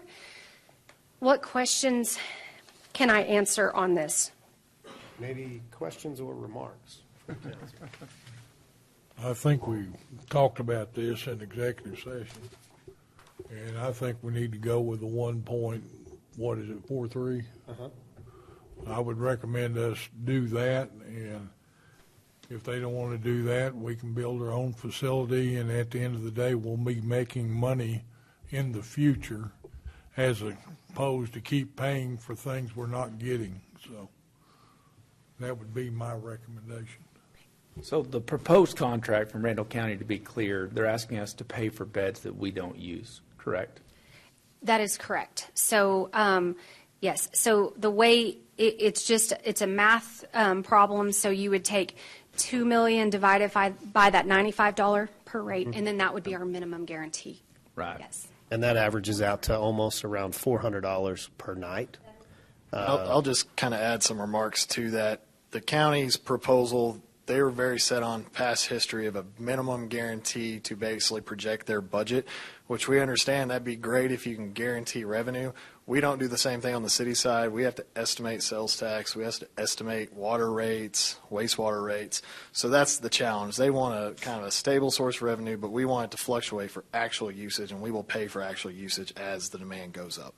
Which we're the only contract that they've had that we've paid for minimums. Set rate. Correct. So with the feds or anybody else, they just charge actual. Correct. Okay. That's right. And the feds is just an estimated number. They don't have a minimum number. Sure. Just whatever they use, whatever they need. Exactly. Which is what we're asking. Yes, and we're even paying a little bit higher than what they're asking us to pay, which they're asking $95 to match the Fed rate, but we're offering to pay $100 plus a booking fee. Yeah, plus a booking fee of $200, and the feds don't pay that. No, that's correct. So pretty generous on our side. Yes, sir. To pay. Okay. Other comments? No, as close as actuals as possible. That's where I think we need to be. Okay. That's a lot better than it was. So just to make sure my math is correct, we're paying for 68 beds a night. Correct. We have been. I'm not talking about that is proposed, correct. But Yes. our current contract. Yes. But on average, we use 17. That is correct. So that means City of Amarillo taxpayers have been paying for 51 beds a night in this contract that we don't ever use on average. That is Some correct. nights more, sometimes less. Yes. Okay. Then, so the $400 that they've been charging us, how is that cost? I mean, what do we get for that $400? How do we know that? I mean, have they said, well, here's why this rate is $400 because it XXX, or is it hey, we've got to run this thing, and we just need this amount of money to run it. But have we been given any detail on why the rate is $400? And I don't know that was a rate. I think they have had that built into their budget as that known revenue source, going back to Andrew's comment on that, and have continued to shape their operating expenses. And I mean, of course, things get expensive over years, and in our case, our usage certainly has dropped significantly over the years. And so, no, I think they just have communicated the fact that it's expensive to run a jail by all means, and this has been a good partnership, a known revenue source that they know to help keep those operations stabilized and running properly. Just what revenue source does a government have that's steady? I'm hoping to learn what those are someday. So, right. Yes. Thank you. So That's a rhetorical question. Yes. Thank you, sir. Let me correct my number. So if you take 17 beds, 365 days a year on average, you take that number of 6,200, divide that into 2 million, that's $322 average. So not 400. But at $75 a daily rate, that's 4 times the daily rate. So at $100, I just multiplied it times 4 and said 400. So I apologize for the overstatement there. Regardless, it's not equitable to our taxpayers in Randall County that pay Randall County for their taxes and for those services, and there's the numbers don't add up. And we entered into a good faith conversation and negotiation that said, look, let's look at hard costs. And we want to do what's fair. And if we cost you more than we're paying you, we're willing to pay whatever it costs to take care of our prisoners and to run the jail the right way. What we found out is that our costs maybe were less than what we were paying based on usage. And so if usage goes up, we're going to spend more than the $2 million. We'll gladly fund it. If it's $2.5 million to have a safe city and Project Safe Neighborhood and everything else comes together and we have these initiatives, it's going to cost more to take care of crime, and we're glad to do that. However, what we are putting forth here is a reasonable ask that we're asking them to consider. We're willing to pay a $200 per inmate booking fee that no one else is offering, because we understand most of our inmates are heavy and expensive on the front end. You've got to book them, you've got to process them, and within a couple hours, they're out of your facility. Makes it hard if you can't bill more than just the one night. Now, if you do all of that processing and you keep them for 5, 6, 7 nights, then it averages out. We're going to forego all of that and just say it's $200 per person that hits your door. And then if they stay the night, so once they hit hour 25, you get to bill the $100. This is very fair in the relationship that we have that we're trying to keep. And so we love our sheriff. We love our Randall County jailers and the jail system. They do a fantastic job for us as a partner. We want to pay our fair share. And so this is what we're putting forth. And then I believe we have options. And so we're looking at those other options that could potentially help on police and efficiency in having something that's a little bit closer to home. So that all being said, I feel like it's the best we can offer. So I think we as a council are putting this forward, not waiting for further discussions, and just saying, look, this is our best deal. We're asking you to seriously consider it and look at taking it. Any further discussion on this one, guys? No. Okay, thank you, Mrs. Storrs. All right, would ask for a motion on item 8H. I move to adopt resolution number 1-9-24-4. Second. Okay, I have a motion and a second from place 3. Any further discussion on this one? No. All in favor, please say aye. Aye. Any opposed? Item passes with a 5-0 vote. Mrs. Storrs, you are up again on item 8I. Yes, and I'll quickly explain this and let y'all discuss on this. This item was brought up as we started talking with Randall County about negotiations on this renewal of this agreement. There was an item that they brought up that there's a challenge. They're outside the city limits, just barely outside the city limits, and so there's not a bus stop anywhere close by.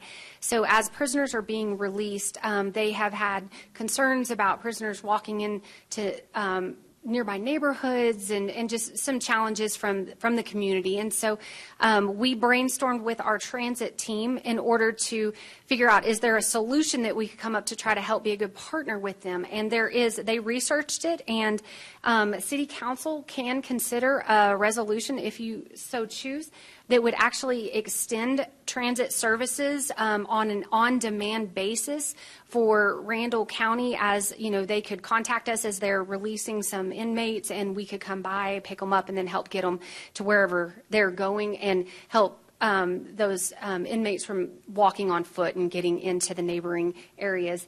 So if you all would like specifics on it, I have Chris Quigley and Brett Lawler here with Transit, and they can give you all the specifics on it. And we brought this purposefully hand in hand with the jail agreement. You all approved this proposal on the jail agreement. This might be a great thing to put with it, or if you want to wait until we hear back from Randall County, we could always bring this item back at that time. It's whatever council would like to do on this. I mean, I would suggest that we wait until we figure out this contract. I don't Okay. think there's any reason to make a decision on this if we're not going to be using that jail, or if they don't agree to a contract. There's no sense in even discussing this, is my opinion. I agree. Yeah, I agree. Okay, so I do disagree, and I just want to make sure we're looking at all sides of it. So let's say that we put forth a proposal and it's not accepted. We are going to end up signing a contract with them for approximately the next 12 months. It would be about what we'd be looking at in trying to get designs and get anything built, or even try to rehab.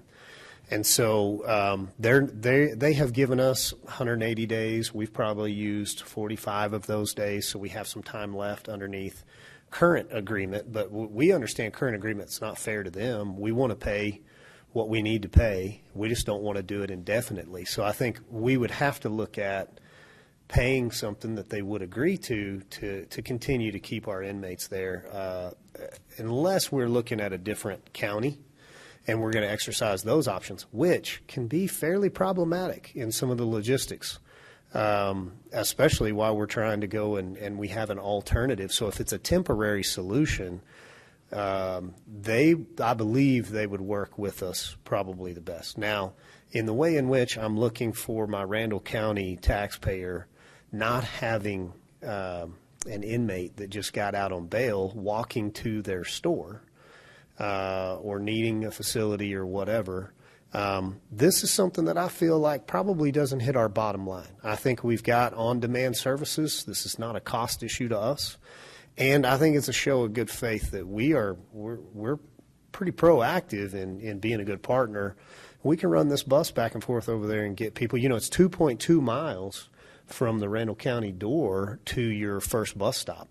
So on a day like today, you know, if I got bailed out, which nobody would ever bail me out, but I got to walk 2.2 miles to catch the bus ride to get back to the other side of town, if I can pay for it. So I would just say perhaps maybe a reconsider. It's not a cost issue to you.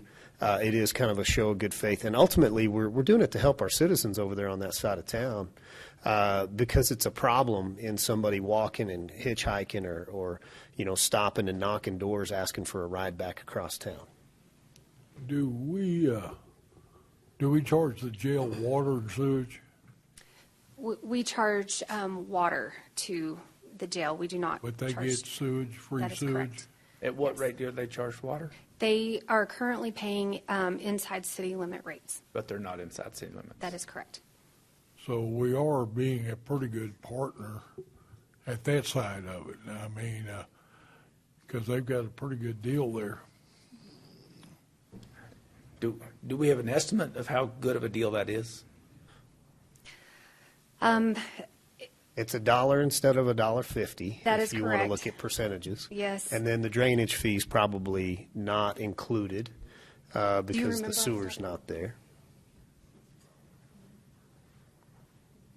What's your best guess? That's probably conservative, but at least $50,000 a year. $50,000 discount per year. Mhm. Okay. It's a valid point, Councilman Sherlin. I appreciate you making it. What do we have any agreements with other outside the city limit for bus services, or? I don't think so. I think this is our first one. Our team did a great job of researching, the ability to do something like this. So this would be a first for us, but please. Currently, I'm Brent Lawler. I'm with the Transit Department, Mayor, Council. Good evening to all of y'all.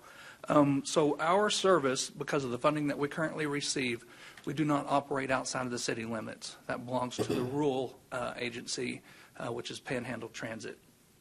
So what this resolution would allow us to operate outside the service center or outside our city limits, which is our service center, that short distance to a Randall County Jail.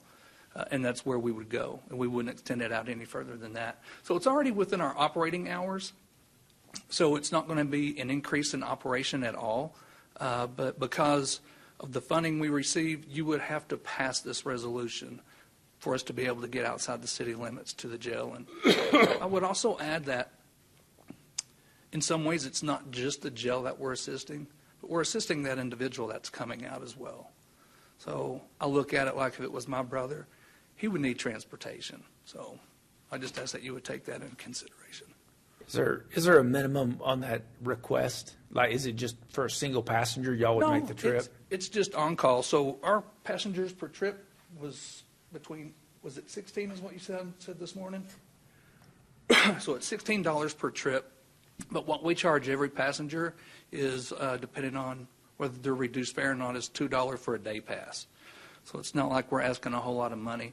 Randall County is willing to take care of the pass and pay that fee.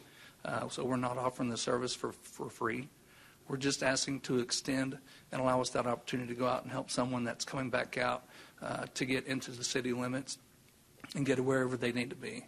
That's really the bottom line, in my opinion. Good point, sir. Any other questions? No. So, Mayor, I guess we don't have any idea of what this usage level may look like, or is it just on demand? It's exactly that. That's it. It's on demand. So I'll tell you, we've had a few calls at the office requesting that service.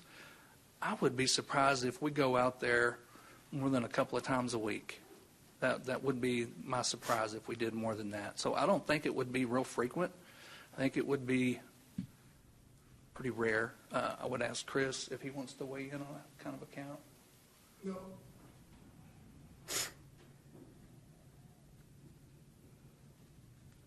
So right now we don't have an estimate, and with us implementing a system like this being a will call, whether it's one person, two people, how many other people we receive a call from, our call center would receive that call, and it would come from the sheriff's office or whatever, and we would actually call the bus and have them go out there. So we don't have an estimate on how many people we assume it'll be at this point in time. But like Brett said, we do get calls from time to time from the community asking if we go to jail. So it will be a great start with us going out there to pick up the inmates that's being released. But I don't have an estimate on how many people there may be at this time. But Mayor, you're saying that we will probably be in some type of contract for 12 months. But if we chose, depending on what option is chosen, either we come to an agreement on a contract or we choose to build a holding facility ourselves, we still have a place that we need to take our prisoners. A point of perspective here is that Randall County is going to take all of our felonies, anything that's not a Class C, A or B. I mean, we will have inmates in there. They're going to be a good partner for us. That's a collaboration we're going to have. We're only talking about one sliver of the pie here, that all we're trying to do is just make it fair. You know, it's a projection of $1.5 million roughly. It's very fair. Once again, this would be very fair to our citizens here that rely on public transit, and it really won't cost us anything. So I'm just asking for you guys to consider a little bit more so. Isolate this one issue away from the jail contract, because you have a year, and then, you know, if for some reason the jail contract isn't renewed, you still have inmates over there that are going to get bailed out. It's just not the ones that are getting bailed out, you know, early, I guess you'd say. You know, maybe they've stayed for a week or so. Appreciate you guys on the presentation. Yeah, thank you guys. It's good discussion. Anybody have any more to add to this one on 8I? Well, I mean, what I'm trying to get at is, are we dealing with a real problem that we need to solve here? And that's what I'm trying to get an idea. How often does it happen? Is this, I mean, or do we get calls daily of people walking through these neighborhoods? That's what I'm trying to figure out. We personally don't get calls daily on that. The more the concern is just, and that's why I say it's not going to be very often. I don't think that it's a big problem that we're trying to solve. I think it's a small problem, but it is a need for the community. These individuals coming out are members of our community. Transportation is what we provide. It's not going to be an extra cost to the city. It's not going to be an impact on our passengers. It's not going to delay service on our regular route times or anything. It's just an added service that we can provide to someone who might be needing a hand up that day. And that's what we do with a lot of our passengers, even the homeless community. We're there for them. And just because they're just a short distance outside of that service area that we're currently allowed to stay in, which is the city limits, doesn't mean we shouldn't consider taking an extra step and saying, hey, you know what?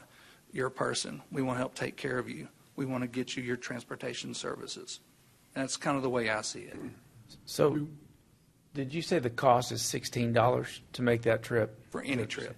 For any trip. So 16, and then if it's one passenger, they pay $2 for a day pass. So it's a cost of the city of $14 a trip. Yeah, no. It's in at $16 per trip, and it's based on our passenger counts. Sure. So if we can find a way to beef up our passenger counts, which Chris and I are working on, and we're working with our ACM on some ideas on how we can do that, we can reduce that cost per trip because we're still running the buses the same time of day. So the more passengers we have, the less that cost per trip goes down, or the more the cost per trip goes down. Yeah. And this ain't going to be a significant impact, in my opinion. What do we do for Potter County? Do we have a bus that goes out to Potter County? We don't go outside the city limits in Potter County, and we've not had a request for that. This is something that Randall County's requested? Yes. And so did they just now, I mean, we've been doing this since 2008. Has this come up before, or? So in a previous meeting with them, and Laura and Rich were there that day, in the past, and this was, I believe, long before I actually got here, but in the past, the transit system used to provide service to Randall County, but the inmates that were being released had to walk from out there. And the bus stop where it is right now, it wasn't actually in that current location. I believe it was more of where the, no, it was further down. It was further down the street, so it was a longer walk. And at the time, the transit system had some issues as far as frequency and things like that. So it really wasn't meeting the need, and they had to come up with some other alternative to get their inmates from out there. So they requested that meeting with us, and we came up with this alternative of having a wheel call service for them because our bus stop is still 2 miles away, but it'll be a great benefit to that community. And I personally live in City View, so it's a good thing to me to see the individuals, not from just a safety standpoint for the community that I live in, but those individuals that's walking. It's been a lot of economic development in that area, and when I leave in the mornings and try to take my kids to school, it's heavy traffic, a lot of traffic over there now because of that Cacique cheese plant. So I think it's just a safety thing, and it enhances our services as well and builds on that partnership that we have with Randall County. So. And when do they release? Is there a time frame? Yeah, it kind of works from early in the morning to sometime in midday. They kind of told us the schedule, but honestly, I can't remember exactly what that is. They're not releasing people at midnight? No, sir. No, it'll be during our operating times. Okay. Yes, sir. All right, let's keep going. Thank you. Thank you, sir. Any other discussion on this guy? Well, nobody knows where we're going to land, so I say we vote. Anybody want to make a motion? I'd make a motion that we adopt Resolution 01-09-24-5. Can we get a second? Can I ask a question? Yes, sir. If we're going to do Randall, why shouldn't we offer it to Potter as well? Probably proximity. You're talking 1,000 feet from the city limit to Randall County. How far out is Potter County? I think it's. Floyd knows. Yeah. Oh, it's in the city Oh, limits. it's in the city limits? Okay, yep. So we just don't offer we're- the service there. The issue's probably the neighborhoods. Like you said, the development out there where you guys are, 2008, that wasn't there, or very little. And now the housing development is. I don't know what's around Potter County. There's, yeah. Where's, I would guess that's where it comes from, is the citizens that are complaining. I'll second his motion. So we do have a second? Okay, now we can discuss. Okay. So we got a second, and then I need a map so I can study my own city limits. Because I could have sworn that was outside the city limits, way out there. God, that's forever so it's at the out old there. air base is what Okay. I think Floyd was mentioning? Well, I have a motion and a second standing right here. Do I have any other discussion on 8I? I would say I don't have a problem going forward with this. Maybe in 6 months we'll get a report card on how it's going, and a year from now we may not need this service anymore. So if it's something that we think can be a betterment of the community and that type of thing, then I think it's something that I could support trying this out. Maybe get a report back. Sure. Yeah, we can do like a progress report of how it's going, and then maybe in a year from now reevaluate and make sure that's something we're still all in agreement with. Yeah. And I understand. I mean, I know it could be a little thing, but anytime you're doing something else, whatever. I mean, you're just adding to your checklist of to-do list, and that's why I just want to know how much, because if there's not a lot of need or demand for it, then why are we really kind of worrying about it? But we don't know until we try it. So I'm willing to give it a try for a certain period of time, and then maybe we find out if it's being used and it's providing a service and it's helping the community, then it might be something, again, it's not costing us anything. Well, I appreciate the consideration and the discussion. So we got a motion and a second. Any further discussion? All in favor, please say aye. Aye. All opposed? No. No. Okay, motion passes with a 3-2 vote. And good discussion. Okay, on to item 8J. Appreciate you guys being here and staying so late. Mrs. Stores. All right, on this item, this is a resolution. Oh, I'm sorry, let me click over there. It's a resolution requesting the dissolution of the Amarillo First Responders Excellence and Innovation Fund. We brought this several months ago.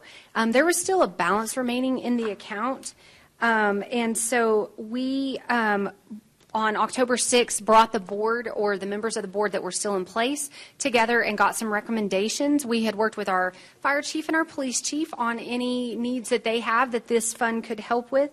And so there was a request to fund 2 APD purchases, and it was for, I think it was, I'm trying to remember, it was like a golf cart. I'm not saying that right, but like that could be utilized. And then for fire, they had an annual maintenance contract on their software that was funded through this before, and it links in some of the medical information and incident reports back to the systems that the hospitals utilize, as well as the ESO software.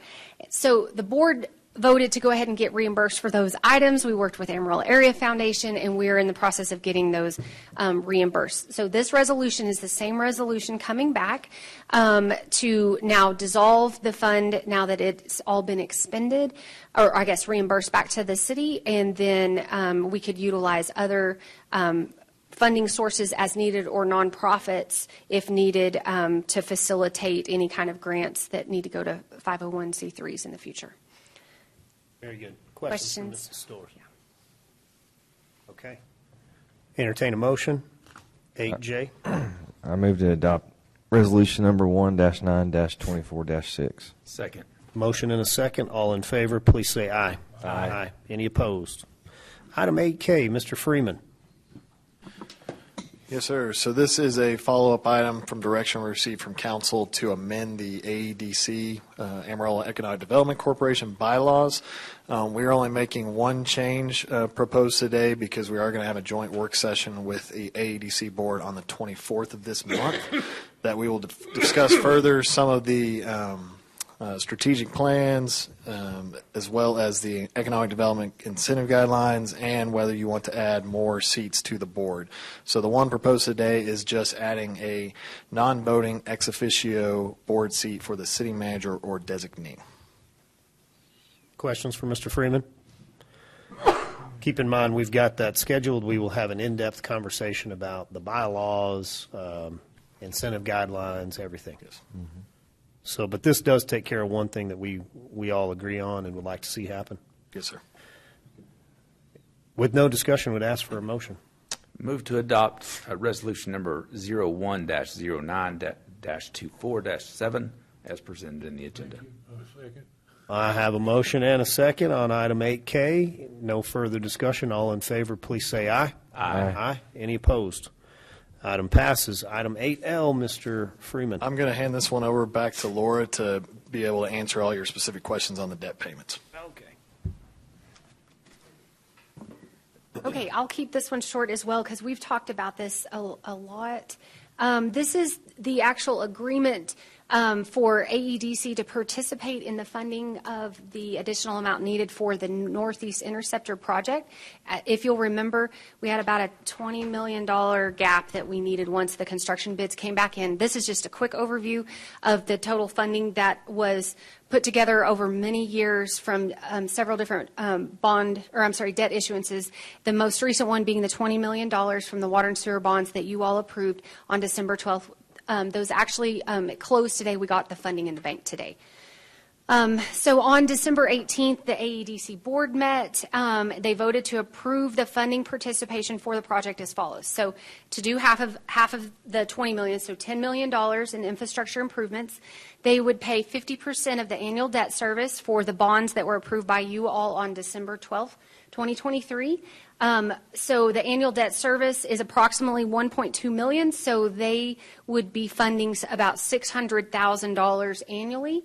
The term of the agreement matches the term of the bonds, which is 30 years, and they ask that it not be extended any longer than 30 years. So if the city decides after 10 years to exercise our right to refinance the debt, and we do that from time to time, and that's when we can achieve some interest rate savings, then they asked that the agreement not go longer than the initial 30-year term and that they not pay more than 50% of what the new annual debt service is. Because when we look at refinancing, it's bringing down that annual debt service payment for some savings on that. And like I said, this was a unanimous vote by their board at the December 18th meeting. So with that, are there questions that I can answer? No questions? No. No. Oh, yes, sir. Go ahead. So what was the conversation like? It was very productive. There were some questions initially from the board about funding the $10 million in basically a cash payment versus participating in the debt service. They have some very good business people on that board, and they talk through especially interest rates. If you'll remember, our interest rate on this was just slightly over 4%. It was a very favorable interest rate. You can actually make more money investing your cash at this point. So they talked through that it would be better to participate in the debt service than paying for cash, $10 million cash up front. They also talked through if this could potentially hamper their ability to consider projects that came forward. And they talked through the pros and cons, especially funding annual debt service payment. Doug Nelson had run some cash flow projections about what this would do to them. I think that he did over the next 5 to 10 years, showing them that it's not going to put them in a spot where they couldn't consider an important project that might come along. And so I think that helped the board as well from that standpoint. And we would just like to say we appreciate our partner in the Aedc and their willingness to collaborate on this need. And it definitely goes directly to everything that impacts all of that infrastructure that's all driven by economic development. Absolutely. Thank you, ma'am. Okay, thank you. Any further discussion? Now, I would just echo that. I mean, I know we've done things a certain way for a long time, and we're not saying they all have to change, but talking about change, I do think brings up good ideas like this, because I think one thing that I've learned on being on council is, number one, we probably have far more infrastructure needs than I thought we had. Number two, we've got to figure out a way to catch up on those infrastructure needs. And I think the Aedc being able to participate that helps us just close that gap that much more. So I really appreciate, like you say, the board, talking this through, having a comfort level with us and helping us solve this issue. Agreed. Thank you for the comment, and would ask for a motion unless we have anything else. I move to adopt item 8L as presented in the agenda. Second. Got a motion and a second from place 4. All in favor, please say aye. Aye. Any opposed? Item passes. Item 8M, we have 3 left. Hang in there. Chief, are you coming up for Axon, sir? Yes, sir. Okay. I have a short presentation. This is a very exciting project for us because it's going to, in my opinion, greatly improve our efficiency and our effectiveness both in the field and our investigations. So I'll walk through my PowerPoint here so I'll remember all my talking points. At the end of the presentation, we also have Mr. Bowling from the Axon company that came here in case there was any technical questions that I'm not able to answer. But this award, covers a 9-year contract. What we're doing is looking forward and trying to establish a system that's both reliable and predictable in cost over the near future there. There it is. So basically, we're going through a major technology transformation here at the police department. My primary goal for the officers is to improve officer safety. We can currently locate police cars fairly well. I want to be able to locate police officers within a few feet of where they're at when they're in trouble. And so this is one of the driving forces behind this new technology. The new body cam technology that's out there is transmitting information instantly instead of our current systems where we have to go and download stuff and we don't get that information until later. This can transmit information instantly, so we can instantly check on our officers when they're in trouble, giving real-time information. It also improves our technology. The current cameras that we have in the cars are very limited in their ability. They don't have the LPR technology that our proposal has. We want to improve our video systems that we have in our investigations room with the same thing, not only having a product that uploads automatically, but it also provides a certain level of artificial intelligence that can transcribe information as it's coming in, as opposed to a detective having to go back and watch a video and then type that stuff into a report. I want to reduce the number of devices that an officer has to carry. The field cameras are one device that we're going to be able to eliminate with this program, combining body cams and a phone rollout program that we're looking at to eliminate an extra device that the officers have to carry. Most phones nowadays take as good of pictures as any decent camera that you can buy, so most of the field work can be done taking a picture, loading it up into evidence.com, which is part of this program here. We also want to speed up the evidence transfer process. Right now we have a ton of digital evidence, both body cam, car cam, and then other evidence that comes in from, for example, if a business has video. Right now, a lot of this, the body cams and the car cams, that evidence, once it's finally uploaded into the system, then a detective has to take that evidence and put it in a case and then send it over to the prosecutor's office. Very cumbersome, very time consuming. It's just large files. Our systems are a little antiquated, and so it takes a long time. We're wasting a lot of time doing that. So this proposal includes speeding that process up where there's no more manual transfer. A lot of that will be automatic. There will be ways that the prosecutor can access that information without us ever having to push large volumes of data over for case filing. We think that streamlined flow of work there is well worth the cost. What this does is it brings the information from the officer's report, the body cam, the case filing all into one system where there's a lot more automation as opposed to a detective having to reach out and grab that information and manually push it over. We also want to future-proof a little bit. What we've done in the past is cobbled together systems and then having to replace systems, looking for capital projects, for example, for a whole new records management system a few years ago. this model, it took me a long time to figure it out, but this model helps us future-proof that by understanding exactly what we're going to pay year over year for records management, for evidence management as far as digital evidence, for body cams, for car cams, for interview room cameras, and for tasers, which is a part of Axon's products.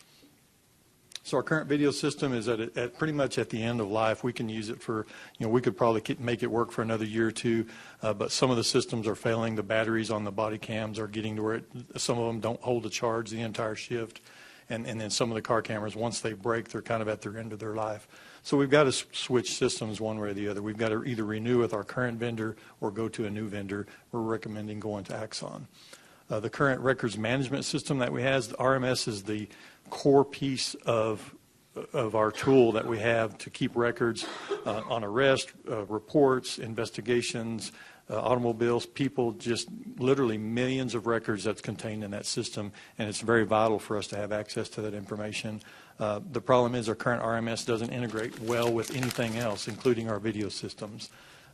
Our old technology costs in the last 6 years, it took us a while to put this together, but in the last 6 years, we spent $9.8 million on the same technology that we're replacing. This was actually a lot higher than I thought it was going to be. I didn't think that the offset would be this much. Most of this has been in capital projects as opposed to general fund projects. So we've had to come to council with big ask as opposed to just saying, let's build this in our budget year over year. But if we did average out that 9.8 over 6 years, the cost is about $1.6 million per year that we spent on this same technology. So why have we suggested Axon? We looked at a lot of different technology that's out there, both body cams, records management systems, video systems, and Axon just has a very good track record of providing dependable technology. The most vivid example for us was when we, if you'll remember a few months ago, when council approved our contract with Axon to provide tasers for officers. As soon as we said go on that, within a week we were seeing boxes of tasers showing up. I was just astounded at that level of service. So that's just one example of their dependable track record. They also provide integration of the video, the audio, the reporting systems, both externally with our prosecutors' offices and also internally with the records management system, and that's a big plus for us. We've done some proof of concept testing. Axon loaned us some cameras for a fairly long period of time. We plugged them into our systems. We asked the officers to use them, asked how they worked, and they worked very well, much better than the current ones that we have. So they've already been tested in the field.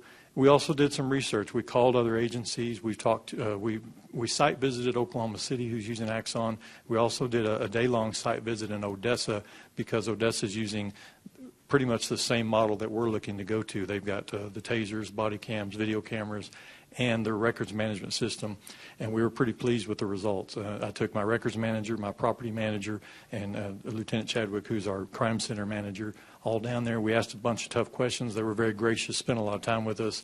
In the end, we walked away with a decision, and on the way back, we discussed it and decided this was what our recommendation would be. The other piece of this, the technology package, is going to cost us about almost $1.6 million a year, which just by chance is similar to what we spent over the last 6 years on this same technology. I didn't imagine that those numbers would marry up that close, but they did. There are going to be a few additional costs. We're going to have to look at some hardware for the cars to give them an in-car computer because the old video system kind of has a piggyback system that works on. We expect that'll cost, this is just a ballpark, $140,000. We'll either pay for that out of seized funds or we'll find another capital source for that. We're also looking at a phone rollout coming up that potentially will have some additional costs there, but the phones and the in-car computers will both combine with Axon to give the officers the ability to look at their body cam video, for example, on the phone, among the other technology that they're using, and then the in-car computers will allow them to do the daily things that have to do, for example, with computer-aided dispatch or running car plates or looking up information in the records management system. I was asked to give some examples of how we're using data to do excellent police work, and our police officers are super smart. They figure out stuff way before I ever imagined that we could do some of the things that we've done. This is just some examples. Back in November, we had a shooting on Polk Street about 2 o'clock in the morning. Our officers went back. They pulled video from one of our cameras that the street department has that we have access through some of this technology. They were able to identify some of the people who were witnesses and also some of the people who were involved in the shooting. Great tools that they're using. On December 19th, we had a police sergeant who was checking cameras after he got an alert from one of our license plate readers that there was a stolen car that went through an area. Over on North McMaster's, the sergeant was able to call and direct officers into where the stolen pickup was. The pickup tried to flee, but he ended up hitting a pole pretty quick, and the officers were able to go up there. Fortunately, they got on him pretty quick because he had a gun sitting right next to him, and I don't know what his intentions were, but it probably wasn't good. And then during the last week of 2023, we recovered 7 stolen vehicles, which is a pretty big number for that 7-day period, just from license plate reader alerts, where the officers, they get the alert and they go to that area, and sure enough, they find that car. So this technology is really starting to pay off for us. This is a really long story, and I won't go through the whole thing, but the short part of it is a truck with a travel trailer was stolen, and officers are doing the same thing. It took a couple of days that they started putting the pieces together using video, using LPR technology, and ended up finding this truck that had stolen the RV, found out the truck is also a stolen truck, and it was actually cloned. In other words, they took the VIN from another vehicle and tried to make it to where that truck didn't look like it was stolen, but it didn't fool our officers. They figured it out and recovered it and made an arrest off of that. Some other things about data. Here's what we're not doing, and I want to address those concerns because it's very important that our community trusts that we're doing the right thing with our data. We're not using LPR to randomly track people. We don't have time to do that, but there's no constitutional reason for us to do that. We're not keeping LPR records beyond their reasonable usefulness and the max unless we make it a part of a case. After 180 days, those records are purged. And so we're not keeping records for a long period of time. We're also not using video or drones or anything like that to do routine patrols or to look at private property when there's no crime happening. We're not just putting drones up over people's property for no reason. What we are doing is we're using LPR to find stolen cars, like the examples I gave you, and also suspects in crimes. We're using video cameras to observe areas where crimes are in progress or to record activities in high crime areas like on Polk Street. Using drones to give real-time information to officers. We've had several where a person runs on foot, they start jumping fences, an officer gets there, gets a drone up, and is able to locate the person. Makes it a whole lot safer for the officers to understand where that person's at. We're also improving the technologies in the cars and on the officer's person. Again, I want to make it safer and make their jobs more efficient. And again, I can't emphasize this enough. Our data integrity and protection of the data is a priority for us. We're not just going to randomly hold on to stuff if we don't need it. We want to meet council's vision for public safety, make Amarillo a safe place to live, work, and play, and also the council vision for technology and innovation, leveraging any new technology that we can find to improve efficiency. It's amazing how far technology's come just even in the last 10 years.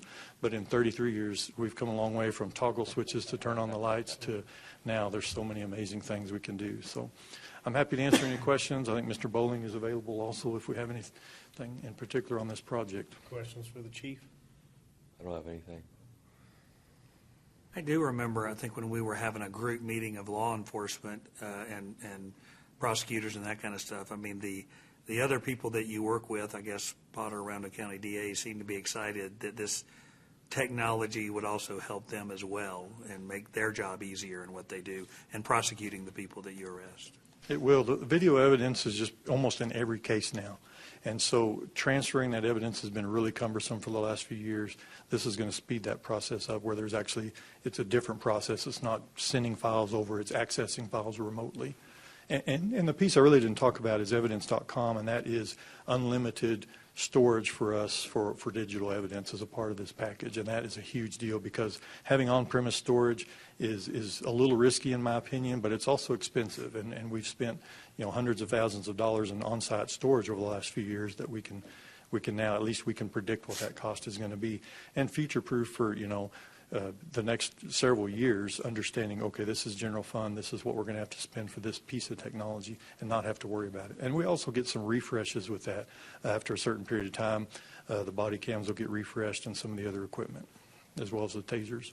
And I also didn't mention that TASER contract is being rolled into this. So we're not actually adding on another TASER deal. It's rolling into this, which I thought was a good deal. Well, police department and public safety is an excellent investment. We're trying to put the money where we're prioritizing it and we see the biggest ROI. So I think this goes directly in line with, living in a safe city. So I appreciate you in this. Do we have any further discussion from council? Would ask for a motion. I move to award a contract to Axon Enterprise Incorporated for the amount of $14,384,860.57. Second. Okay, I got a motion and a second. Any further discussion? All in favor, please say aye. Aye. Any opposed? Item 8M passes. We have 8N and 8O quickly from Mr. Freeman. Oh, I'm sorry, Mr. Brassfield. I apologize. You're up. No, let me not give it away. I apologize. The other, yeah. Y'all look so similar. So being the caboose, I will make this snappy for you. Items 8N and 8O, due to some reassignments and some resignations, needing the council to let us know who you would like to run the Tiers 2 and Tiers 3 meetings. Okay. So thank you for that. So we have the East Gateway, and then we have the South Gateway. So council would ask, do you have anybody that has requested or anybody that's been nominated? So we don't have any quote-unquote recommendations for it. On Tiers 2, David Walker is currently serving as the vice chairman.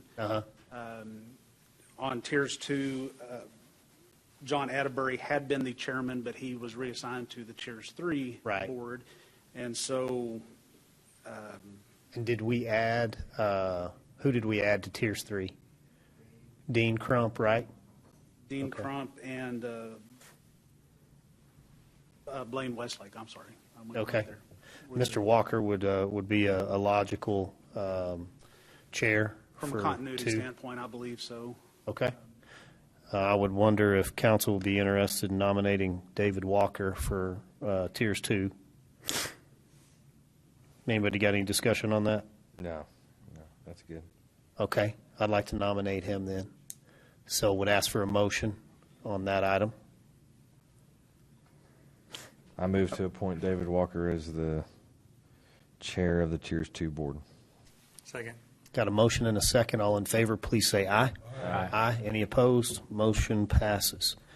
Who's the vice chair on, well, we don't have one, do we? Well, we have a vice chair on Tiers 3. That is currently Eric Berry, Randall County Commissioner. And again, John Atterbury had been the chairman of Tiers 2, but he is now on Tiers 3. So, does council have any preferences on this one? No, might make sense that John Atterbury. Yeah, I would agree. You good with that one? I'm good with that one. If you'd nominate him, sir. Okay. I move to appoint John Atterbury as chair of Tiers 3. Second. Okay, motion and a second from place 1. All in favor, please say aye. Aye. Any opposed? Motion passes. Thank you, the other Drew. And move to adjourn. Make the motion to adjourn. And a second? We're adjourned. Thank you guys for being here. Thank you. Appreciate all.